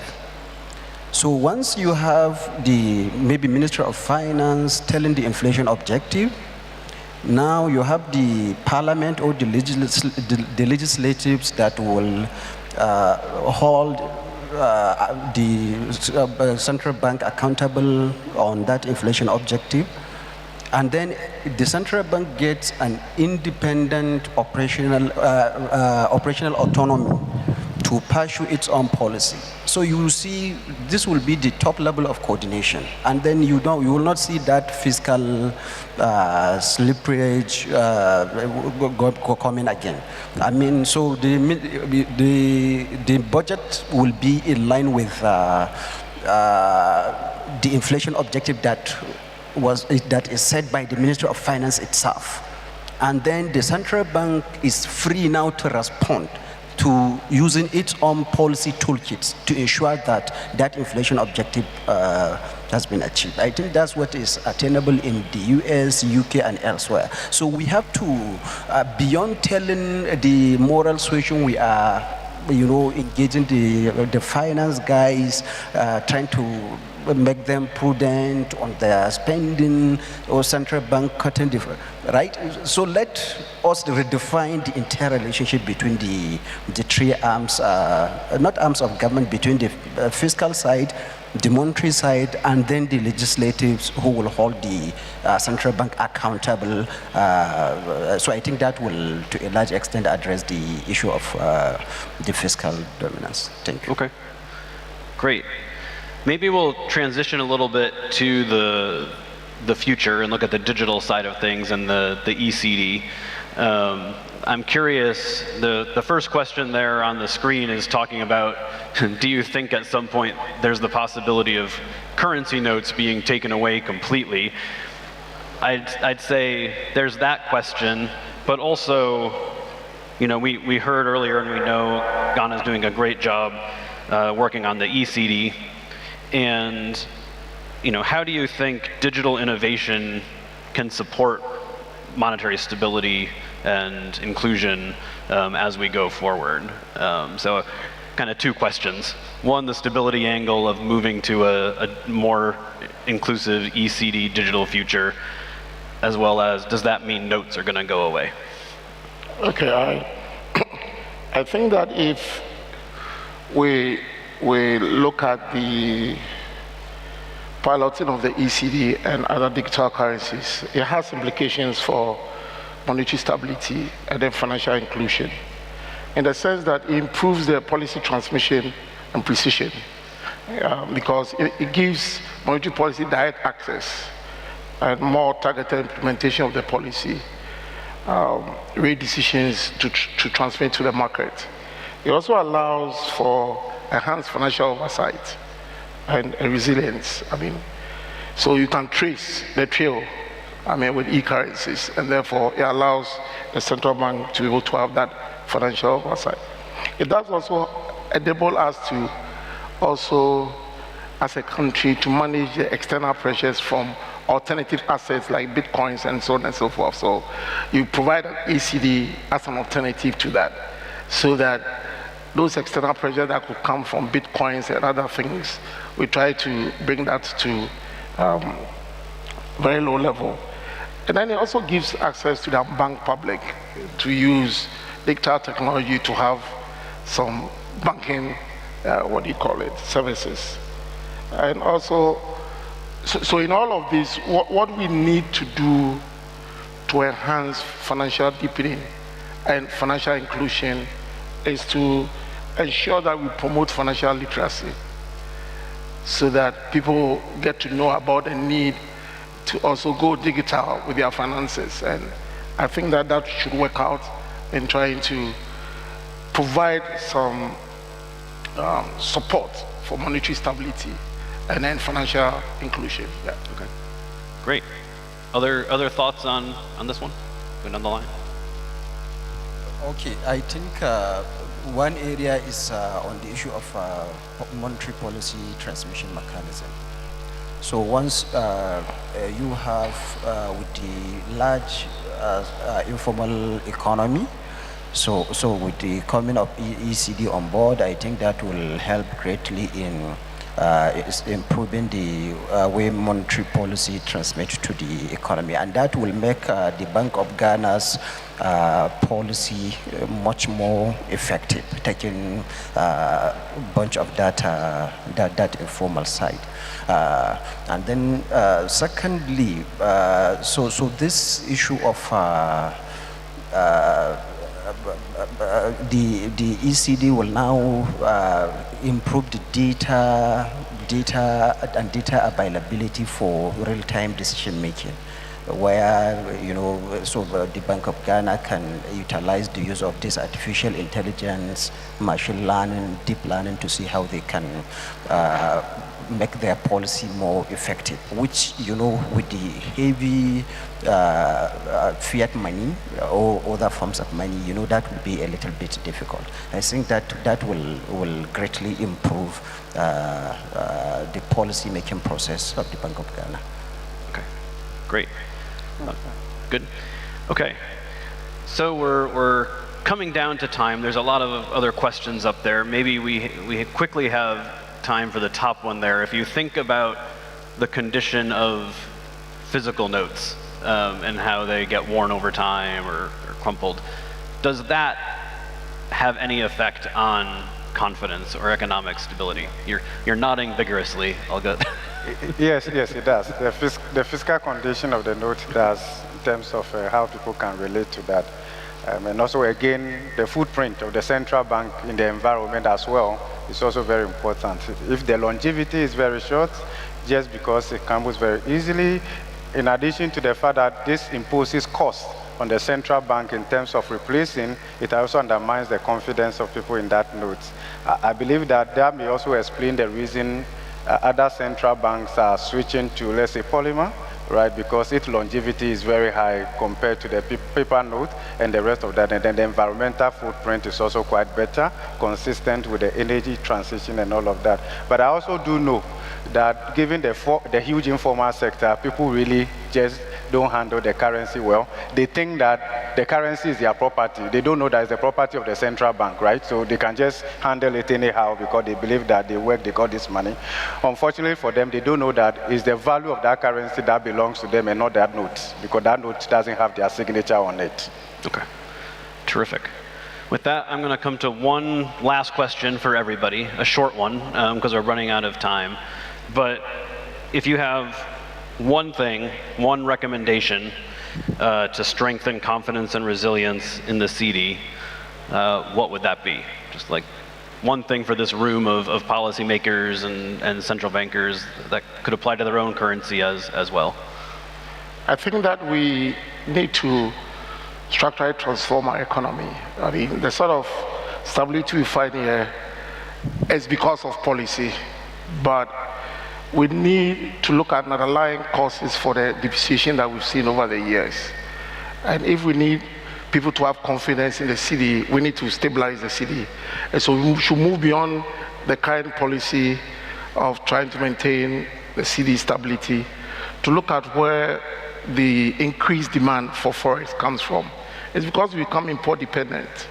And so we need to diversify our production base, our export base, so that we produce import substitutes to reduce our dependence on imports, as well as move away from commodity dependence in terms of our exports to our value addition, especially in the largest monetary, trade union that we have, the AFTA, so that we are not only relying on gold and cocoa, but we move into our value addition. It's important that we look at support for certain winning sectors like agro-processing and also light manufacturing.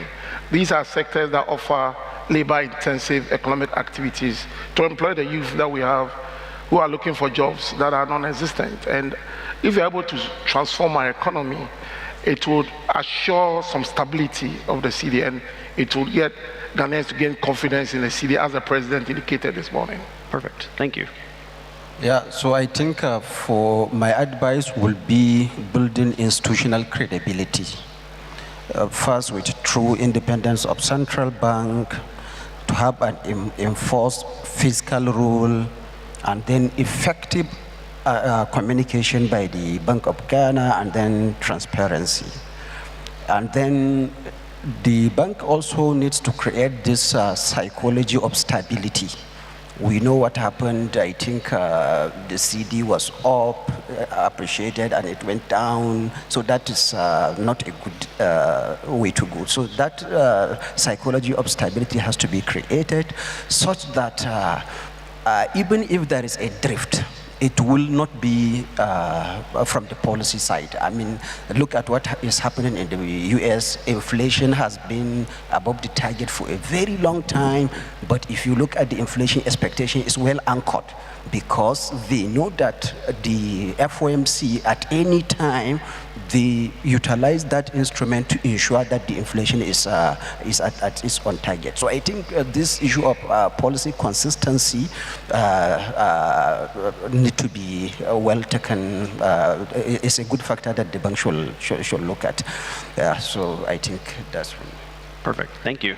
Last thoughts. Yeah, okay, thank you. So I think that Ghanaians answered this question long ago. There is a saying in Ghana, regardless of the programs people did, even those who haven't gone to school to high level, that if the fundamentals are weak, you see the way they will finish the statement, right? So Ghanaians know very well that if you are in doubt, you want to look at the fundamentals. So a good way to anchor the stability of the cedi is to go back to the fundamentals. And the fundamentals, my colleagues have spoken about that. We can talk about maybe the real sector, economic transformation, both from the perspective of structural transformation and productivity transformation is very key, and then public finance in terms of fiscal discipline and all of that. I think if we're able to improve the fundamentals, the way Ghanaians know it, and they've come to understand it, the cedi will take care of itself. Thank you. Awesome. Thank you. Round of applause for the whole panel, please. Thank you all. All right, thank you. All right, up next, thank you very much. Up next, we have 2 more innovation sessions. And first up, I'd like to invite Barna with Jura to the stage to talk about what's new in their world. Barna? Thank you very much. Thank you very much. Well, ladies and gentlemen, it's really a pleasure to be here. First of all, thank you for the National Bank of Ghana, His Excellencies, that we have the honor to have a presentation here. Thank you very much again, and congratulations for the 60th anniversary. Because the time is short, and I know that you are just before lunch, I'm not going to just say more. I'm going to go directly to my presentation. So what is my presentation about? Certainly, banknote authentication and artificial intelligence. So let me put a first and a very simple question. Do you authenticate your banknote? Don't tell me, just think it about yourself. So if you take the banknote and you pay and you use it, before you use it, do you authenticate it or not? Certainly, I'm 100% sure that some people, they say, no, I don't, I just use it and I give it and that's it. And some people might say that, yes, I do it, and I know because I know this and that security feature. So I put on the screen some banknotes, and some of them you might know, some of them you don't know. But for example, if I take the upper left corner, do you know that banknote? Do you know if it's an original one, or it's only a fake one, or it's house note, or I don't know? Certainly, I'm 100% sure that you know on the bottom right, because that's why you know. So what do we do with the banknotes? Do we authenticate or not? Do we know the security features or not? So basically, this is the topic that I'm going to try to talk a little bit about. Certainly, you know these steps, because in the everyday life, you take the banknote, you pay, you use it, and you have it. So what do we do with the banknotes? Certainly, first time when you get the new banknotes in your hand, you are going to learn them. So basically, you are going to have the first impression, you will hear it, you will see the features, you will see certain things. Without knowing it, you are going to learn it, and from that moment you are going to have a stamp in your head, and based on that you are going to authenticate the banknote. You wish it or not, but you do that. So basically the answer to the question is that yes, we authenticate the banknote. So this is the first step. So now the next step, if you have to enlist security features.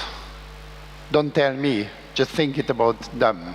How many of them you can list in your head? How many security features you know?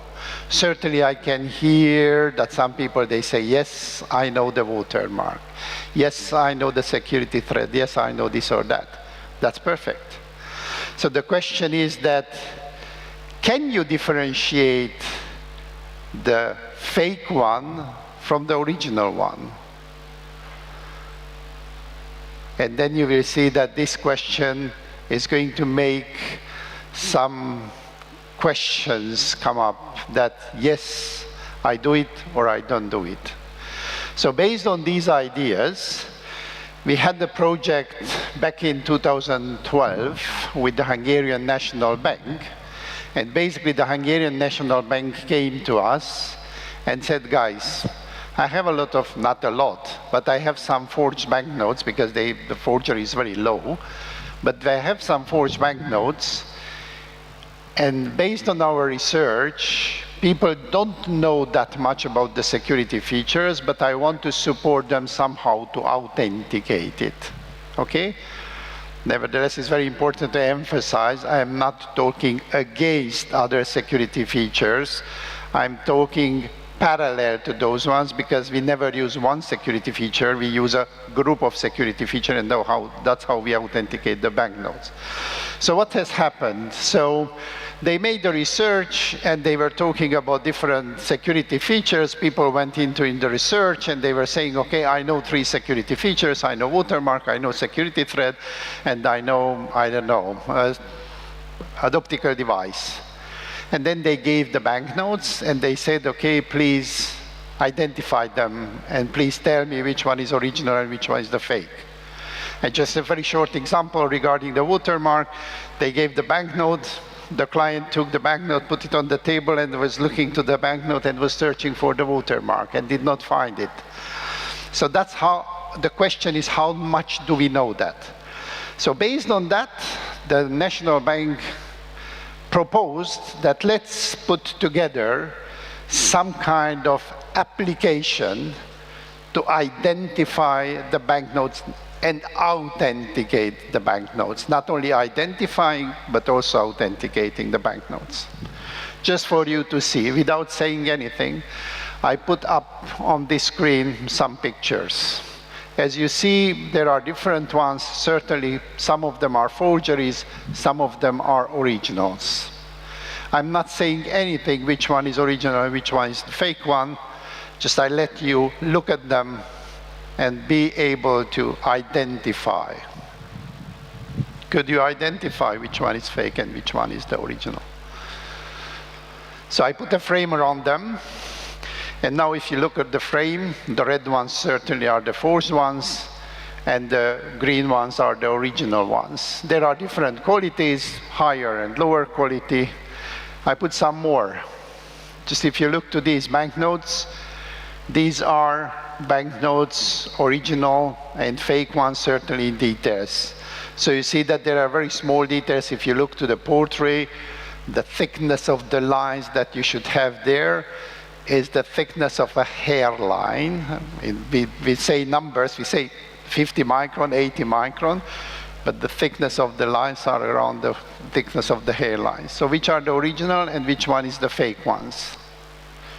And there is the frame around them. And you see, intentionally I mix them because then it's more difficult. For the experts who are working every day with designing banknotes and putting together security documents, with a simple magnifying glass, they can differentiate the high security or the security print from the commercial print or the forgeries.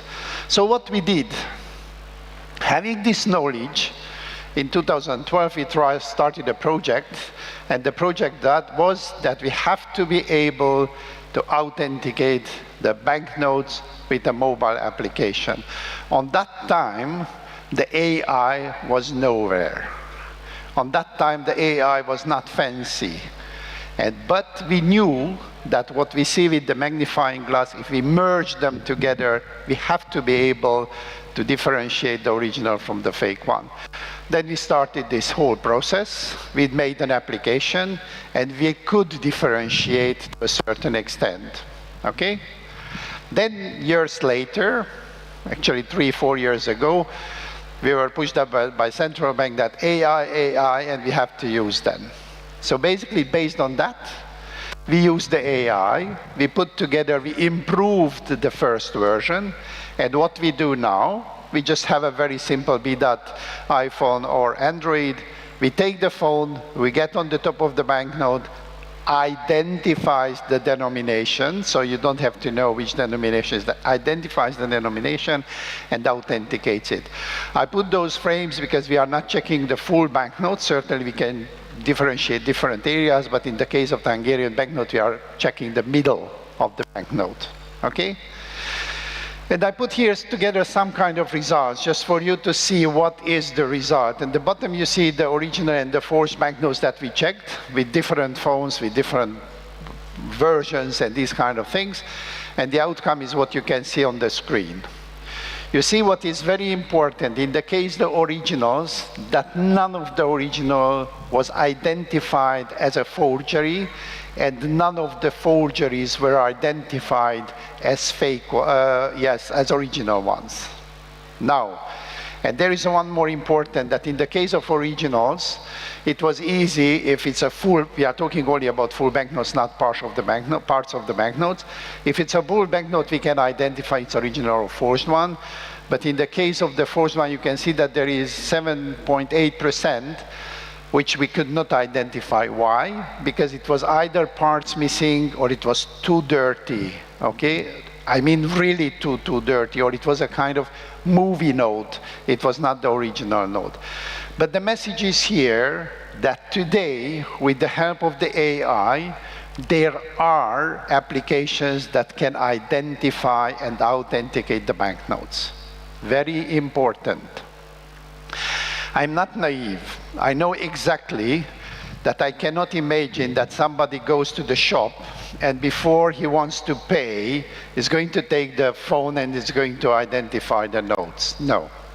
And I'm sure that when you get back the money, you are not going to do the same. And here I go back to my first sentence. Do we identify your banknotes or not?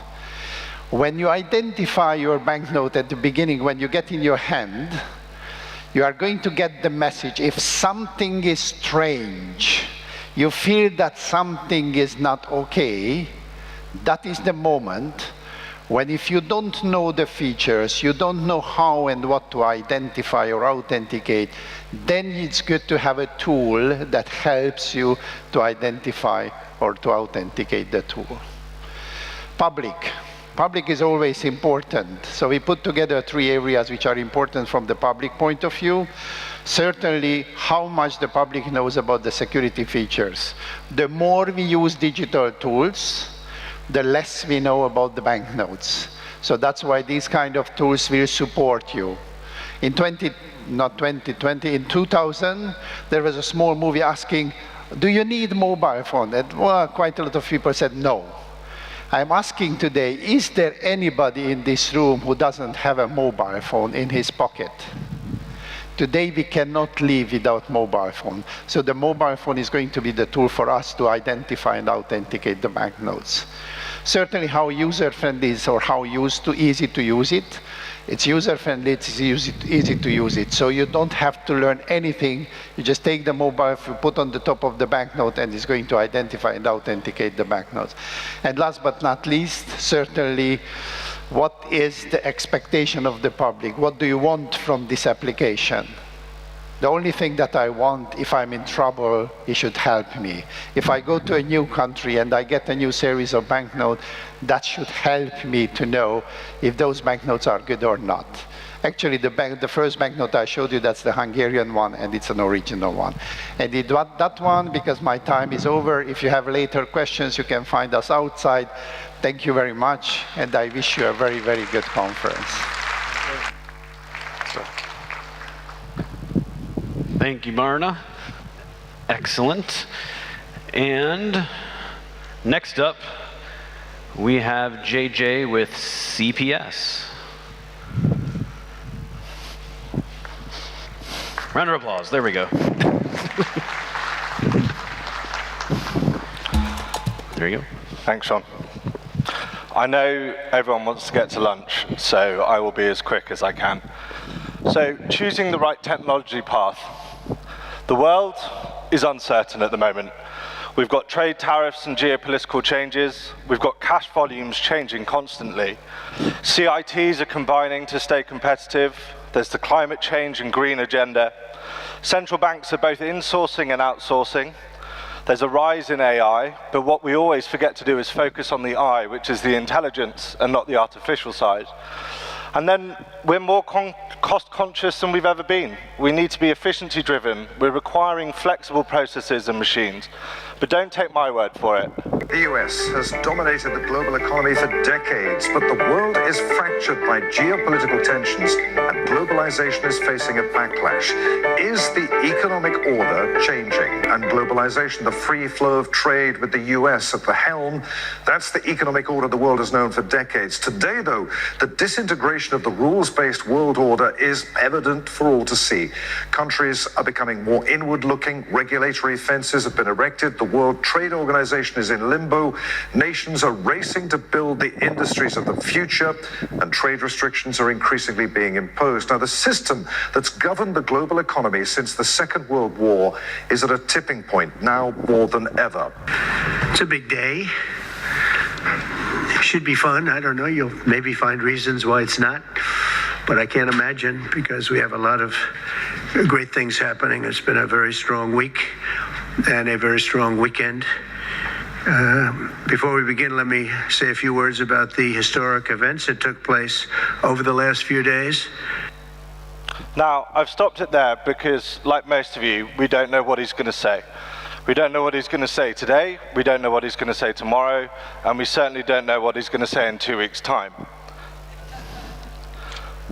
But this isn't the only part of the uncertainty that we're facing. The industry's at a crossroads at the moment. We're still continuing to do the same thing. We're buying the same old types of machinery. We're having the same industry conversations week in, week out. And we've got an attitude of everything will be okay, rather than addressing what's going on around us. So how has CPS evolved over the last few years? In 2023, we were at exactly the same crossroads. We could keep doing what we were doing, or we could strive for something different and something new. So we went with the something new. We made significant investment into smaller and more efficient machines, and that are a lot more sustainable. We focused on using data to increase efficiencies, so introduced our intelligent machines to the market. We introduced centralized control to make our machines even more intelligent, and something that we will talk about in a minute. But also we focused on the green agenda. We invested in machines with significantly lower carbon footprint, lower operating costs over the lifespan, and then cheaper to manufacture, cheaper to diagnose, and cheaper to fix. But how do we do this? We did this by looking at our own data. And there's a few things here that are going to stand out.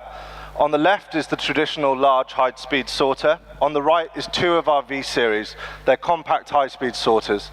And the things that are going to stand out to you guys here, look at the yearly power consumption. It's down by almost 2/3. 6,600 kilowatt hours versus 18,000. Look at the CO2 to manufacture, almost 8 tons less. But the one that you really should focus on is the operating cost. It's almost $9 savings per million banknotes that you're sorting, just down to the environmental impact and the power usages. So this is where we are as a business now. So let's have a look at some of these products. On the left, you've got our V-Series, on the right, our X-Range. Our V-Series, and this is a central bank version that I've got up here, is equipped with an online shredder, which is a modular upgrade that's available on site, has an independent counting center, a track and trace functionality, dual key interlocks, and audit logs. It's also got level 3 authentication sensors, additional module upgrade again. There's a CDI interface, an audit log, and configurable to any sensor size that you may have. But most importantly, again, it's intelligent. We can extract data from the machine, we can connect to CPS centralized control, we can link to any customer system, and we're able to work with note tracking and vault management systems such as ECM ISA. And we can input into AI.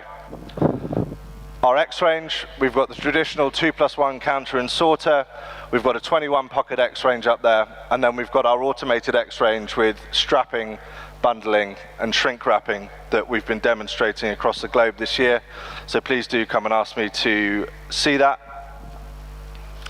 But how are we navigating the uncertain world? We've talked about our green focus, we've talked about our data strategy. We're investing in the next generation of technology. We're using data to not only identify issues, but also solve them. One of the challenges that we face when we're using data is that we're using the data to back up an opinion we've already have. Confirmation bias at its finest. We're not doing that. We're using the data to inform us of what the question is and then help us find the answer. We're also focusing on partnership, not just product. We work with your businesses to identify solutions to the challenges that you face. It's not just a one-size-fits-all product out the box. And also we're being green and efficient at the same time. So by embracing these 4 practices, we can come and help improve your business to become more efficient and lower your operating costs, which in a world of uncertainty and in a world where things can change at the blink of a button, that's the most important thing we want to do. I promised you I'd be a little bit quicker than my 10 minutes. I hope you guys go and enjoy lunch. But please do come and see us at booth 2. We're just opposite our friends at De La Rue, and we can talk through some of these machines in more detail. Thank you very much. Thank you, JJ. All right, with that, it is about time to go to lunch. Before we do, just wanted to make a note. You saw Jean-Michel appear on the first panel today. We do have his book. He has a book for sale on Amazon. If you'd like to get it, feel free to take a look, ask him, ask any of us.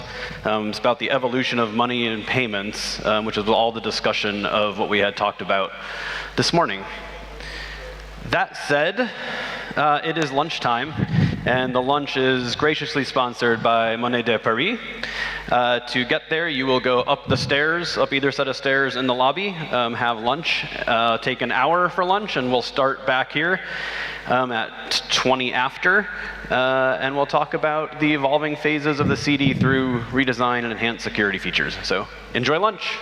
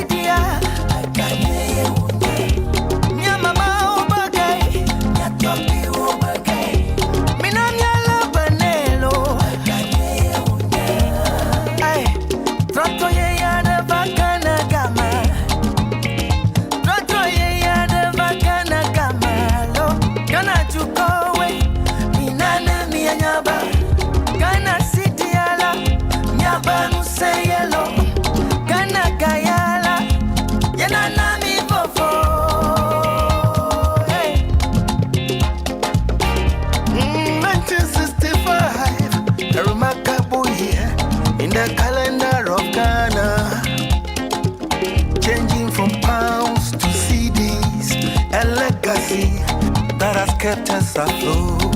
Economic independence, sovereignty and freedom. Keep the city clean. Ghana CD, 60 years at Besua.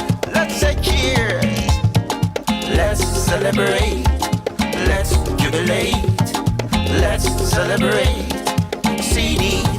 9th July, 1965. CD as a Makudi Ghana. Don't you go Dayanchi? Kai, Namulik in Malaka. CD as a Doya. Goda Karifi. Canada Sigabanta. Could he see it? Could he see it? CD no. The nation's pride. The power of the city.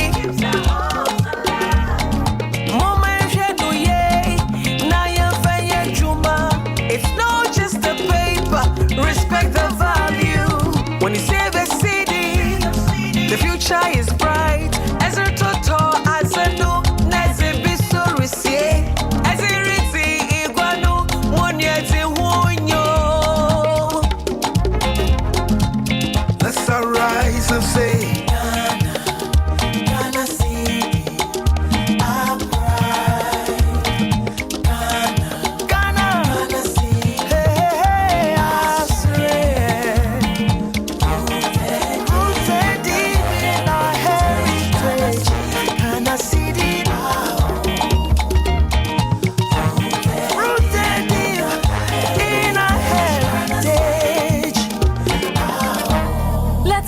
Cedi clean.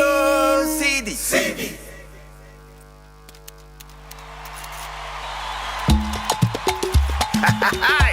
Cedi wait 60 years. One hour you Cedi who if you know. One day, woman Cedi no one thought. Heba. Cedi. Cedi. Cedi. Cedi. Cedi is 60 years. Cedi is 60 years. One man Cedi. Heba. Ghana Cedi, our pride. Ghana Cedi, our strength. Rooted deep in our heritage. Ghana Cedi, our home. It's our home thing. Rooted deep in our heritage. Ghana Cedi, our home. Abedimpo, move. Publico Fikinata, Orokodo, share, a pimpe, Cedi Noji, share, Cedi no me in Waji, Casero, Cedi, Yalaka, Yafi, and I say Cedi, Yana no baby, Yansu Yelibi, Yambasu, Wobedibi, it's Yasheni, Yamboman, a Findelway, Janafa, Ngo Ankikim, Janafa, Buluan Jim, Mam one on two collection, a man George Robi, Piawato, Cedi. Aya waleni, wame yendinini. Celebration everywhere. Cedi now is 60 years. Mama and body mubano. Everybody, let's join hands. Yama Cedi, good defense from generation to generation. Ghana Cedi, Ghana Cedi, rooted deep in our heritage. 1965, the Ghana Papa Yele, Ghana, when Cedi Yele, economic freedom, independence, Nkatwenjole, and then Misha Sunday, and then Wajiwoe, no Yawo Fiasidi Vale, Yawo Kwasidi no, Ghana.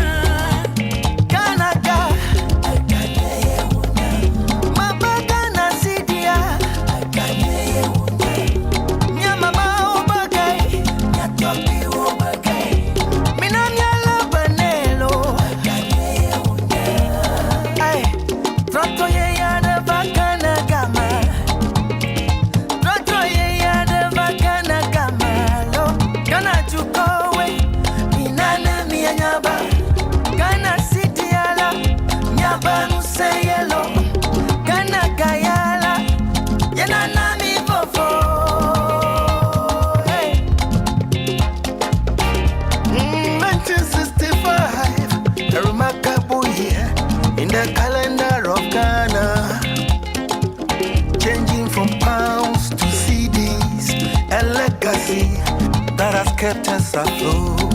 Economic independence, sovereignty and freedom, keep the city clean. Ghana Cedi, 60 years, and let's say cheers. Let's celebrate. Let's jubilate, let's celebrate.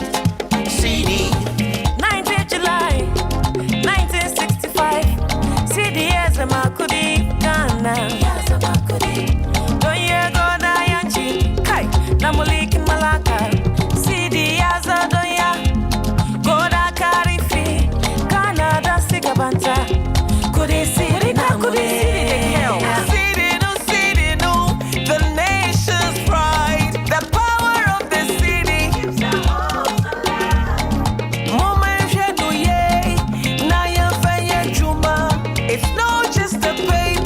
Respect the value.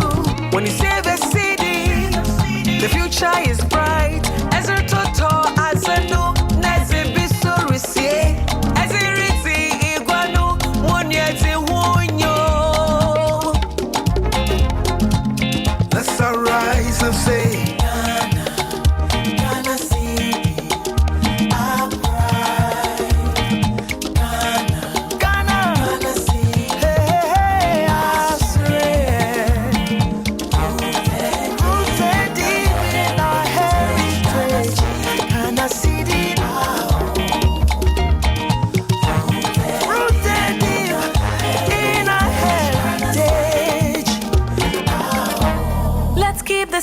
clean. Cedi.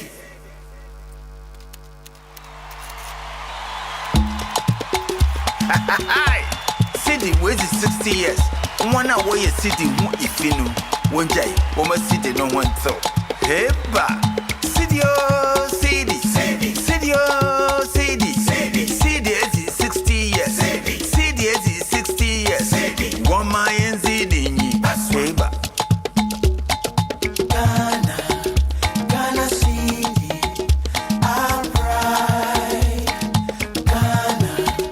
Ghana Cedi, our strength, rooted deep in our heritage. Ghana Cedi, our home. it's our home thing. Rooted deep in our heritage. Ghana Cedi, Abedimpo, move, come go fiki nata. Orokodo, share, a pimpe, Cedi no J, share, Cedi no me anywaje. Casero, Cedi, Alaka, Yafe, and I say Cedi. Yana no me bedibi, Yansu Yelidibi, Yambasu, Wobedibi, it's Yasheni, Yambongan, a Findelway, Janafa, Ngo Ankikim, Janafa, Buluan Jim. Mam one on two collection, a man George Roby, Pia Wando, Cedi. Ayawaleni, woman Dini. Celebration everywhere. Cedi now is 60 years. Mama and body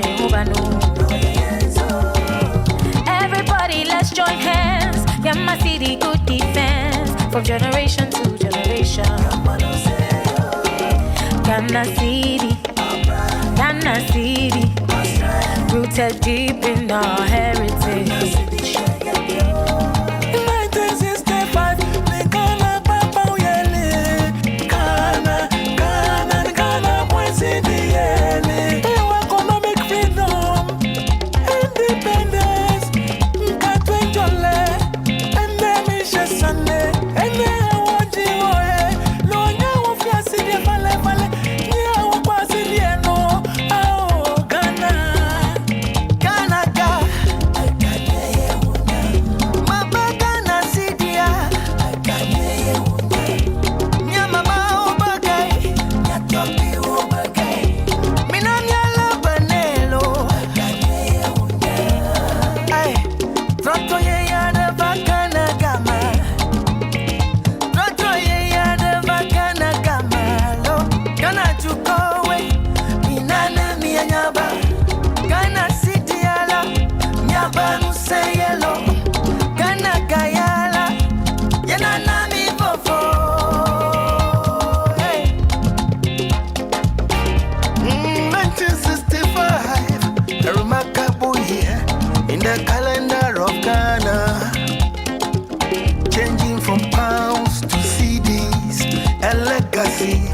That has kept us afloat.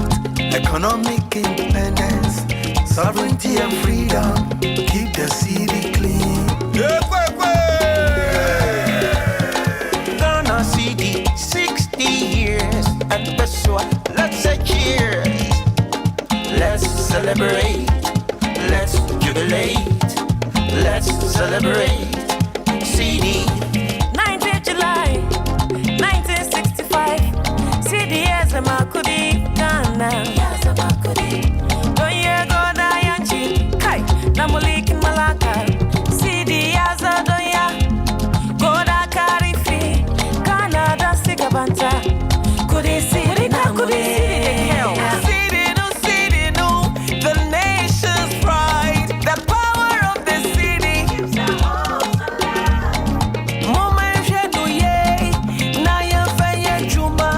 It's not just the paper, respect the value. When you say the city, the future is bright. As a toto, as a no, as a biso risie, as a riti iguano, one yet a wonyo. Let's arise and say, Ghana Cedi, our pride. Ghana Cedi, hey, our strength. Rooted deep in our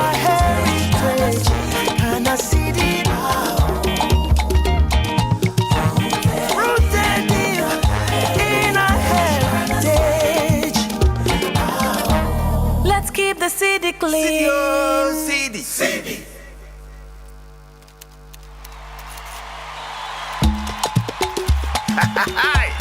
Cedi, where's the 60 years? 1 hour, you Cedi, if you know. One day, woman Cedi, no one thought. Hey, ba. Cedi. Cedi is 60 years. Cedi is 60 years. 1 million Cedi. Hey, ba. Ghana Cedi, alright. Ghana Cedi, our strength, rooted deep in our heritage. Ghana Cedi, our home. It's our home, rooted deep in our heritage. Ghana Cedi, our home. Abedimpo, move, Kwabiko Fikinata, Orokodo, share, Apempe, Cedi no J, share, Cedi no me, Inuaje, Casero, Cedi, Yalaka, Yafe, and it's a Cedi, Yanana no Bedibi, Yansu Yelidibi, Yambasu, Obedibi, it's Yasheni, Yamboban, a Findelway, Janafa, Ngo Ankikim, Janafa, Buluan Jim, Mam 112 collection, a man George Robi, Pia Wando, Cedi. Maya Waleni, Womayen Dinini. Celebration everywhere. Cedi now is 60 years. Mama and body everybody, let's join hands. Yama Cedi, good defense from generation to generation. Ghana Cedi, rooted deep in our heritage. 1965, Ghana, Papa, Yele. Ghana, boys in the Yele. Economic freedom, independence, Nkatwenjole, and then Misha Sunday, and then I want you, no, now of your city, Vale, yeah, was in the no, oh, Ghana.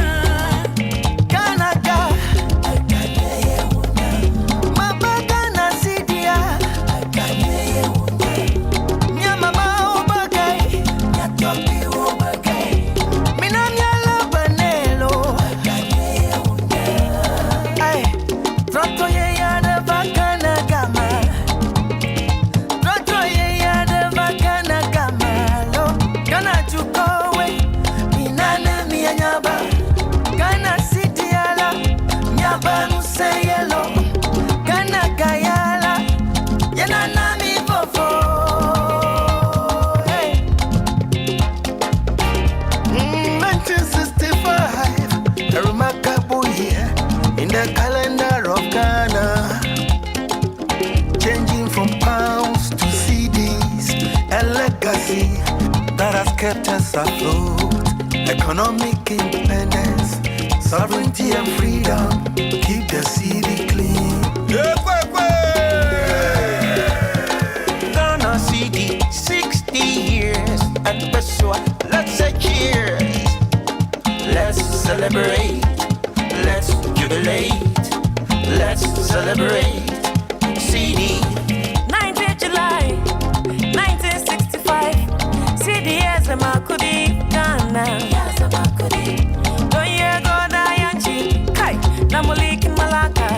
Cedi as a Doya, Goda Karifi, Canada Sigabanta. Could he see it? Could he see it? Cedi no, the nation's pride, the power of the city.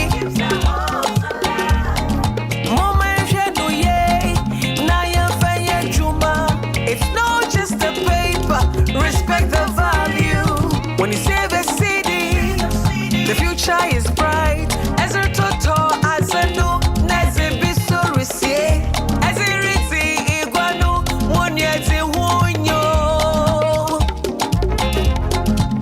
Let's arise and say, Ghana Cedi, our pride. Ghana Cedi, hey, our strength. Rooted deep in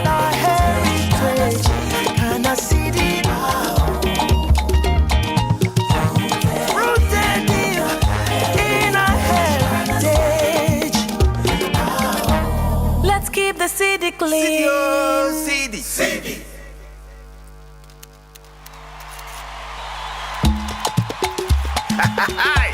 Cedi, where's the 60 years?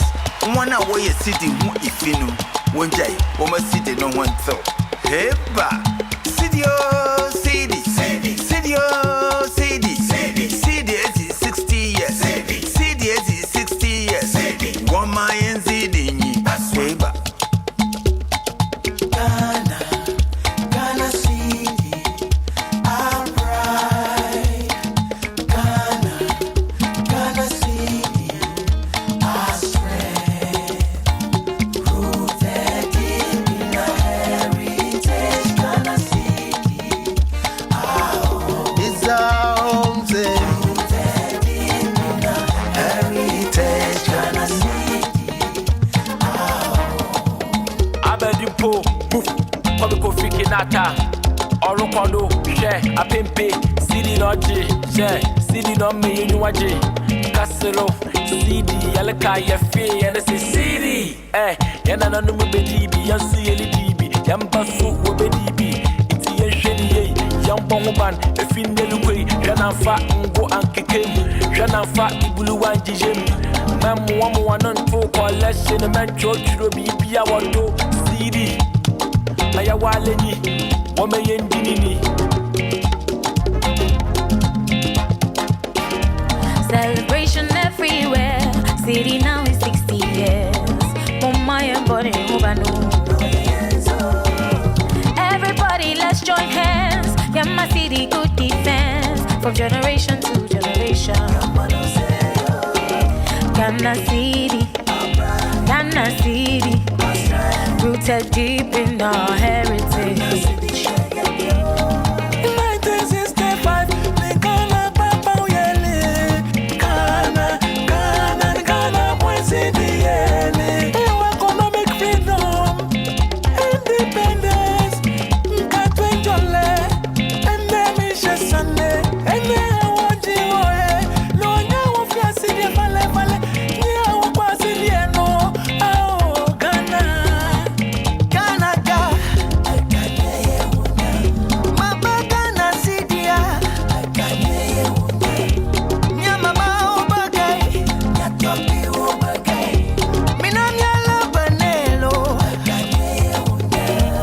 ay, Troto ye ya de Bacana Gama, Troto ye ya de Bacana Gama, lo, Ghana to go away, Minana Mianyaba, Ghana Cedi ala, Nyaba no say yellow, Ghana Gayala, Yanana mi fofo.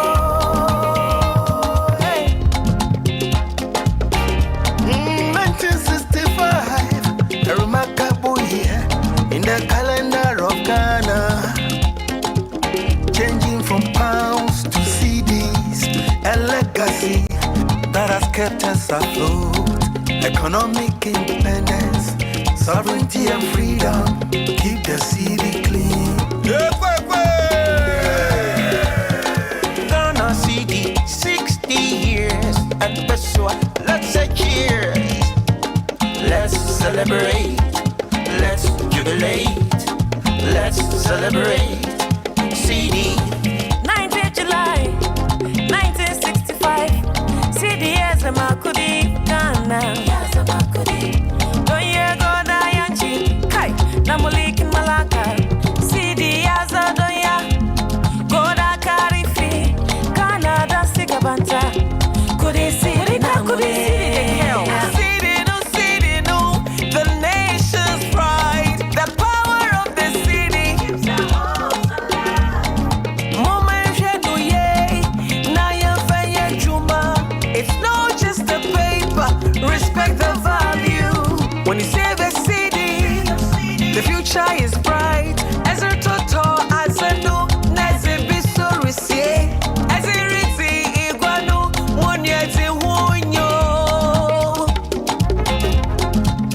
Let's arise and say, Ghana Cedi, our pride. Ghana Cedi, hey, our strength. Rooted deep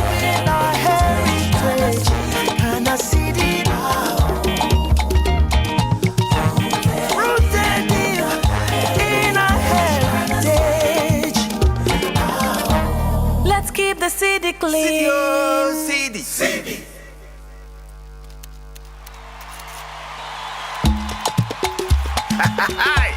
Cedi, where's the 60 years? One hour, you Cedi, if you know. One day, woman Cedi, no one thought. Hey, ba. Cedi, oh, Cedi, Cedi, Cedi, oh, Cedi, Cedi, Cedi, is 60 years. Cedi, is 60 years. One my and Cedi, hey, ba. Ghana, Ghana Cedi, alright.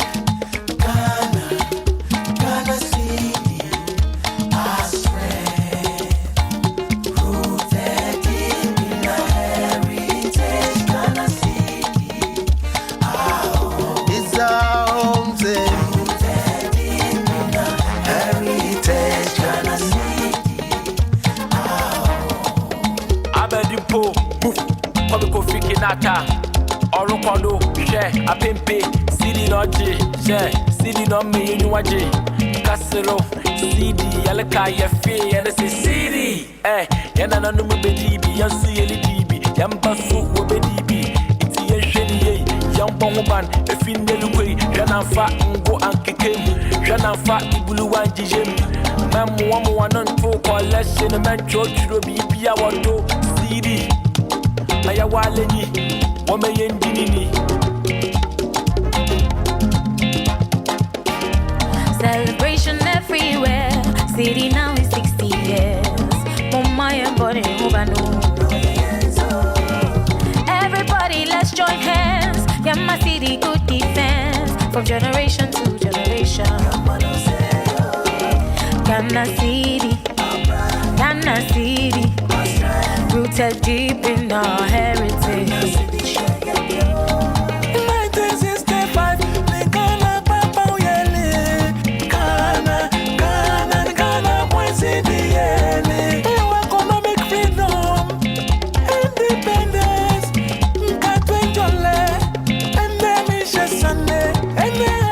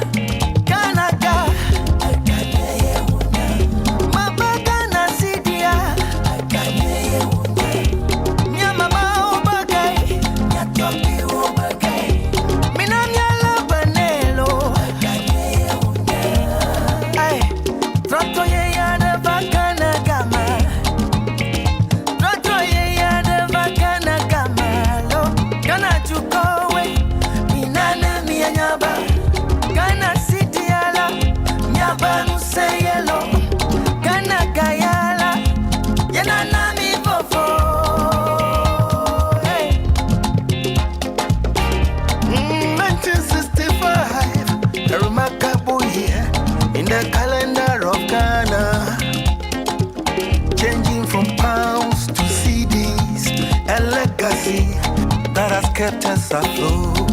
Economic independence, sovereignty and freedom. Keep the city clean. Ghana Cedi, 60 years and Pessoa, let's say cheers. Let's celebrate, let's jubilate, let's celebrate.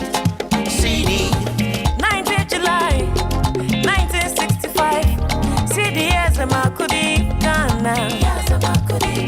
Don't you go Dayanchi, Kai, Namulik Malaka. Cedi as a Doya, Goda Karifi, Canada Sigabanta. Could he see it? Could he see it? Cedi no, the nation's pride, the power of the city.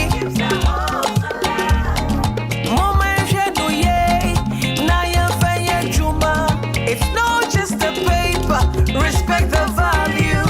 When you save a city, the future is bright. As a total, as a no, as a biso receive, as a riti iguano, one yet a wonyo.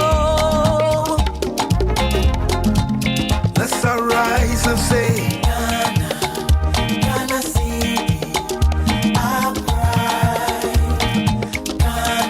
Ghana Cedi, hey, our strength. Rooted deep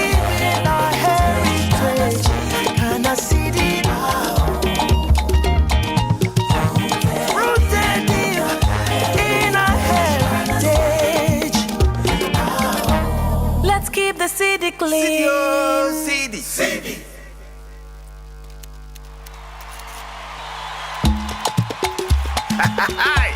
Cedi, where's the 60 years? One hour, you Cedi, if you know, one day, woman Cedi, no one thought. Hey, ba, Cedi, oh, Cedi, Cedi, oh, Cedi, Cedi is 60 years, Cedi is 60 years, 1 million Cedi, hey, ba. Ghana Cedi, alright. Ghana Cedi, our strength, rooted deep in our heritage. Ghana Cedi, our home. It's our home, rooted deep in our heritage. Ghana Cedi, our home. Abedimpo, move, Kobiko Fikinata, Orokodo, share, Apempe, Cedi Noji, share, Cedi no me anywaje, Casero, Cedi, Yalaka, Yafi, and it's a Cedi, Yana no Mubeji,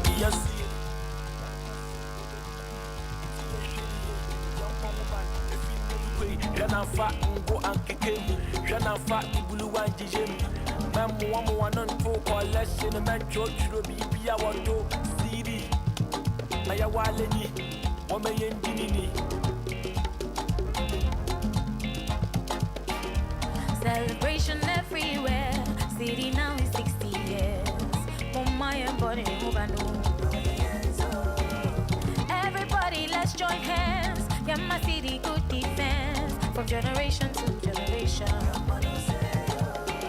Ghana Cedi, Ghana Cedi, rooted deep in our heritage. 1965, Ghana, Papa, Yele, Ghana, boys in the Yele.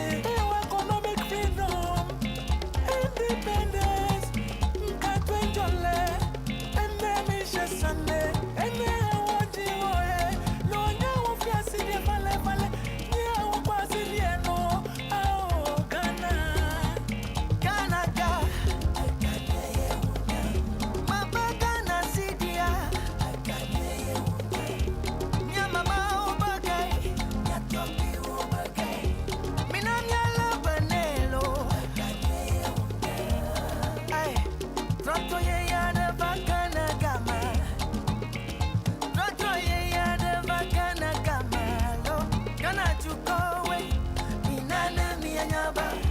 Ghana City ala nyabanu say yellow Ghana Gayala yana nami bofo hey 1965 a remarkable year in the calendar of Ghana, changing from pounds to CDs, a legacy that has kept us afloat. Economic independence, sovereignty and freedom, keep the city clean. Ghana City, 60 years, and let's say cheers. Let's celebrate, let's jubilate, let's celebrate. Cedi. 9th of July, 1965. Cedi as a Makudi, Ghana. Don't you go Dayanchi, Kai, Namulik in Malaka. Cedi as a Doya, Goda Karifi, Canada Sigabanta. Could he see it? Could he see it? No, the nation's pride, the power of the city.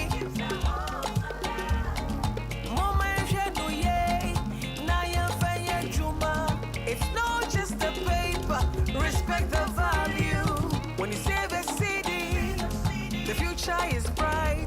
As a total, as a no, as a biso receive, as a riti iguano, 1 year to 1 year. Let's arise and say, Ghana City, our pride. Ghana City, hey, our strength. Rooted deep in our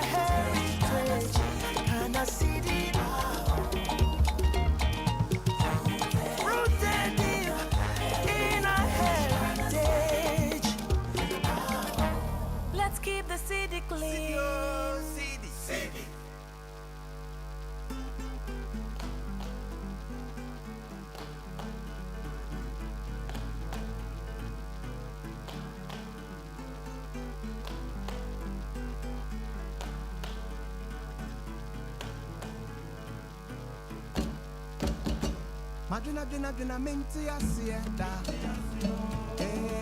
Madina dina dina mi unumo. Madina dina dina minti asienda. Madina dina dina mi unumo.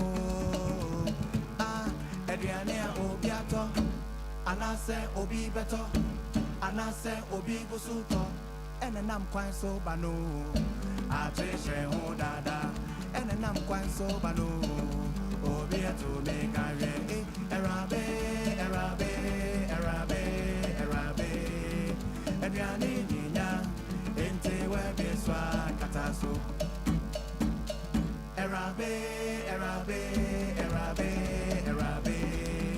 Ediane ninya, ente webe swa kataso. Madina dina dina minti asienda. Madina dina dina mi unumo. Madina dina dina minti asienda. Madina dina dina mi unumo. Ediania obiato, anase obi beto, anase obi gusuto. Enenam kwan so bano, atreshe ho dada. Enenam kwan so bano. Obiato me gale, erabe, erabe, erabe, erabe. Ediane ninya, ente webe swa kataso. Erabe, erabe, erabe, erabe. Ediane ninya, ente webe swa kataso. Eraba oh, erabe, erabe, erabe, erabe, erabe. Ediane ninya. Kataso, Eraba oh, Erabe, Erabe, Erabe, Erabe, Erabe, Ediane ninya, ente webe swa kataso. Erabe, Erabe, Erabe, Erabe, Ediane ninya, ente webe swa kataso. Eraba oh, Erabe, Erabe, Erabe, Erabe, Erabe, Ediane ninya, ente webe swa kataso. Eraba oh, Erabe, Erabe, Erabe, Erabe, Erabe, Ediane ninya, ente webe swa kataso.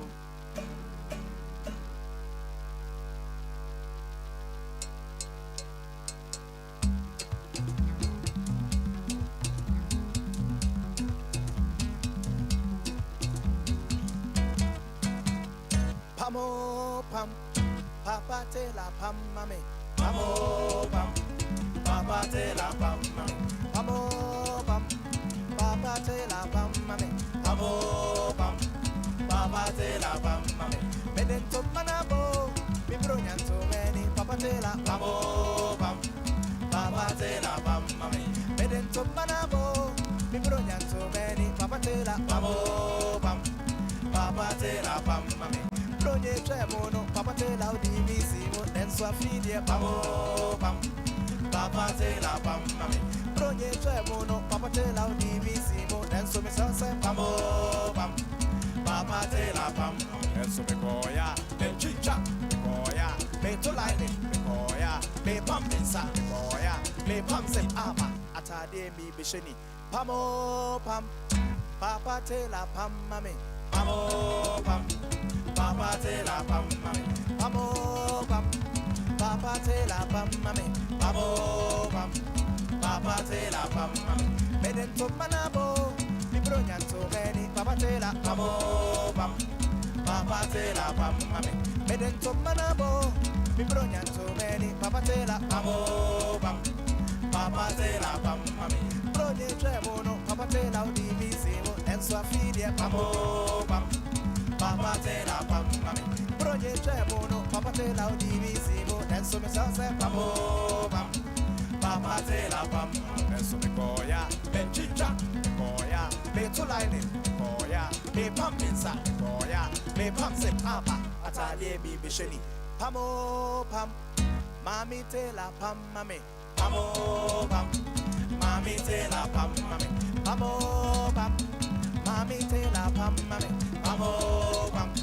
Mami te la pam mami, medento manabo, mi Nyanto many, Mammy Taylor, Pamo, Pam, Mammy Taylor, Pam, Eden to Manabo, Pibro Nyanto many, Mammy Taylor, Pamo, Pam, Mammy Taylor, Pam, Project Mono, Mammy Taylor, DVC, then Swafidi, Pamo, Pam, Mammy Taylor, Pam, Project Mono, Mammy Taylor, DVC, then so Sunset, Pamo, Pam, Mammy Taylor, Pam, yes, so me boya, me chicha, boya, me to lightning, boya, me pump inside, boya, me pump se papa, atali be bisheni, Pamo, Pam, Papa Taylor, Pam, Mammy, Pamo, Pam, Papa Taylor, every year, Pamo, Pam, Papa Taylor, Pam, Mammy, Pamo, Pam, Papa Taylor.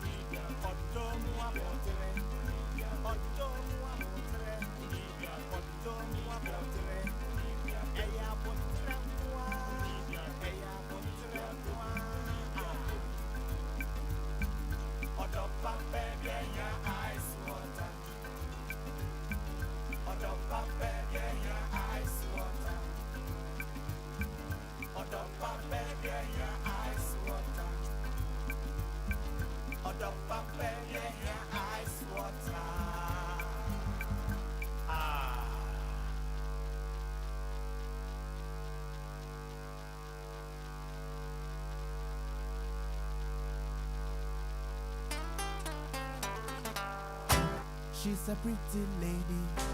They call her Abena. She's a fine, fine woman. Her name is Abena. Abena, oh Fabia. Abena, Abena. We are bold and tampa.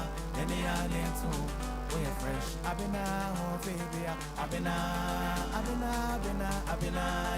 We are bold and tampa. Then they are there too. We are fresh.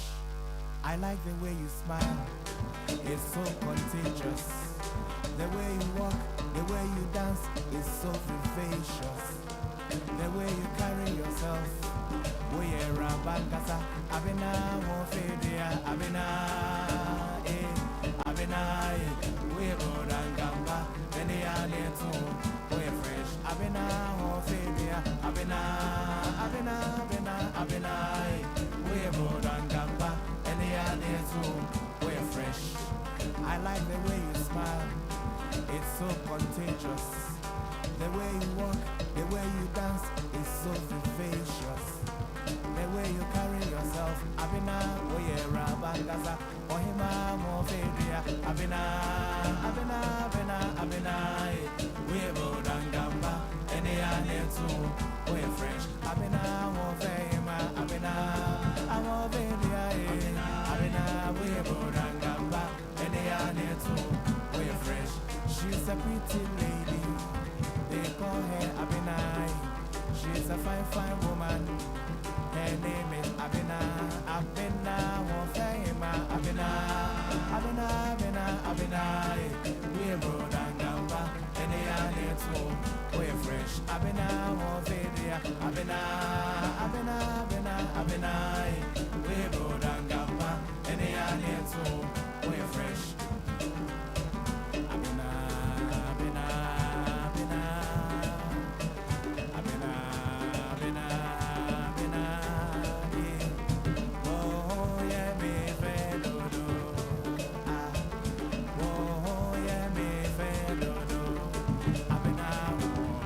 Abena ho ofe, Abena, Abena, Abena ho ofe, Abena, Abena, Abena,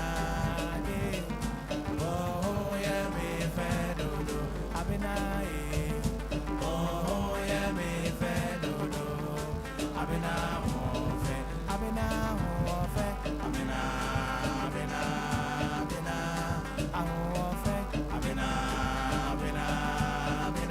Pampa area, oh yeah, me fedo, Abena, oh yeah, me fedo, Abena.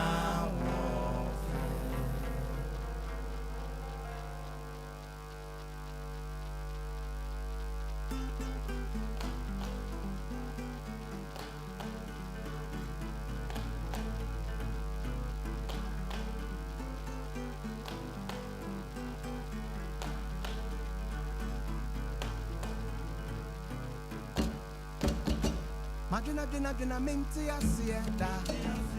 Eh, madina mi unumo. Eh, madina minti asieda. Eh, madina mi unumo. Ah, Adriania obiato. Anase obi beto. Anase obi busuto. Enenam kwan so bano. Atreshe ho dada. Enenam kwan so bano. Obi to make a re, Arabe, Arabe, Arabe, Arabe, Adriani Nina, Ente Webiswa Kataso, Arabe, Arabe, Arabe, Arabe, Adriani Nina, Ente Webiswa Kataso. Madina minti asienda. Eh, madina mi unumo.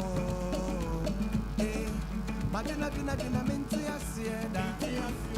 Eh, madina mi unumo. Ah, Adriania obiato. Anase obi beto. Anase obi gusoto. Enenam kwan so bano. Atreshe ho dada. Enenam kwan so bano. Obi to me gane, Arabe, Arabe, Arabe, Arabe, Adriani Nina,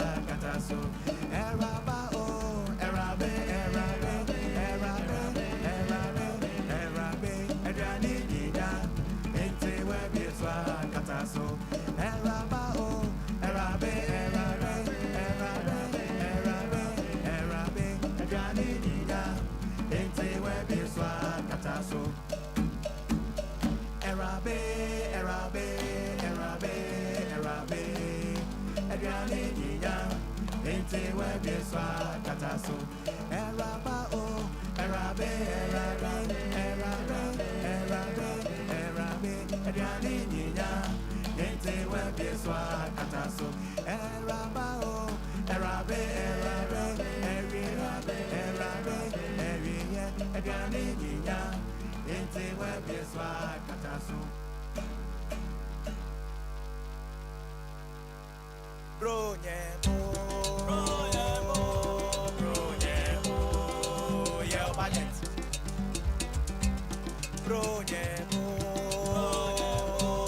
Bronyebo, yeah, budget. Please don't forget, Bronyam Pine. That's all by answer. 7 a.m. We want the best. Bronyam Pine, yeah, Abu Pine.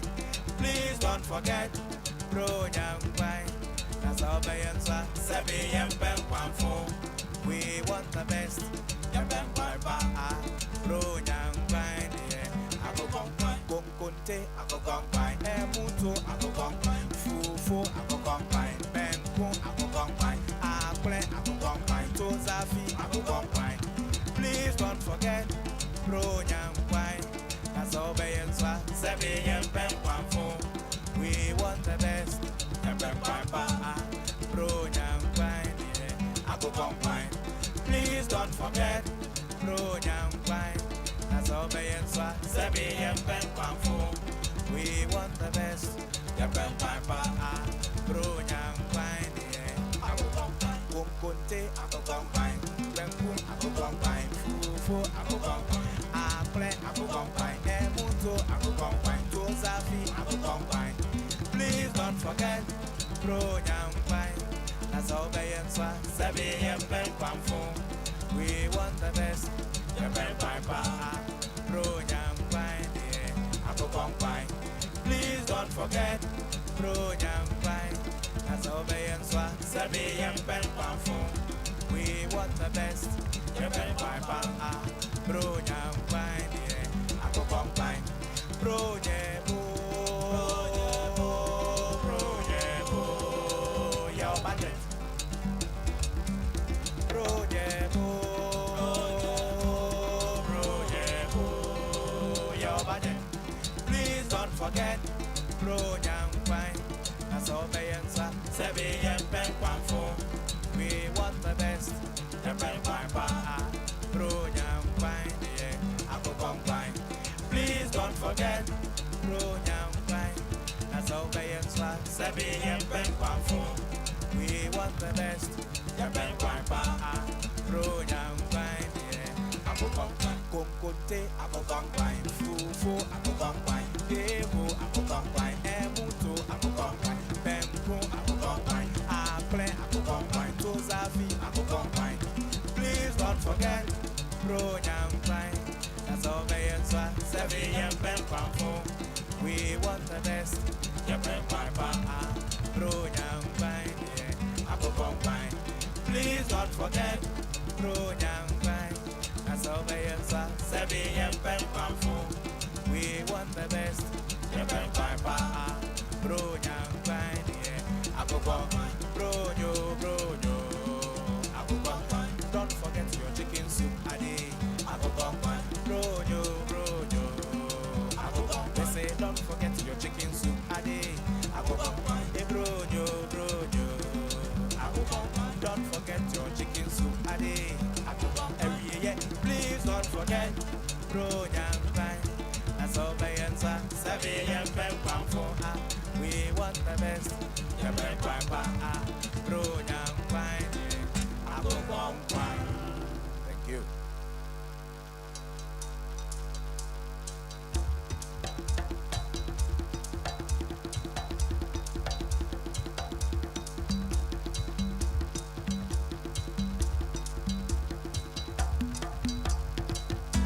Felix cannot dance. Felix cannot dance. Felix cannot dance. Oh yeah, then run inside your beto. Felix cannot dance. Felix cannot dance.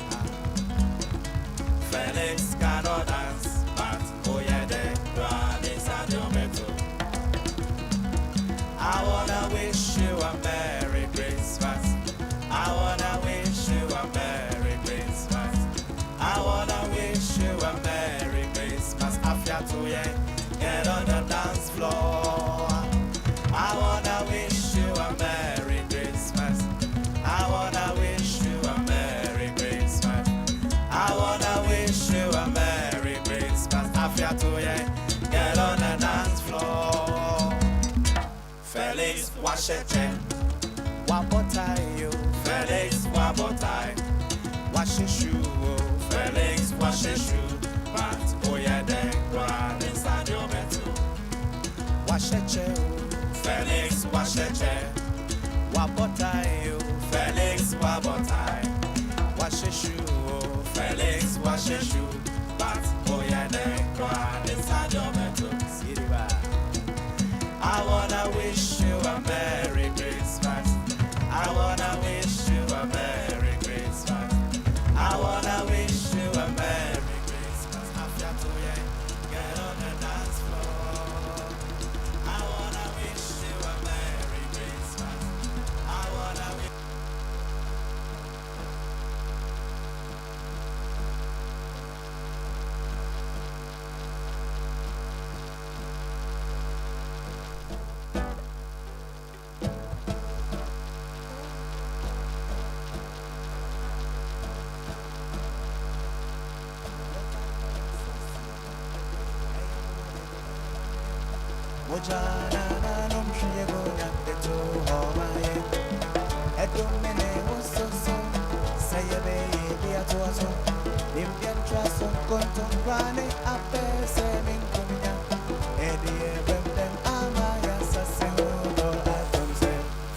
The session will begin in a moment. Please take your seat.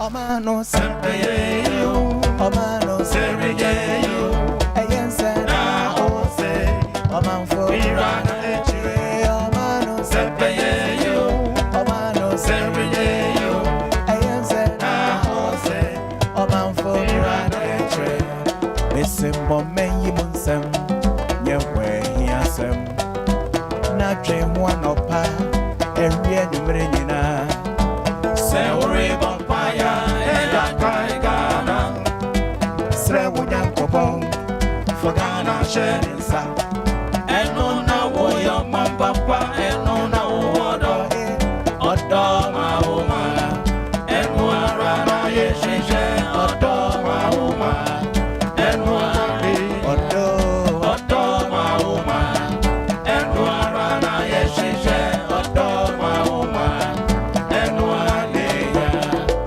Momenyi Munsem, Nyewe Hiasem, Nadri Wanopa, Erie Numrenina, Seuri Bompaya, Eya Kaigana, Srewunya Kopong, Fogana Sheninsa, Enona Woyo Mambapa, Enona Woda, Odo Mauma, Enwara Yeshe, Odo Mauma, Enwari, Odo Mauma, Enwara Yeshe, Odo Mauma, Enwari, Odo Mauma, Enwara Yeshe, Odo Mauma, Enwari, Odo Mauma, Enwara Yeshe, Odo Mauma, Enwari, Missimo Menyi Munsem, Nyewe Hiasem, Nadri Wanopa, Erie Numrenina, Seuri Bompaya, Eya Kaigana, Srewunya Kopong.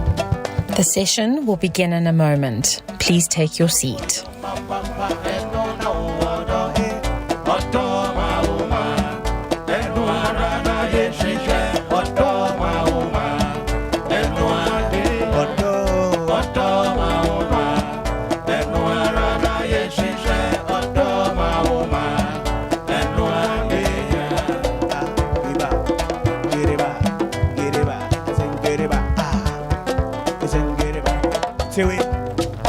Ghana, land of freedom, freedom. Ghana, we now have freedom. Everybody, toys of the breed, and the sweat of the labor. Toys of the breed, which have brought result. Toys of the breed, and the sweat of the labor. Toys of the breed, which have brought result. Vampire, Ghana, land of freedom, freedom. Ghana, we now have freedom. Everybody, toys of the breed, and the sweat of the labor. Toys of the breed, which have brought results. Toys of the breed, and the sweat of the labor. Toys of the breed, which have brought results. toils of the brave and the sweat of the labor. Toils of the brave which have brought result. Toils of the brave and the sweat of the labor. Toils of the brave which have brought result. Ghana, land of freedom, freedom. Ghana, we now have freedom. Everybody, toils of the brave and the sweat of the labor. Toils of the brave which have brought result. Toils of the brave and the sweat of the labor. Toys of the brave, we don't go free. And Kenny, Abba, Sinkiriba. Aha, the drums are talking. Balogo drums. Ome, Deuta, Sapepe, Onyode. Osi Susubribi Papabi, Fabua Ghana. Let's do this together. Alright. A 1, a 2, a 3, break it down. Susubribi Pebi, Fabua Ghana. Na Ghana Beyo, Enyo, The session will begin in a moment. Please take your seat.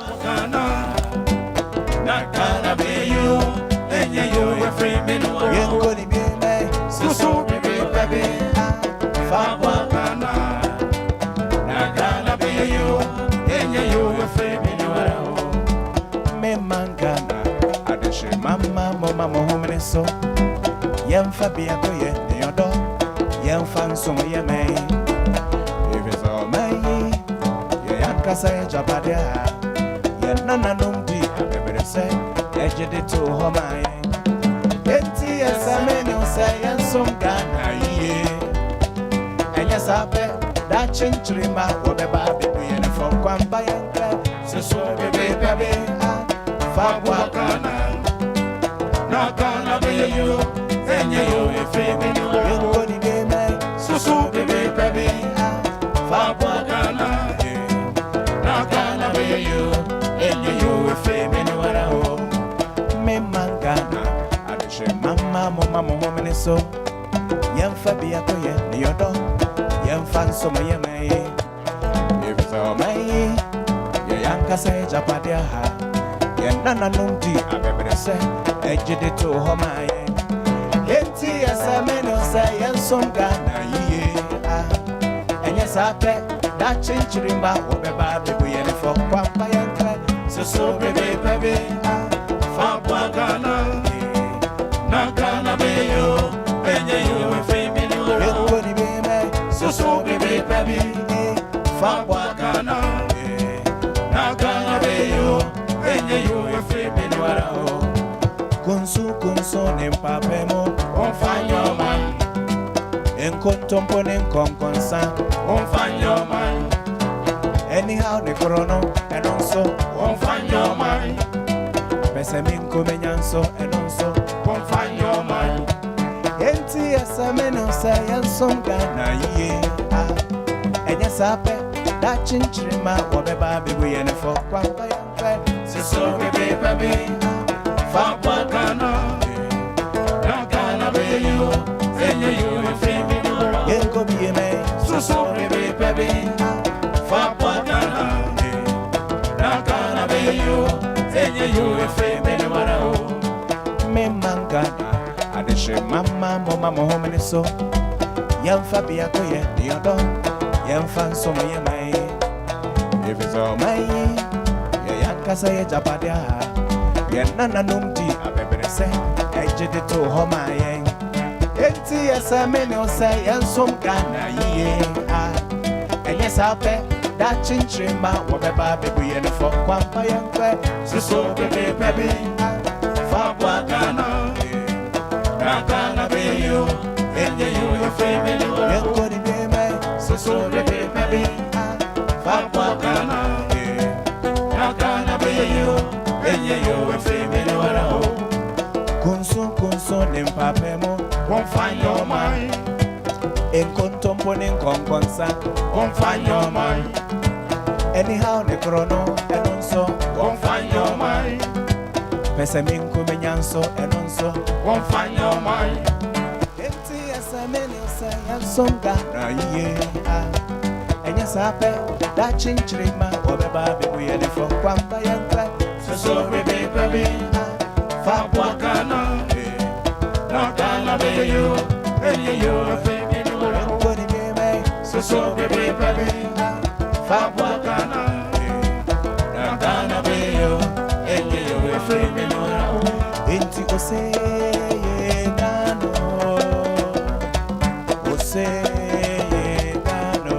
yango ose nano Ghana ose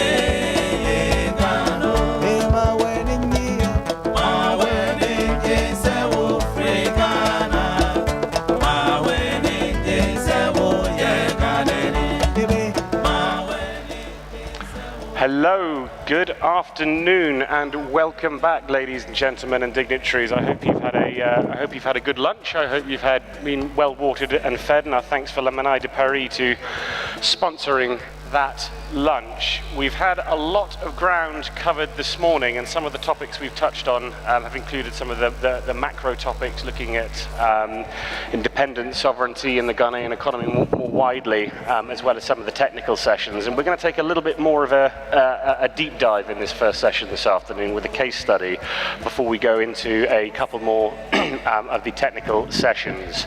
So without further ado, I'd like to hand over to Dominic, who's head of currency department at the Bank of Ghana, to present the Cedi's evolving phases through redesign and enhanced security features. So please, with a round of applause, welcome to the stage, Dominic. Thank you. Wow. The light is too strong. There's a light, I can't see anybody. So good afternoon. I can hear you. Good afternoon. So I welcome you once again to Ghana. Can we manage the light? It's too much scorching on my face. I can't see anything. Okay. All right. So we want to look at the Cedi's evolving phases through redesign. Somebody needs to look at the light. It's disturbing me here. Unfortunately, I can't see. Thank you very much. All right, so within the next 30 minutes, we'll be going through the Cedi and its evolving phases when it comes to design and security. I think that we have a lot of international attendees here, delegates, so we want to take a look at Ghana, some facts about Ghana. And the first thing that I'd like to know is that Ghana, we had our independence in March 1957. And we have a lot of rich culture in Ghana. We also, our population is around 34 million. We are rich in gold. Ghana has a lot of gold, so please, if you have visited Ghana, don't go without picking any ornaments in gold. Make sure and spend all the dollars here buying some gold ornaments. And then also we are the second largest producer of cocoa in the world. Ghana also has a lot of national parks, and I think that on Thursday, quite a number of you will be going on a tour. So please, if you have the opportunity of seeing any of these national parks, Kakum and Mole National Park, please do. And then Ghana also practices multi-party democracy. We are democratic. And the last but not the least that I'd like you to know is that we have the largest man-made lake in the whole wide world. So on this note, I say Akwaba. And when I say Akwaba, that is welcome, you say thank you. Akwaba. I didn't hear you. Akwaba. You want to pronounce the word Akwaba to the next person sitting next to you. Great. Okay, so this is the formal welcome to Ghana. So I start my presentation. So, too much light, I can't see. So we remember the past, not to dwell in it, but to draw wisdom from it. And it is in the understanding of the journey of the Cedi that we can inspire innovation for a purposeful future. So we are celebrating the Ghana Cedi at 60 because we want the light, please. Unfortunately, it's too strong. So we only have to appreciate, learn about our past, and then draw wisdom into the future. And this is very important. And there are a few questions that we want to answer. The first one is that, how does design build trust in a banknote? And then how does heritage inform innovation?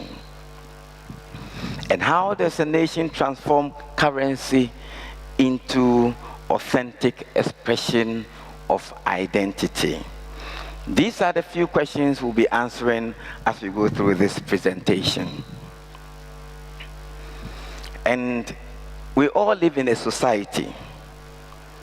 Everybody here lives in a society.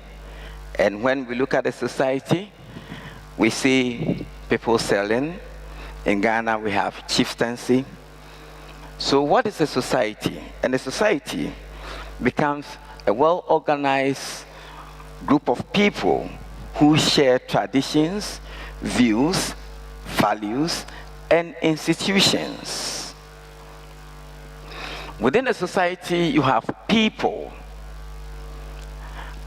Within people, people live in a territory.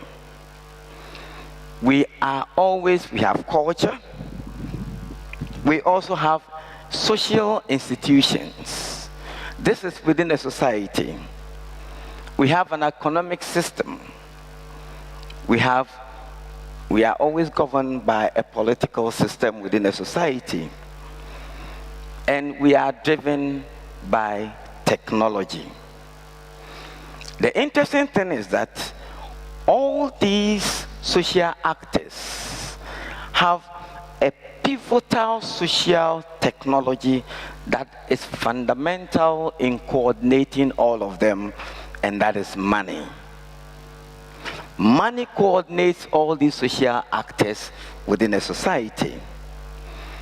So therefore, we would like to look at money, and beyond money is currency. Beyond currency is our famous popular banknotes. So what is money? Money on a broader scale is a more abstract concept and refers to anything widely accepted as a medium of exchange, as a unit of account and a store of value within an economic system. So note that money need not be regulated by any government. Let's go to currency. And it's a standardized type of money that serves as a legal tender and regulated by a government or a central authority for exchange of goods and services. On this note, by law, cryptocurrency is not currency, it is money, because it is not regulated by a central legal authority. Of course, money represents a most specific, tangible or physical representation of currency in the paper form. So now we're going to do some numismatics. So we want to look at the global picture of money, how it has transitioned right from history. So we look at pre-history, that is when history, before history was written, and that is before 9,000, before the Common Era, BCE, before the Common Era. And we realized that at the time, money was used as a means of social debt, reciprocity. It means that there was no physical money, but if you work for me, I work for you. So some kind of exchange in kind. You work for me, I work for you. Then we had a barter system coming in within the 3,000 before the Common Era, 6,000 before the Common Era. And history was written after the Mesopotamian era, which is the Neolithic era. Then in the 7th century, we had coins coming on board. And what is interesting was that coin at the time had an intrinsic value. So if I gave you coin and you melted the coin and disconnected the constituent metal, it added to the face value of the coin. After that, we had paper banknotes coming in at the 11th century. And when paper banknotes came in, it came in as receipts for gold deposited with the bank. So paper banknotes had an underlying asset initially, to the sense that you could go for the gold that a paper banknote represented. And this happened until around 1933 and then 1971. So within 1933, the United States abolished that convertibility within local, and then the Nixon administration in 1971 abolished the international convertibility of paper banknotes exchangeability. That meant that the value of paper banknotes lost its connection with gold. Further to that, it meant that there was the need for a central authority to hold that public trust and sovereignty, and that was seen in the central bank. So today, there is no country in the world that has one-to-one backing of paper banknotes to gold. However, central banks still hold gold in reserves as the underlying asset to ensure that their currencies are stable. So even though there is no one-to-one backing with gold, there is still an underlying asset in reserve form for currency and, for that matter, banknotes. So now we are going to do some notaphily of Ghana. We've done numismatics of the world. We are coming to Ghana to come and do some notaphily, which is the evolution of banknotes in Ghana. So we come and tell the story in Ghana. And let's see what has happened. In Ghana, we saw that before 1000 AD, it was the barter system. So before 1000 AD, we have exchanges in commodity and a barter system. That is what happened in Ghana before 1000 AD. Then we had cola nuts and salt. And I have always said that salt had a lot of value. The only reason why salt lost its value was because of refrigeration. When refrigeration, the invention of refrigeration salt lost the entire value, because initially salt was used for preservation. And because of that, salt was one of the most expensive commodity in that time. It's not like today where you put a lot of things in the refrigerator for storage. At the time, there was no refrigeration. So the invention of refrigeration made salt irrelevant for storage. Today, if you look at diamond, before 2000, diamond had a lot of value. But today, where is the market value of diamond? And it's because of the fact that we can now create diamonds in the lab. So because of that, diamond currently does not have the market value it had in the past. I shall stand here, and for central bankers, we should be worried about a day when gold will also lose its market value. It will happen, maybe not in your time, but one day it will happen. So central banks, we need to be on the watch out. After that, further to 1100 AD, we traded using beads. And then after that, Ghana used iron and iron brass rods between the 1200 AD and 1800 AD. We also use cowries, and we'll see the story of cowries very soon. And that was 1300 AD onwards. We went to gold dust after that, and gold dust is very popular.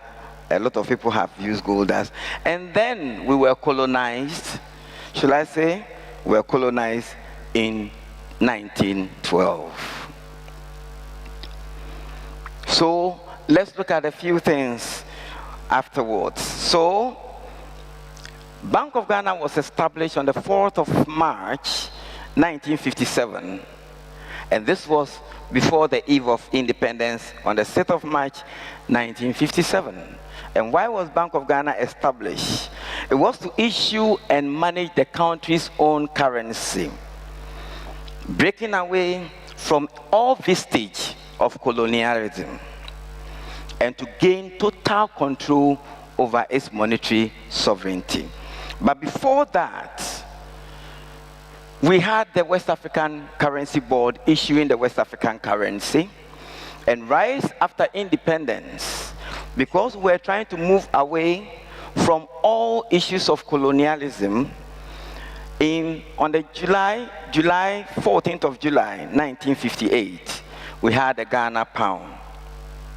But the interesting thing is that when we had the Ghana pound, Ghana could now print its own currency and have definite control over its money. And that began the economic sovereignty of Ghana. However, we still had the pound that remembered Ghanaians of colonialism. So there was that effort to move away from anything that reminded Ghanaians of the pound. So 1965, the picture you see there is Dr. Kwame Nkrumah, our first president. And you want to clap for him, please? Because he saw the birth of the Cedi. And this happened on the 19th of July, 1965. And where did we get Cedi from? We say cowrie shell, and we call it Cedi. And look at the cowrie shell. So this is the cowrie shell. Let's note that cowrie shell was not only used in Ghana. From what I know, it was only the Europeans that did not use cowrie shell. The whole world, and most part of the world, used the cowrie shell because of its durability. But it was only Ghana, the nation Ghana, and for that matter, the Gold Coast Ghana, now Gold Coast, before Gold Coast, now Ghana, that tried to copy the symbol of the cedi to represent the cedi. So if you look at the symbol of the cedi, it goes around the edge of the cowrie shell with the bar going through the cowrie shell. And I want to fit it there so that you see. So all those who know the symbol of the cedi, look at the way it fits there. So this is how we got the symbol, the cedi. So the cedi was transcribed around the cowrie shell. I want to reverse it so that I see it well. So let me go back. Sorry. So, it's this. Where is it going? I was trying to go back. Sorry. Okay. I want you to see it again. Okay. So this is the cowrie shell, and so those who gave the symbol transcribed the cowrie shell, the cedi around the cowrie shell, and this is what you see. So let's go through the denominations that were issued at the time. So we had the 1 cedi at the time. So now there is nothing. In 1965 we had total economic independence and economic sovereignty. In 1957 we had political independence, but not total economic independence. In 1965, that is when Ghana saw total economic sovereignty. And these were the denominations that were issued. 1 cedi, we had 5 cedis, 10, and then the 50, 100, and 1,000 cedis. Of course, the 1,000 cedis was used for international and interbank transactions. In the coins, we have the 5 pesewa coin. There was no 1 pesewa coin because we're still using the 1 pen as 1 pesewa because it was the ratio of 1:1. And it was in 1965 that the currency was decimalized. If you look at the pound, we had 1 shilling being equivalent to 12 pence and 1 pound being equivalent to 20 shillings. I wondered how we would have been doing calculations today. But today, by God's grace, and with the help of the first president, we decimalized it. And for your information, Ghana decimalized its currency before the United Kingdom did that in the early 70s, because it was easy to calculate and do transaction with it. 1 shilling, 12 pence. 1 pound, 20 shillings. It was quite a difficult task. So 5, and then we have 10. We introduced 25 pesewas and then 50 pesewas. And these, so we had up to 6 denominations in the banknotes and then 4 denominations in the coins. Going through evolution, in 1967, there was a change. First Republic, we had to introduce new currency. And that new currency for the first time was called the new cedi. In 1972, after the overthrow of the Second Republic, there was also another introduction.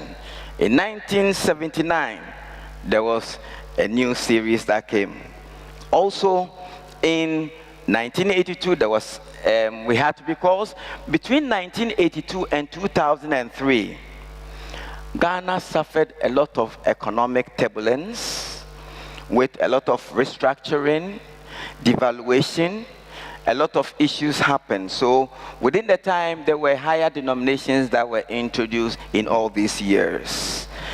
In 2007, we had ended up with a whole basket of zeros with our currency. So there was the need to remove these zeros, and Ghana did the famous redenomination and knocked off as many as 4 zeros. Of course, in 2010, we introduced the 2 Ghana cedi. 2012 had a counterfeit hit, and then had to upgrade the highest denomination at the time. And then in 2016, 2017, we also commemorated the centenary celebration of the first president, his 100 years of birth, and we introduced a commemorative note in 2017. And then in 2019, Bank of Ghana did the upgrade that you are appreciating today, and those are the banknotes you hold in your hand. And we also introduced the higher denomination in 2019. Now let's look at this statement. So banknotes features iconographic elements, cultural motifs that reflect a nation's or a country's heritage. Hence, it is a symbol of identity. This is a fact. When I look at the US dollar, it bears the identity of the United States. The euro bears the identity of the Europeans. Pound, UK. Rand, South Africa. Ghana, Ghana Cedi. So it is a symbol of our national identity. And we say that the evolution of currency is a tool and a marker. So let's appreciate it very well. The evolution of any national currency is a tool and a marker of a state's sovereignty, adapting to political, economic, and technological changes, while reflecting on the state's fundamental authority over its monetary system. So when you study the evolution of any nation's currency, it shows the various transitions that has gone through, the various paradigm shifts in political, economic, and technological changes. And this is a fact. And when you come to Ghana, the cedi has evolved from colonial legacy to contemporary synthesis that reflects indigenous culture and improved security features and national identity. So to now, we're going to look at some of the transitions that we have seen in the cedi. So we have seen technological advancement in the features, enhanced material. We have also seen maturity in design in the currency, contributing to aesthetic confidence. Now, when you hold the cedi, you now have confidence that this is the nation's currency. There is also a paradigm shift from concealment to transparency. So now, in the design of the cedi, there is more public recognition, not concealing the features to central banks or machinery. We try to make sure that you can 100% publicly authenticate the banknotes. Also, there is cultural reclamation and utilizing of indigenous forensic symbols as security layers. And when you look at the banknote, you see symbols like spark in cocoa pod, cowries, shell, symbol of strength, and holy God is all on the banknote. So these banknotes have really, really progressed to the highest level. And now we want to look at some design elements. So what has happened from independence till date? Right from colonial rule, when the country gained independence, we saw a shift from architectural imagery to identity protection, where there was personality-centered philosophy. So if you look at the design that you see, it has architecture on it, and we move towards personality-centered philosophy. And this is the picture of our first president. So this was the paradigm shift after independence. Architectural imagery to personality-centered philosophy in the design. Then we moved another paradigm shift. And here, what we saw was more cultural valorization of the banknote. So we're moving from, craftsmanship economic activity, things that people were doing, manual labor, and other things. And we see this design. So this was the design in 1967. And we see the same progression in 1972. So from 1965, we see more shift towards, craftsmanship, valorization, and move away from political, personality-centered, policy in terms of design. And now we see more cultural, authentic assertion.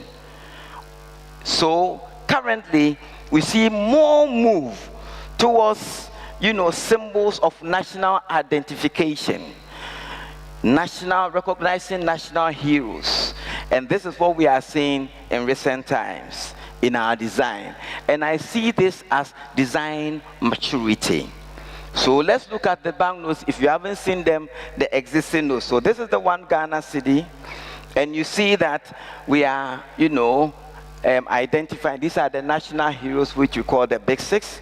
If you look at the 5 Ghana cedi, we have moved away from personalities. So now on the banknotes that we use, you don't see live people who are living, having their images. So we really, appreciate national heroes and go towards, more iconic images. So here we have the spark in the form of cowrie shell, and then we go towards the star, and then we move towards, the cocoa pod, which changes color, and then the symbol of strength, and then Holy God on our notes. So currently, you see that we have matured in our design perspectives. There has been a paradigm shift first from personality-centered, paradigm or design policy to craftsmanship valorization, and to now appreciating your culture with some very identifiable, symbols,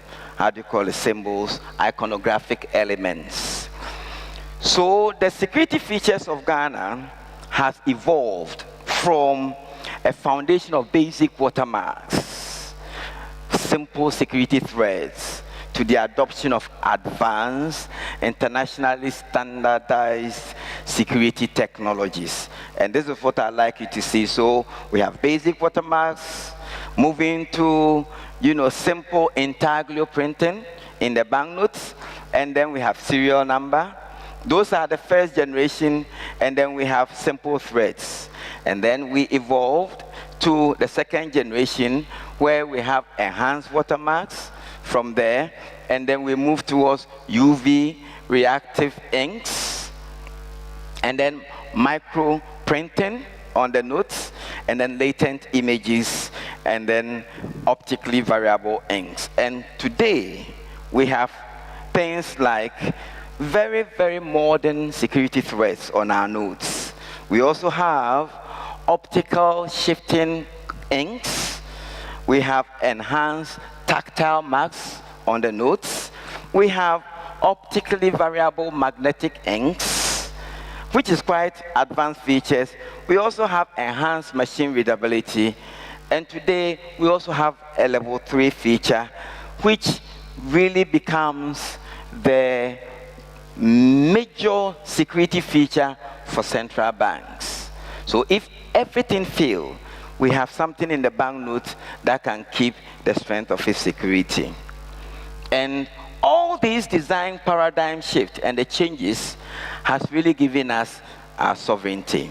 So today we can say that the evolution of design and security features has played a critical role in reinforcing the sovereignty, our sovereignty and identity. We can also say that by integrating security features with design elements, we have not only protected the cedi from counterfeits, not only that, but we have also been able to express our heritage and sovereignty and independence. Also, the interplay between innovations and tradition has strengthened public confidence in our monetary system. And this is something that I think we can clap for Ghana for this. So we have total sovereignty, and we have reinforced the currency. And I think that when you hold the currency, you have confidence that this is Ghana Cedi. So a lot has been said about Ghana and the Ghana Cedi. Now let's look at the going forward. What is it like? So the future, we see digital and physical coexistence. And I think my Lady Pearl and Sanchia from South Africa and Namibia established that fact. So we see an interplay between and a coexistence between the digital and then the physical currency. We don't think that Ghana is going to see a total elimination of cash. Cash is going to remain king, but we see an evolution of digital currency. I have written here advanced notes. And what do I mean by advanced notes? So, what is here is that I see the emergence of what I would call smart banknotes. And what do I mean by smart banknotes? Currently, printers, all these banknote companies are always investing in new security features. Optically variable, micro mirrors, micro lenses, optics. But what I see going forward is a smart banknote with the invention of flexible chips. Flexible chips. And what I see is that these flexible chips will be embedded in the security feature. And what will happen? When these banknotes are in circulation, it will be able to collect data in the field where the banknote has been to. Currently, we are not able to do that. But I see the invention of flexible chips embedded in banknotes. Banknotes are able to move around. Of course, I don't expect that anonymity will be compromised, but I expect that banknote will be able to give us data, whether it has to be removed from circulation, whether it has to stay in circulation. I'll be able to capture data about the circulation factors in these banknotes. I'll be able to capture data about where the life cycle of the banknote, where it has been to. So I see the invention or evolution of smart banknotes. And this, I think, the world must begin to explore. We see micro nano chips coming in play, but I think that I can also see flexible chips coming on board, being embedded in security features. Then we don't embedded in the security thread, then we don't have to worry too much about all these security features, and we would focus on making the banknote our identity, where the design, because today there is always a line that you have to draw between security and design. There's a balance. So you are not able to explore your cultural heritage on a banknote because security features have to also come to bear. But when we have all these securities embedded in a flexible SIM, which can collect data, we can do more with these banknotes, and this is where I see the world moving in the future. So over to us. I also see sustainable innovation in banknotes, and I see cultural continuity and inclusivity and representation, where we bring everybody on board, we are fully represented, we see the banknote, and everybody has the identity there. In conclusion, I say that every Ghanaian who holds the cedi holds 700 years of monetary innovation. Why do I say 700 years? Since the cowrie is 700 years today, and everybody who holds the cedi holds 700 years of monetary innovation, from cowrie shells to gold dust, from independence to dreams, from independence to digital future. This is what we see coming forward, and this is designed as destiny, honoring the past, securing the present, and confidently shaping tomorrow. The Cedi, our future. And on this note, just hold on. The first president, Dr. Kwame Nkrumah, would like to say a big thank you. Thank you very much.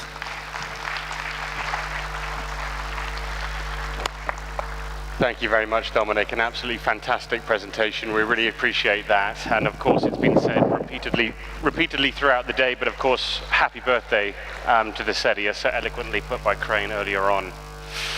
We will move on, and we are now heading for a pair of back-to-back technical sessions. And the first one up, please join me in welcoming to the stage Jamie from ECM. Round of applause, please.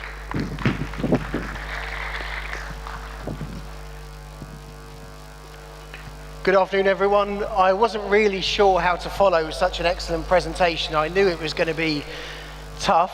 I was talking to people at lunch. Maybe I try and tell a joke, but the problem with that is the only jokes I know are ones my kids have told me, which means they're automatically dad jokes, apparently, which makes them bad by definition.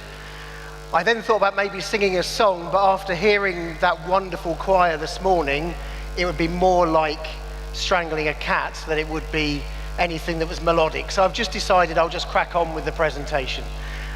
My name is Jamie Cockrell. I'm Managing Director of a company called ECM. The reason I've been invited to share with you today some thoughts is we provide the Bank of Ghana with the foundation of their cash distribution system.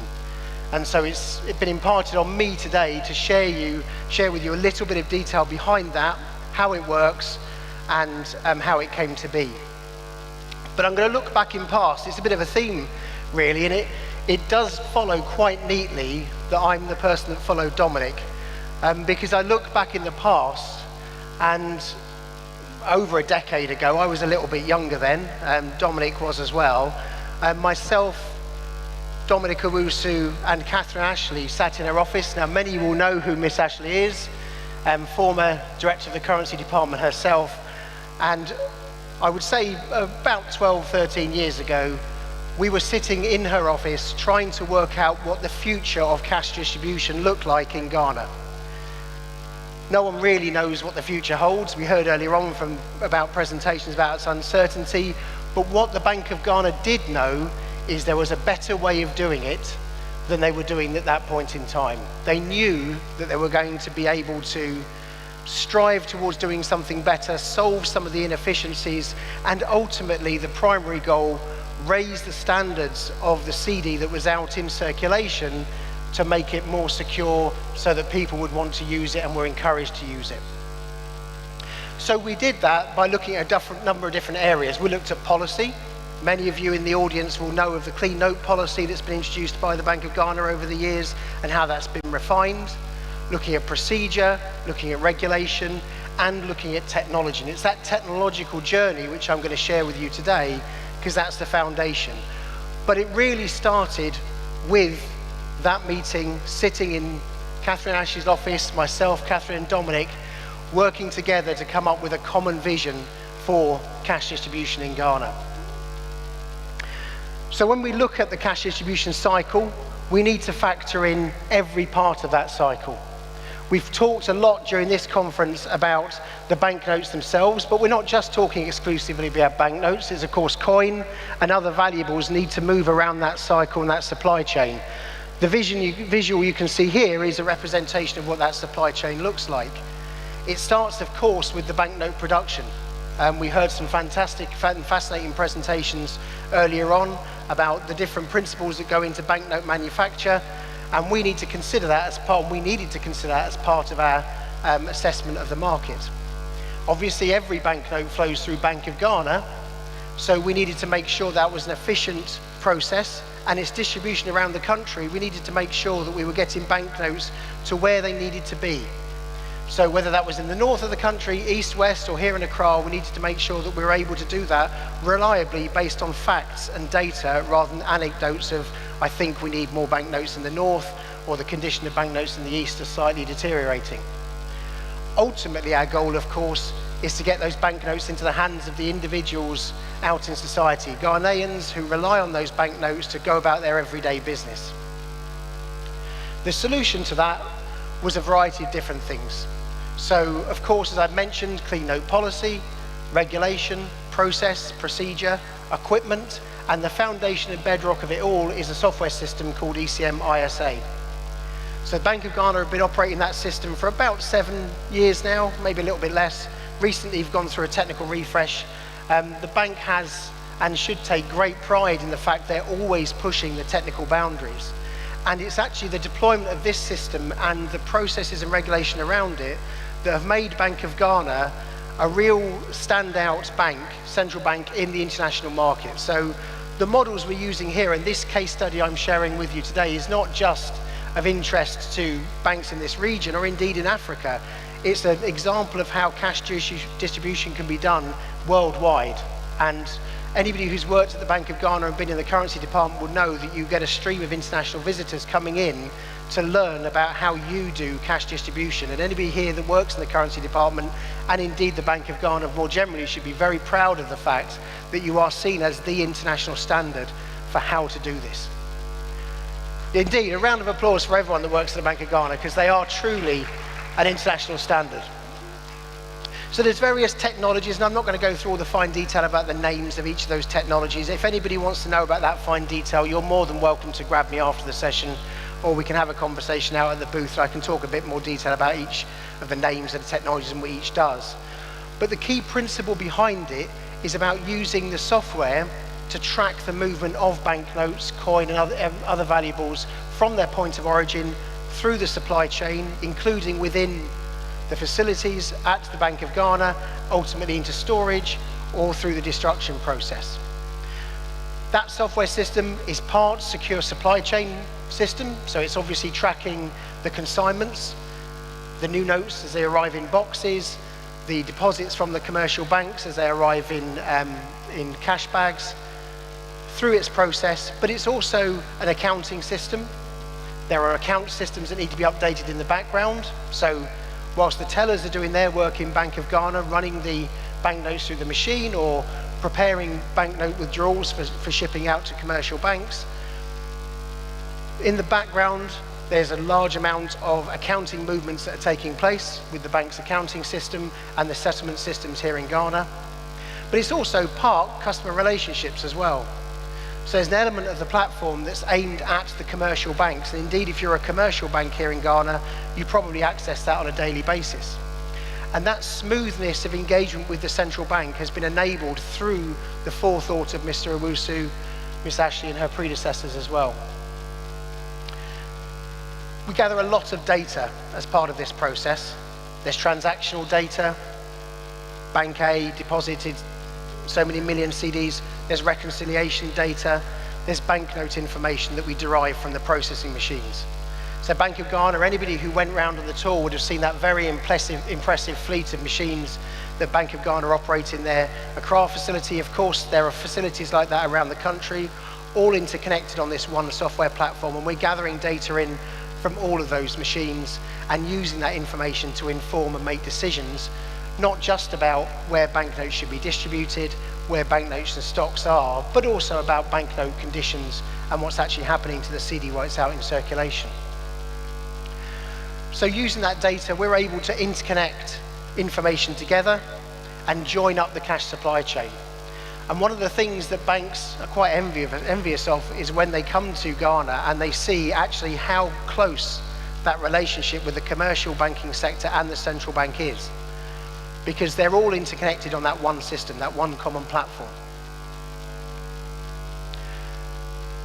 We've seen many, many results from that. Now, I would like to say it was a wonderful, smooth journey. There's always bumps in the road as you go on these types of projects, but the results of that are plain to see. We've got a very, very efficient cash supply chain here in Ghana now.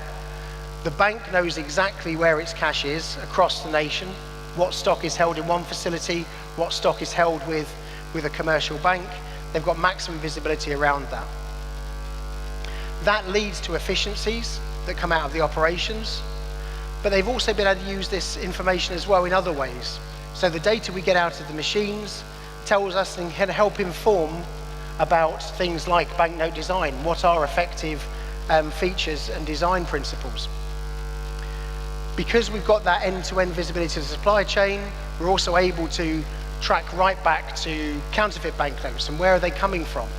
So we can run education programs with commercial banks and with other parts of society to help them identify counterfeit banknotes. I was fascinated to listen to some of the ideas that other presenters have had in that area as well. And finally, the system builds a foundation for a nationwide cash visibility program that doesn't just think about Bank of Ghana, but allows us now to take that next step. So as I said before, the bank are extremely technically advanced and are always pushing the boundaries. And so we're already talking about what's next. What's the next evolution, not just of the banknotes, as we heard from Mr. Owusu there, but also for the cash supply chain and cash distribution. And that looks like a nationwide cash visibility initiative. So how can the rest of the cash cycle within Ghana, the commercial banks, those providers who move the banknotes around, join that journey? So I don't have time to take you through the ideas about how you might be able to do that, but if you would like to hear a little bit more about how you as a commercial bank or a CIT armored car provider can get involved with that National Cash Initiative, then please come and visit us up at the ECM stand and we'll be happy to take you through it. So I shall close with thanks. Thank you very much to Mr. Owusu, Ms. Ashley, and her colleagues in the currency department and his colleagues in the currency department as he's taken on leadership of that area of the bank, for your continued commitment in ECM and your trust in us to deliver for you.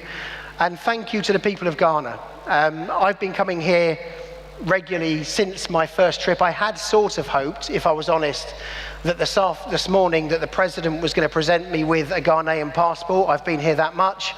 He missed the opportunity. Perhaps he's going to do it later on, I'm not so sure. But thank you very much for the people of Ghana. You are a wonderfully hospitable people and it's always a delight to be here. Thank you. Thank you very much, Jamie. A very interesting and inciting look, I think, into cash processing, circulation and distribution.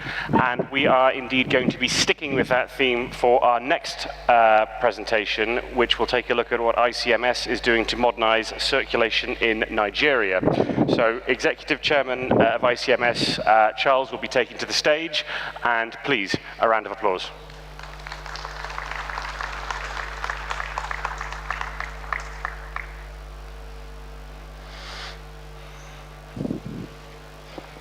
Thank you.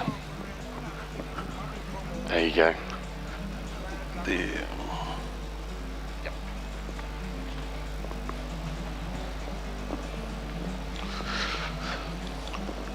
So, like we say in Nigeria, please allow me to stand on the protocols already established. And good afternoon, ladies and gentlemen. I'd like to start by thanking the Bank of Ghana and Currency Research for the opportunity to make this presentation. Like he said, my name is Charles Moldo. I work for Integrated Cash Management Services Limited. We operate in Nigeria and in Ghana. A lot has been said about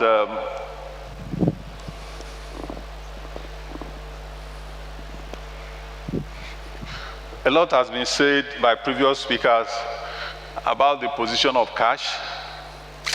And I'll just run through some of the notes I took from the previous speakers, that cash remains a cornerstone of commerce and inclusion. And especially for us in Africa, this is even more so. So the challenge for us is not whether cash should continue to exist. The challenge is how can it be distributed securely and efficiently. After all, over 90% of retail payments in Africa are still cash-based. So, for sure, we all agree that cash represents inclusivity. It represents stability.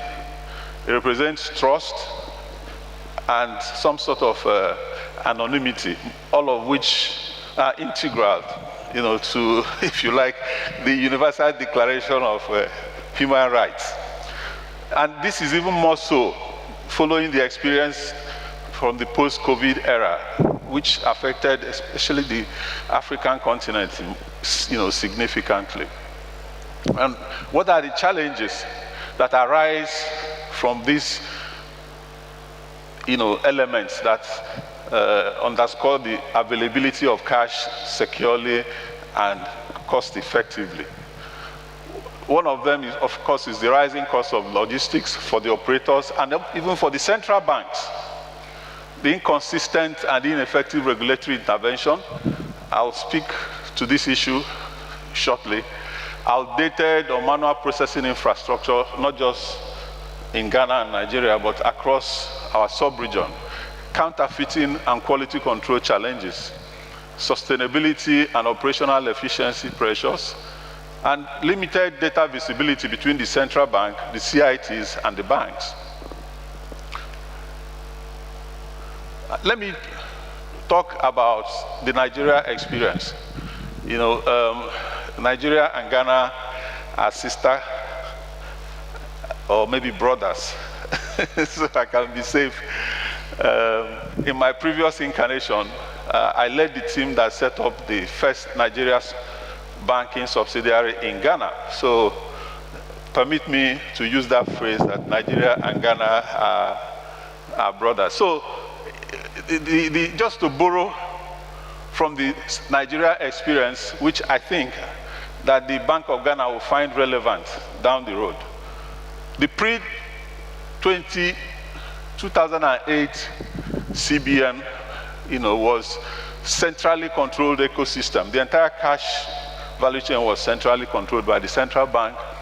But then they faced the problem of availability of cash, and then the rising costs of cash handling, and the security challenges associated with cash handling. Nigeria is a vast country compared to Ghana. We have 36 states, 230 million people, almost the kind of volumes of cash that we find in Nigeria. They are the kind of things you talk about, like 5 trillion naira in circulation, with 90% of that outside the formal banking system. So it's a huge challenge for our central bank. It has always been, it still is. And following that thing, the central bank was always attempting different kinds of solutions. So one of the solutions was to set up what they call the Pioneer Sorting Company, which was a joint venture between the central bank and commercial banks. The second solution was to set up what they call the ATM Consortium in 2003, again, to advance the financial inclusion agenda of the central bank at that time, enable more ATM deployments across the 36 states of Nigeria. Some of the distances are extremely vast. It's like traveling from Ghana to Cote d'Ivoire in some cases. So these two experiments, unfortunately, failed spectacularly. So the outcome was that the central bank continued to retain control of currency processing and distribution on a whole-scale basis, leading up to 2008 to 2011. So they undertook another policy reform, which led to the issuance of the currency management policy framework. It authorized deposit money banks to handle cash sorting, distribution, and interbank movement, but under strict guidelines that were provided and regulated by the central bank. This helped to address the problem, but it still didn't get to the root of the problem because of the sheer size and the scale and the complexity of the Nigeria cash supply challenges. By 2011, the Central Bank of Nigeria decided to outsource parts of the currency operations activities, and decided that they would introduce guidelines for the establishment of private CIT and currency processing companies. So that led to the licensing of CIT companies to handle distribution and cash processing. So the outcome was evolution towards a private sector role in the cash value chain. So you had the CBN deposit money banks, CIT companies, and CPC companies, having a role. The CBN still retained the role of issuance and destruction and partial wholesale processing and distribution. Up until 2012, the volumes continued to increase, and the central bank, introduced what they call the cashless policy. Under this policy, the central bank imposed charges, penalty charges for, huge volume withdrawals and deposits, just to encourage, recovery, cost recovery, both on the part of the central bank and on the part of the deposit money banks and the newly licensed CIT and CPC companies. 2015 to 2020 represents the consolidation and standardization era in our evolution. So the central bank implemented the clean note policy and the banknote fitness guidelines, okay? This represented an increased oversight capability in terms of note quality, cash handling and processing standards for the private operators and the deposit money banks. From 2020 to the present day, I would call this era the era of modernization, but still some challenges that I will talk about. So the CBN still retains the regulatory oversight. The deposit money banks are allowed to undertake some distribution and even operation of some cash center activities. The CIT companies, 9 of them, licensed and regulated by the central bank. The CPC companies, 2 of them, of which ICMS is 1, undertaking note sorting, authentication, and ATM replenishment support. The other thing the central bank also did in 2023 was to the ill-fated currency redesign, which left in its aftermath, long-term cash scarcity. I don't want to go into it. We can talk about it because of time out. But it was one of the most disastrous policy enactments of our central bank. The other development was the introduction of bank-neutral cash hubs early this year by the central bank.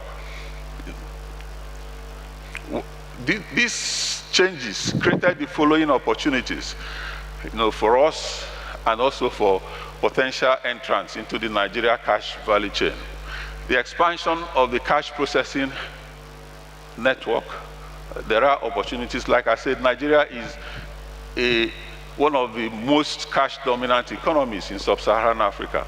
And in spite of all the efforts of our central bank to control currency, the growth of currency in circulation, and bring it under the purview of monetary policy management effectiveness, Nigeria continues to witness an unprecedented growth in currency in circulation. So the central bank is interested in welcoming investment into expanded CPC networks across the 36 states of Nigeria, establishment of additional bank-neutral cash hubs, technology-enabled operations in terms of process automation, real-time monitoring, data-enabled CIT and CPC operations, collaboration models among the cash value chain between CIT companies and CPC companies, or between CIT and CIT companies. And then, of course, fine-tuning of the role of the central bank in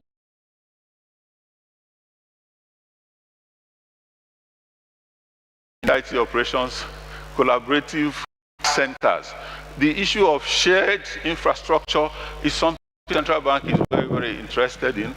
The immediate objective will be to reduce duplication of resources, and improve transparency and efficiency in the entire value chain.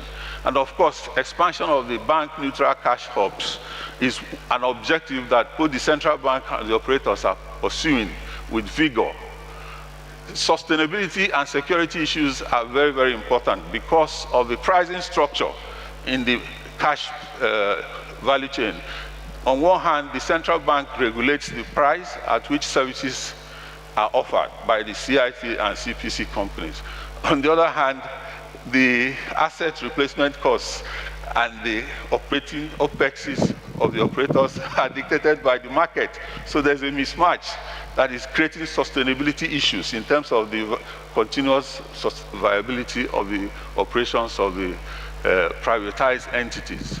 And of course, we think that there will be a need to enact legislations to support monetary sovereignty.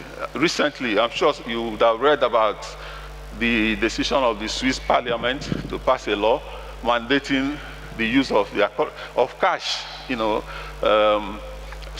earlier in the day, some speakers have spoken about sovereignty, monetary policy sovereignty, and regulatory sovereignty. This applies very much to the availability of cash securely, efficiently, and in an accessible manner across the entire population and demographics. So our experience will continue to focus on sustainability, efficiency, and cost reduction. You know, we pioneered centralized cash processing in Nigeria, and we have a disciplined and carefully implemented expansion to Ghana, and with plans to expand to other countries in West Africa. For the Bank of Ghana, as we celebrate 60 years of the Cedi, we should also, I dare say, be celebrating innovation. I listened to Dominic's presentation about the history of the Cedi. So it is in order to celebrate innovation, and I'll join in giving a round of applause to the Bank of Ghana. We celebrate the reality that cash in the form of the Cedi continues to remain available, secure, efficient, and enables inclusive economic development across the country. We hope that there will be regulations and guidelines to strengthen partnerships between the Bank of Ghana, the deposit money banks, and hopefully the distribution companies, and hopefully again the currency processing companies, because at some point it is my considered opinion that the Bank of Ghana will determine that it is inefficient for it to continue to manage both distribution and processing on both the wholesale and the retail basis. And the reason is simple. You know, when the Nigeria Central Bank was saddled with the same problem, I remember a lot of my friends in the then Central Bank used to think that it was impossible for private individuals to handle public cash.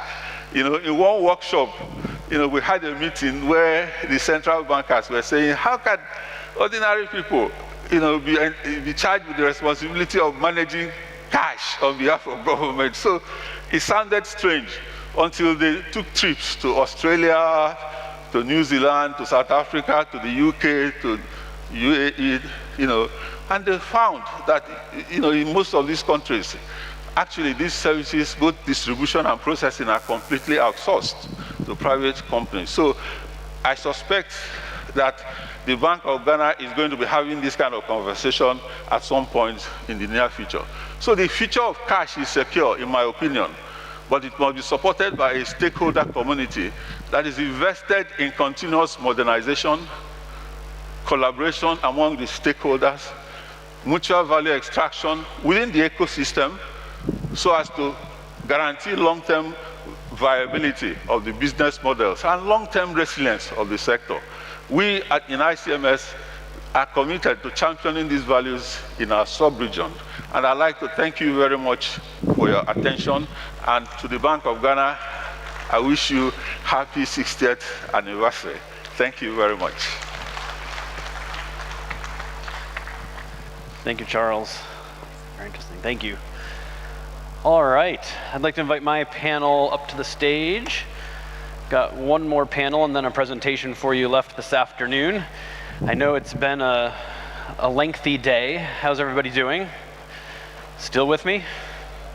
Yeah, you're okay? All right, let's do a couple hand-raising exercises. I got a few questions. So first question, how many of you have used a digital currency before? Hand in the air, whether it's a CBDC, a stable coin, a deposit token, Bitcoin. One, maybe 2 handful. All right, not very many. Okay, thank you. One more. How many of you feel like when I say digital currency, you have a pretty good understanding of what I'm talking about? Okay, maybe half the room or so. Okay, one more question. If I say offline payments, hands up. Do you know what I'm talking about? Offline payments. All right, we've got some work to do. Here we go. It's going to be a fun session. Just wanted to take everybody's pulse around how much you're familiar with the topics we're going to talk about, because we're going to shift gears a little bit and talk about offline payments, central bank digital currencies, cross-border payments, dabble into all of those. So we're going to start with an early round of applause to bring the energy up. Round of applause for the panel in advance. So we're taking, as I said, a bit of a different look here, and obviously cash is the ultimate offline payment. You can argue the effectiveness of cross-border payments, but you can achieve a cross-border payment with cash. But there's a lot of new electronic ways out there to affect these payments and transfer funds as well. So we wanted to talk a little bit about central bank digital currencies and concept, and specifically the offline nature of those. So first, we'll do an introduction to the panel, and maybe as we do the introduction, if you could also sort of answer the questions that I asked in terms of what does offline payments in the context of digital currencies mean to you? And we'll kind of level set there, and then we'll go from there and get into some questions. But I'll start with introductions. So John? Okay, my name's John Kiff. On social media, I go by the name Kiffmeister, if you want to follow me on LinkedIn or Twitter. Just a brief introduction, 25 years at the Bank of Canada, 16 years at the IMF, and in 2021, I retired, and now I'm gadabout town in the digital currency world. So getting down to definitions, you'll often hear people that give you different definitions of offline. You'll hear, for instance, that people will tell you that M-Pesa is an offline platform. That, technically, by my definition, that is not offline, but that's okay. And I'm going back to a paper that the IMF published about a couple of months ago. I was one of the co-authors, and so we talk more about payments under connectivity-challenged environments. And so the pure offline scenario is where there's absolutely no connection at all. That would be no cell towers, no cell service, no data service. That's the classic offline situation, and that could be because the area there's no cell towers, there's no data connectivity at all, or it could be in a disaster scenario, like for instance in Haiti, it was hit by a hurricane a few years ago. Everything was out for months, so yet when things return to normal, they've got their payments again. Then there's kind of an intermediate zone, which is where you have cellular connectivity, so you don't have data, but you do have SMS and USSD type connections. And then you've got ones where you've got just unreliable internet access, and I think we're in one of those zones right here. I can't count on having any kind of connection here from one moment to another. So there's 3 different kind of scenarios that are important to people who think about offline payments. And in terms of like the form factors that these offline payments come in, well, first of all, there's feature phones, and that's in the M-Pesa style. In fact, in Nigeria's e-Naira, that was in 2022, they introduced what they call an offline version of the e-Naira, which wasn't really offline in my definition, but it's definitely something that's for the challenged environment. It allows people to make payments using USSD. And then there's these stored value card-based systems, and they look like little credit cards or those little gift cards you get, and basically that become like your little account holder. And for those, if you want to make a payment, you've got to find some kind of intermediate device. It could be like a point-of-sale device at a store, or it could be a cell phone that is not connected, but it enables you to do a connection, because these cards require a near-field communication NFC connection. And it's interesting that people will say offline is this whiz-bang brand new thing, but actually it's quite old. Mondex, a company in the UK, introduced a system like this back in 1995, and Finland in 1993 introduced actually what's arguably the world's first CBDC, which had offline capabilities based on this card system.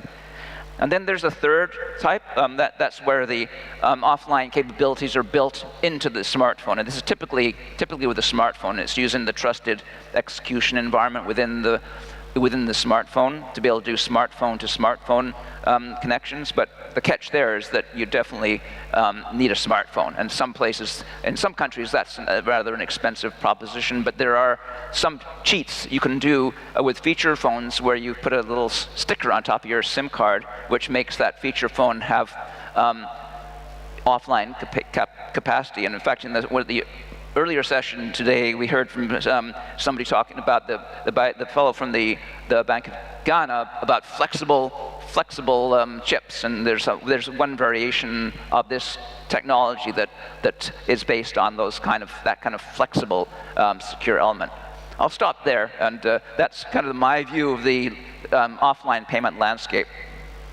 Great, thank you for that. I feel there's definitely a lot of different offline aspects you touched on there, and we'll get into some of those. But before that, Charles, I'm going to come your way for an introduction. Okay, thank you very much. My name is Charles Cedi. I lead LEMFI's operations in Ghana. LEMFI is an NGO money transfer organization. We were actually born out of COVID. We've been in existence for the past 5 years.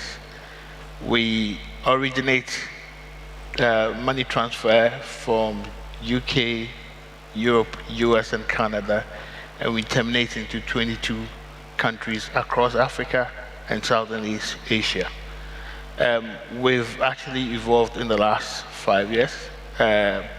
We've been quite aggressive as well.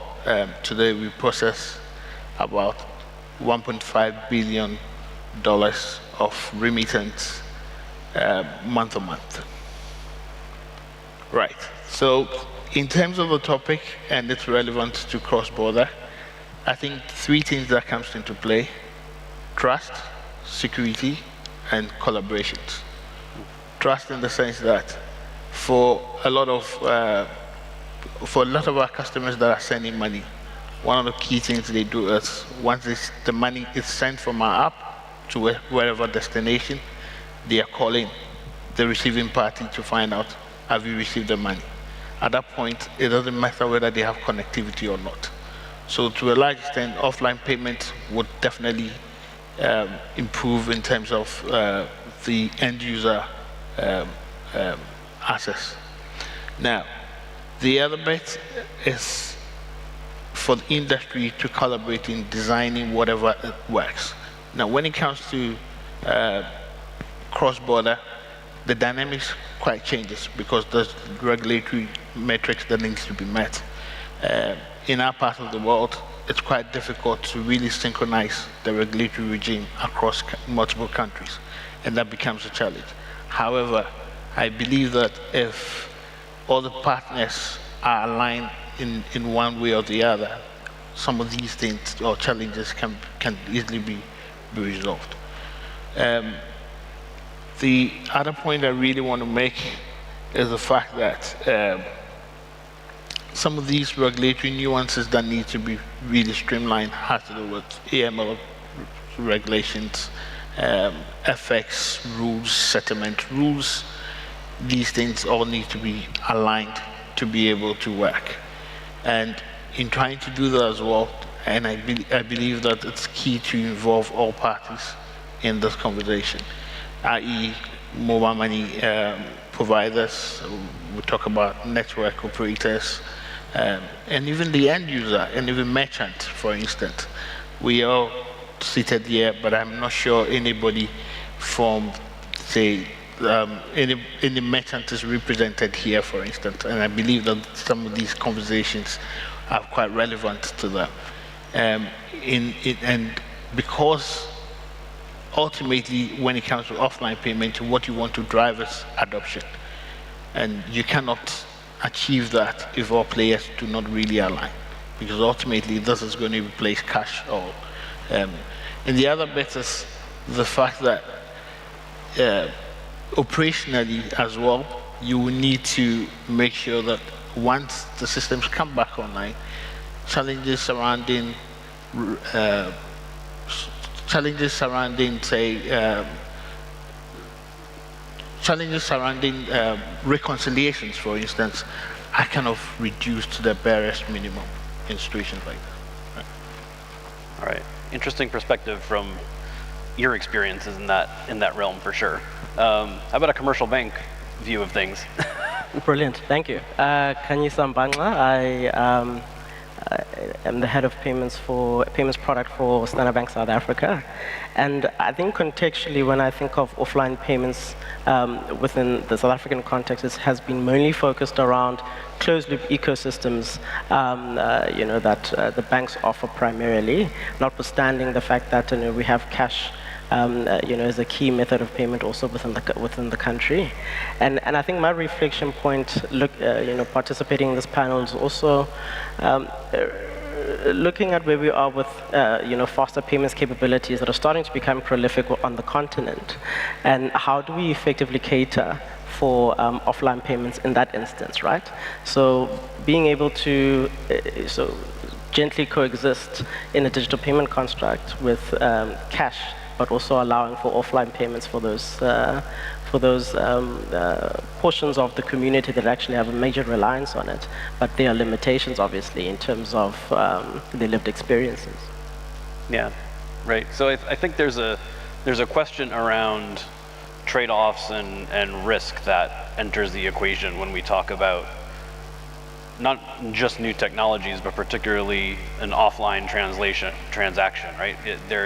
There could be, so again, to take one step back maybe, when we're talking about digital currencies here, we're not really talking about a wholesale transaction. We're not talking about a wholesale CBDC transaction. We're more talking about the retail consumer to consumer or maybe business to business payment that could be transacting through an electronic means, in some cases a token, particularly if we're talking about a CBDC type thing. So how should designers of these systems think about the risks that go with offline? Is offline the right goal, or is it a trade-off we don't need to consider? I don't know. There's another question that kind of pertains to that question too, in that we haven't seen, except for Mondex, we haven't seen any banks or other payment service private sector PSPs introduce an offline payment system. Now, that either means that there's no demand for it, or it means that they might feel that the risk is too high for them, which means there might be a market failure, which only a central bank with its bottomless pit of resources can support. But because I think one thing that's very clear in the research that I did with the IMF is that we talked to all the vendors, and they admit that there's no such thing as a fully secure offline platform. In the case of things like the M-Pesa type feature phone, so-called offline, that's fairly mature technology, and we feel pretty comfortable with that. But with the offline, you're dependent on secure elements, for instance, and they're known to be hacked in labs. The secure elements are basically part and parcel of that little chip thing you see on your card, and there's hackers out there who are always trying to break those things. And that's the heart of most of the offline payment systems. So every 2 or 3 years, a lab breaks one of those things, and that usually results in the credit card, debit card companies send you a new card because they've got to replace that hacked card. So there's definitely some risk there. And when you break into that offline system, then you introduce the possibility of what they call double spending. So I can pay Sean $100, and then I can give all my fellow panelists $100 and just basically make my card like a money machine, which is why then here's where we get a trade-off, is that ideally an offline payment system is just like cash. You can hold as much as you want to on your wallet.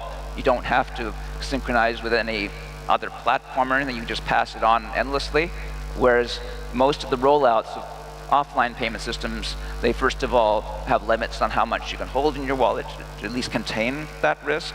They often have a a requirement that after so many transactions on that secure element, you have to synchronize with the centralized platform to make sure that everything adds up, and so you don't really get a truly cash-like experience. That is probably the biggest trade-off. Everyone expects an offline platform to be just like cash. Fair enough. Almost like a check float, in the sense of I cash the check here and then I go cash the check somewhere else before the bank clears it. Yeah, except it's more like a check that I can give you, and then you can. It's a bearer, like a bearer check, I guess. Right. Yeah. Fair enough. I mean, do you, since you do a lot of cross-border work, you do a lot of cross-border trade or cross-border transactions. That's correct. Do you see the cross-border element as a primary benefit to CBDC or digital currencies? Well, yes, primarily I think yes, there's a lot of benefit in there. However, you would agree with me that we definitely would need regulatory realignment, where in order for you to do an efficient cross-border transactions relating to CBDC, because obviously what a common currency will be using, for instance, if there's no alignment in that, you're going to have problems. Then again, there's fraud risk as well, and then multiple debiting, for instance. If the one sending is offline, when they come back online, how would the system correct itself or reconcile itself? Without these systems being in place, you're going to have serious troubles. Fair enough. Okay. And then again, looking at the commercial bank suite, you have to manage a lot of different payment products. When it comes to digital currency, tokenized deposit type things, how does that fit into your roadmap kind of going forward? Yeah, that's a bit of a complex one, because I think from a commercial banking construct, the focus is predominantly on the existing existing electronic payments landscape that we play in currently, and big implication in terms of public-private engagement in terms of where we go or play in that space in the future instance. But I think for me, definitely looking at it holistically, it's about from the existing payments capability that already exists from an electronic payment standpoint, how do we start unlocking offline use cases? And I think there's multiple capabilities that we need to look at, right? First item looks at that storage of online transactions on a secure site, bringing up transactions, the offline to online synchronization, which is an important capability that we need to be mindful of. And the last factor, I think, which is quite important, is the trust element. Given that we are custodians of trust as commercial banks, how do we make sure that we can continue to offer offline payment services in light of not being able to have live fraud scoring, machine learning in place to be able to pick up suspicious transactions? So from a CBDC construct, unfortunately, I'm going to leave that one to the experts, but just through the lens of digital payments or electronic payments, I think there's still a little bit of runway there for us to explore. Makes sense. What about, a lot of times financial inclusion is kind of brought up in the context of digital currency and a way to increase the inclusivity of payments.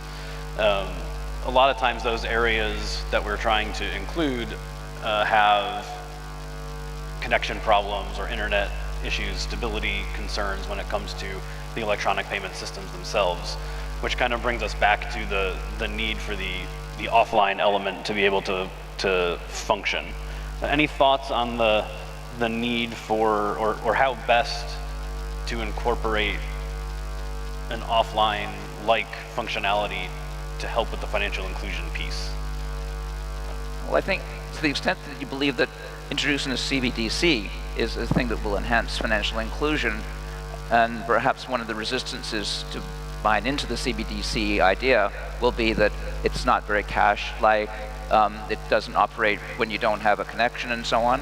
So it might be kind of the on-ramp to a CBDC that will give you the benefits of inclusion, because by itself, I don't think an offline payment platform does much for the usual goals of inclusion, like bringing people into a world where they can do banking and insurance and other financial affairs online. That's not typically an offline function. So I think it's kind of a, I think the offline part is kind of a potential ramp into the financial inclusion benefits of a CBDC.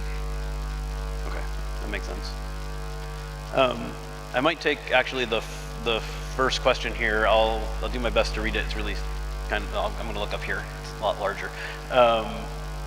But essentially, from your perspectives in kind of moving money for all of you, it seems like there are apps that allow payments from abroad to Africa, but it's harder to get money from Ghana to the US, for example. Do you know what might be the issue with that? Any thoughts on that one? Not sure if the panel is the right one to answer that, but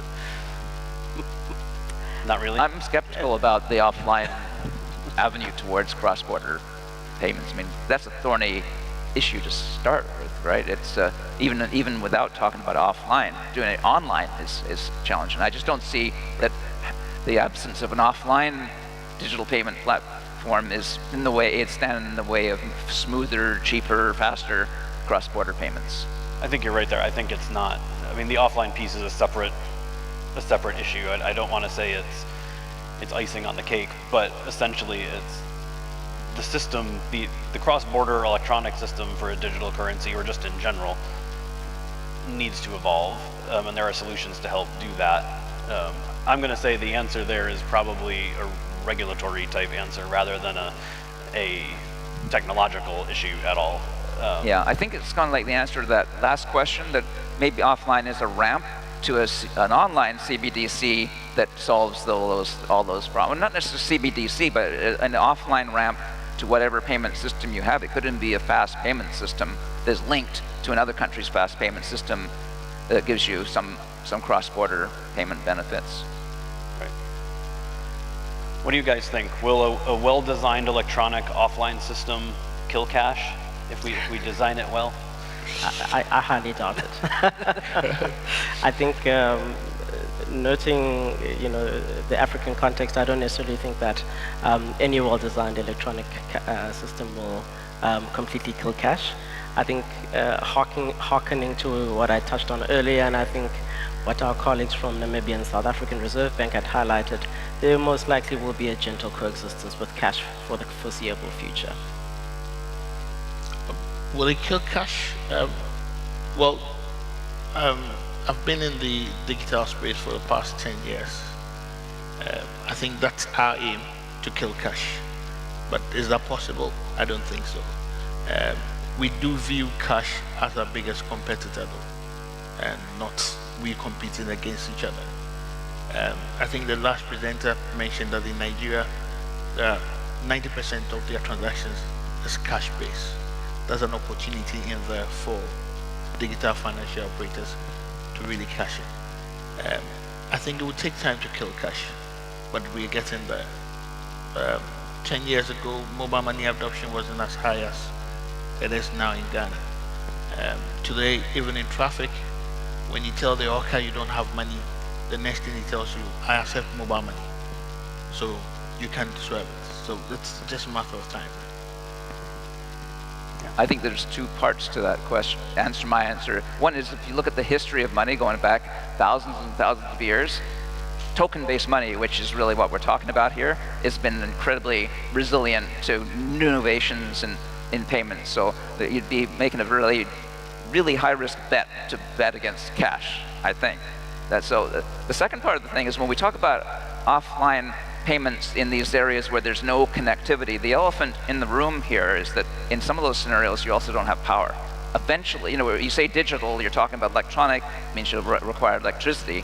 And so when I've talked to people in the offline business, they sort of try to move away from that question when I say, what are you going to do about a situation where your point of sale devices that you need to get these little cards to link together with, when they run out of power, and typical existing point of sale devices don't have much battery backup power. I think I heard that 50% of them have some kind of backup power, but not for a Haiti style situation where power's gone for months. Not everyone has a solar powered thing that's going to power up their point of sale device. So I think even in terms of the resilience question, cash is still the best and most resilient form of payment. Yeah, I think the resiliency aspect, even, as you say, even with an offline system that can be developed to function for a period of time, what is that period? I mean, are you talking a half hour? Are you talking an hour? You're most certainly probably not talking months or weeks. At some point you have to reconcile with. Yeah. Yeah, really. I guess the other, I think listening to Dominic talk a few minutes ago, he mentioned, and John, you brought up too, kind of the chip that could go into a banknote and make it kind of a digital hybrid type banknote. I wonder if that, coupled with advancements in the electronic payment system, offline systems, I think then you get into a situation where resiliency still matters, but I think the other thing that pushes cash to continue to matter is the privacy element of it. I want to make this payment and no one other than the person I'm paying kind of knows that payment happened. As soon as you start putting more and more electronics into banknotes or chips into banknotes, that gets into an interesting type scenario. Just random thought. But I think that could change the answer to that question. Well, we heard earlier, Dominic, about these flexible chips, and they exist actually out there. It's not a thing that doesn't exist. And some of the banknote companies are offering what they call hybrid banknotes, and they have these little flexible, secure elements on them. So you'll say you have a $10 note with a little secure element, flexible secure element, that even has the ability to show you a little marker or a color that tells you whether it's fully loaded or not. And so you can use, well, the way it works is that if Sean gives me a $10 physical note like that, it's also got $10 on secure element. Now I can go onto Amazon.com or my favorite e-commerce site and spend that $10 off the secure element, at which point it becomes empty. And there's a little marker that ensures that when I pass it back to Sean, he knows, wait a minute, John, there's nothing on this thing. So that might be an interesting hybrid scenario that basically says it won't kill cash, it'll coexist. Yeah. Is anybody up here a quantum specialist? I don't think so. No, right? Well, I can bluff my way through that one a little bit because what I'm told is that IDEMIA, which is one of the companies that does offer an offline payment platform, claims to have a proven quantum safe offline payment platform, but apparently the critics will tell you that it's compliant only with the current NIST quantum programs, which is the still called state of the art right now. But apparently that is first of all, it's going to be very hard to implement on a little tiny chip. So that's a big challenge. And secondly, the real hardcore quantum guys say that NIST algorithm will be outmoded before these things even become implemented. So all the vendors will tell you that, first of all, we're quantum safe to the current standards, but as I said earlier, no one will say that these things are absolutely riskless. Yeah, that's right. That's why you have things like the limits and all these other controls. Yeah. So maybe we have really only time for maybe one more thought. I'm going to take the middle question here. It's kind of lengthy, but basically the question is, it seems like the private market, stablecoin market, has a leg up. They seem to be farther ahead in terms of cross-border payments than a CBDC, for instance. Basically, because of interoperability, or I'm going to go back to regulation, but it seems like the private market may have more market penetration at this point in that space. Do you think that there are different policies? What can we do on the policy realm to help CBDCs move forward and compete in the cross-border space? I think because we operate in different jurisdictions, there has to be regulatory alignment. And once that's done, it shouldn't be a problem because, like it did say, operational challenges will be there in terms of fraud risk, in terms of AML risk and all that. However, once we can have regulatory realignment or alignment within the various jurisdictions, that sort of challenge should be surmounted. Okay. Any other thoughts on that? Just like what you said earlier, it's all about regulatory interface or interoperability. That's what it's all about. Final thoughts? Yeah, no, I think harkening back to the offline, component, I think it's a key focal point from a resilience standpoint. I think we need to meet, looking at my, constituency, we need to meet our customer base or client base where they are. And that's taken into account the fact that, where we have gaps in connectivity, where there are disasters or scenarios that we need to cater for, we need to start making online transacting mainstream. And again, I think it comes back to cash card on offline is probably, a good use case that currently exists and we can lean on, but how do we also expand that into the faster payments ecosystem, noting that there's probably also limitations and challenges there that we need to navigate. But, yeah. Great, thank you. Well, I think, to sum up, I think it sounds like there's a lot of development in this space. There's a lot of partnerships and collaboration. There's need for advances in some regulatory space as well. But as long as we keep talking and exploring new technologies, hopefully that will just help propel the entire payment ecosystem forward. And it doesn't sound like cash has anything to worry about, especially from the offline angle for now. All right, round of applause for the panel, please. Thank you, guys. All right. Great. Thank you very much. Thank you. All right. With that, I think Christian's going to come up and have our final presentation of the day. Over to Christian. There we are. Thank you very much. Wow, what a day today. What a long day, how much information today. And because of that, I think we all need some kind of an energizer. May I ask you all to stand up?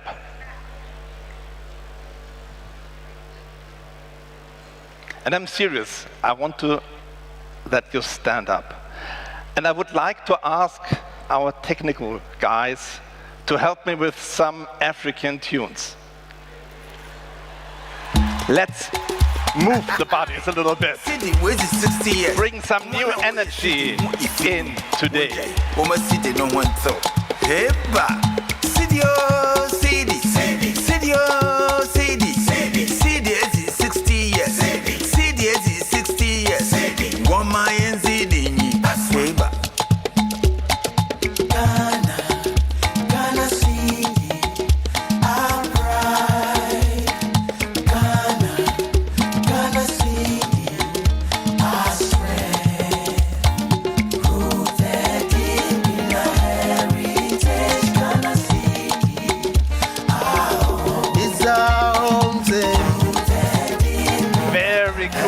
A big applause to all of you supporting me. Please have a sit again. And let's talk a little bit about the art of designing a cash center. Yesterday, a lot of us had the opportunity to see the Accra Cash Center here in Ghana. And what we have seen was really very interesting, very inspiring, and probably the question now is how to come to such a cash center. I would like to go through the following agenda with you. Would like to talk a little bit about the challenges in such kind of projects. For sure, we have to talk about functional areas of cash centers. We need to tackle regional aspects. Last but not least, we need to talk about planning and the implementation. But before we start with the content, I would like to give you a quote from the governor of the Central Bank of Angola, who just a couple of months ago opened a new cash center. Projeto como a Casa do Kwanza deve ser perspectivado para além dos 50, 60, 70 anos. So he said that from his understanding, a project like his cash center, the Casa do Kwanza, must be considered beyond 50, 60 or 70 years.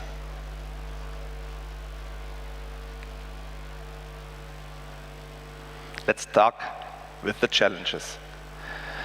I don't know what is your impression about how long a cash center should be operational, but I think we can all agree that cash center projects are long-lasting projects and there are investments into the future of the country's cash cycle.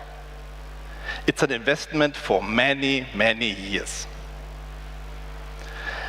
And as we know, cash cycles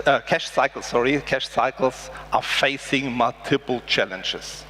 Just a couple of them, challenges are coming from changing volumes of banknotes in circulation. Challenges are coming because of the quality of banknotes in circulation. We see that cash cycle infrastructures are changing, especially when we look the long haul. We need to consider how the balance between cash versus digital payments, however they are changing. And the new kid on the block is the central bank digital currency, and what kind of role will this play in future? When we talk about cash center design, we also have to think about the healthiness of a country's cash cycle. And last but not least, and here I'm looking to Pearl, cost of cash is something that is dramatically important.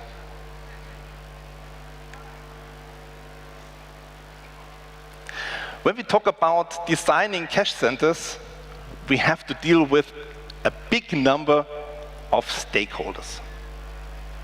For sure, there are the planning and the design experts. We have the architects. They're looking for the nice design, and they are the ones make it in the end happen. But we also need to talk about how to construct it, the construction companies, and what are the challenges over there. We have to bring automation experts into the whole project, depending on the degree of automation you want to have in the project. Physical and cybersecurity is very, very essential. Software. The most important part that is gluing all the other functions together, and data center. So therefore, we also need the IT experts. And we need the specialists from digital currency so that they can be merged in as well. But we have other stakeholders as well. We need to understand how the cash cycle in a country is working. It starts from the printing, from the production of the banknotes, how this plays into the cash center. We have to understand how commercial banks with their cash centers operate. Who are the players, the banks, the CITs, the fleets of ATMs, and in the end, the impact that comes by the retailers as well. All this together has an influence on how a central bank cash center might work in the future.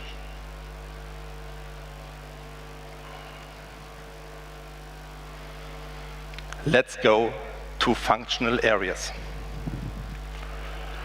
When we have a look in the layout of a cash center, we always find similar parts.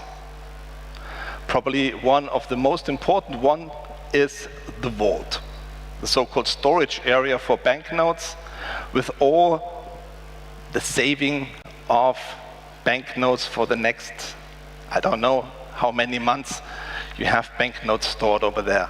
Here, the driving factor is the capacity that is needed. And that's again something we have to understand. How is the need of capacity changing in the future? Inbound, outbound areas. Here probably capacity is not so important, it's more the quantity of deliveries that come by day. And very important, the schedule. Do they all come at the same time? Or is this something that is spread around the whole day? Then, the entrance area. In the morning, the employees come in the evening, they go back home. So we need to understand how many people should go through these entrance control and all these security sluices.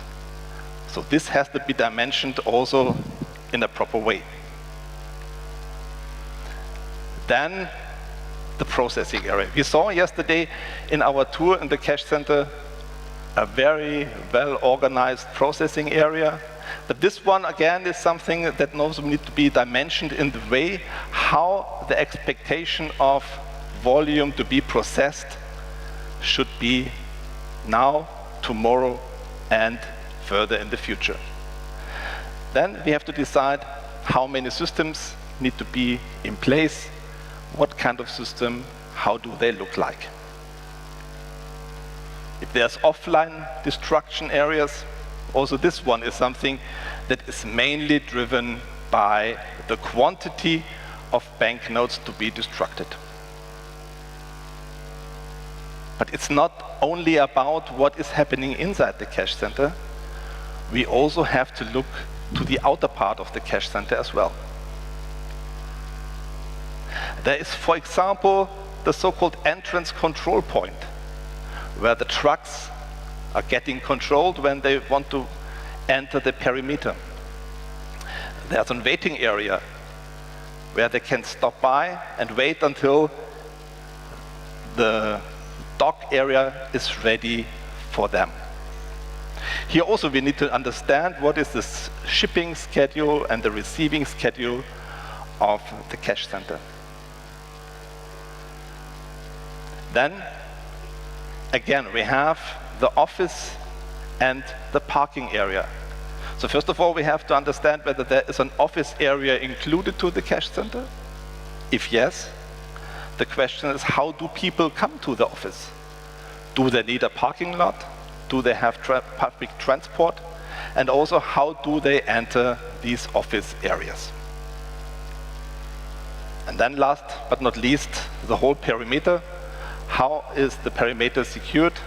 And that is something that is usually done by a security analysis depending on the location and the situation on that spot.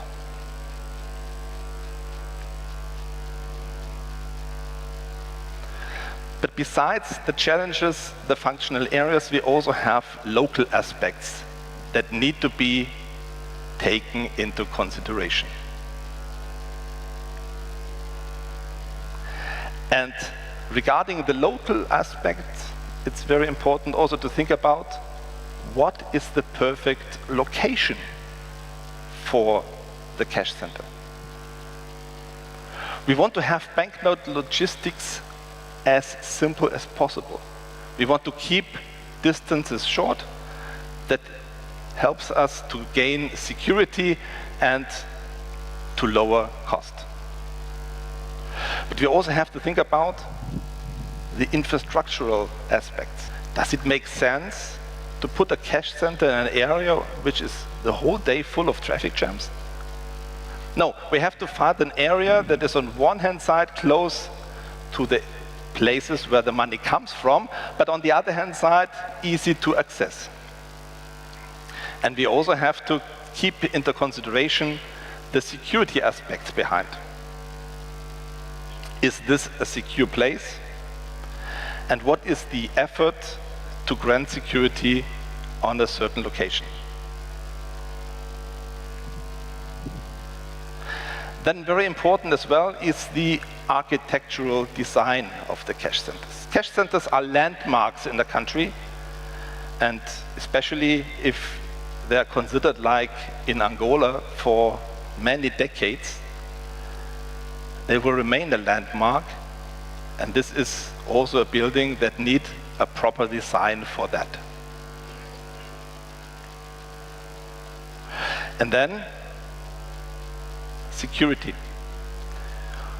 Also, just in designing the shape of the cash center, you can already bring a lot of more security into the building, in the whole complex, just by design.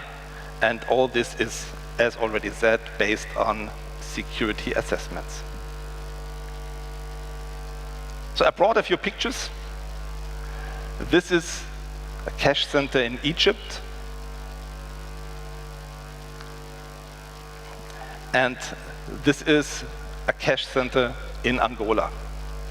And with this cash center in Angola, you can see already how security was more or less designed in the whole building. We can see that there's a separation between the operational building and the office building. The office building is the one in the front. You can also see how local design, architecture moved into the whole project. You can see how the problem with parking and employee access has been resolved. The parking place is outside of the perimeter. There is an entry point for employees. Another entry point on the back side of the cash center is for the trucks. And you can also see that inside the cash center compound, there are roads to the left and to the right. And you can see that everything that goes to delivery of cash goes here to the left side with the waiting area for the trucks. And all the deliveries which are non-cash related go the other way around. So that helps to separate cash activity from non-cash activity, which is again another level of security just by simple design.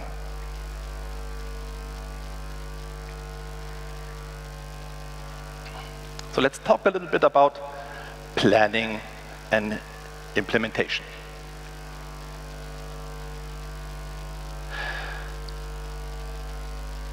The planning and implementation is always a stepwise approach. As said before, at the very beginning, we have to discuss. It's very important to understand the goals, the objectives, and get a clear picture about what should be the function of the cash center, what are the expectations. Then secondly, analysis is very important. We have to double check whether all this fits together. I said you have to understand the cash cycle, you have to understand all these interlinkage between the different stakeholders, and this is something that needs a very well assessment. After that, development and planning, the customization of the solution. There is not the carbon copy for the central bank cash centers. All of these cash centers have different objectives, have different situations, and all that need to be taken into consideration. And then we need to do the execution. In best case, you do this as one part, so that you have in the end one company that is supporting you there, because to synchronize all the different aspects, the different stakeholders, the different suppliers and so on, different sub-suppliers, helps you if you do this as a turnkey project. And then operation. And operation does not only mean that maybe we as G&D help you to enable you to operate the cash center. It can even go beyond that, so that even somebody like us is the one operating the cash center for you, because you're probably not so much interested in having this CapEx investment, and you look more for an operational expense.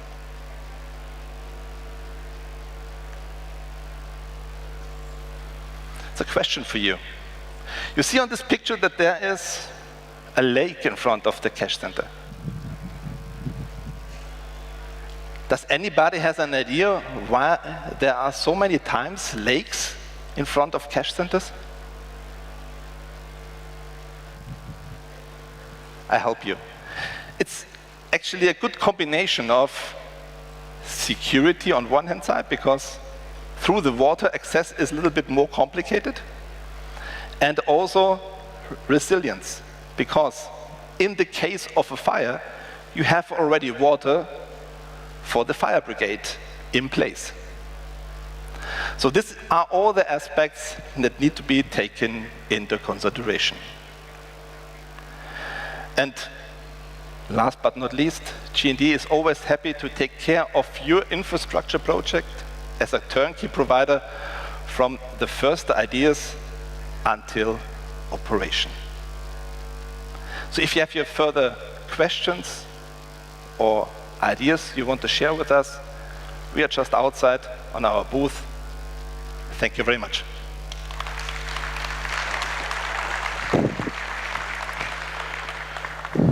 Thank you very much, Christian. And that concludes today's presentations. It seems an almost impossibly long time back to the start of today, and a lot of ground has been covered. And what we have next coming up is a currency showcase taking place immediately out here in the exhibit, where you can reflect on, I think, today's learnings, and hopefully make sure that you're networking, engaging with each other, and of course the sponsors and exhibitors around the exhibit floor. Tomorrow is also a very packed day, and we are also pleased to be able to say that in a slight agenda change, the Governor will be returning to provide the closing remarks. So please, tomorrow, make sure that you are back for Welcome Cocoa from 8:30 in the morning, and we'll start the presentations a little bit after that with the opening presentation tomorrow by Delarue. That's all for now. Let's head out to the currency showcase. A big final round of applause for all of today's presenters. Thank you. The future is bright as a total.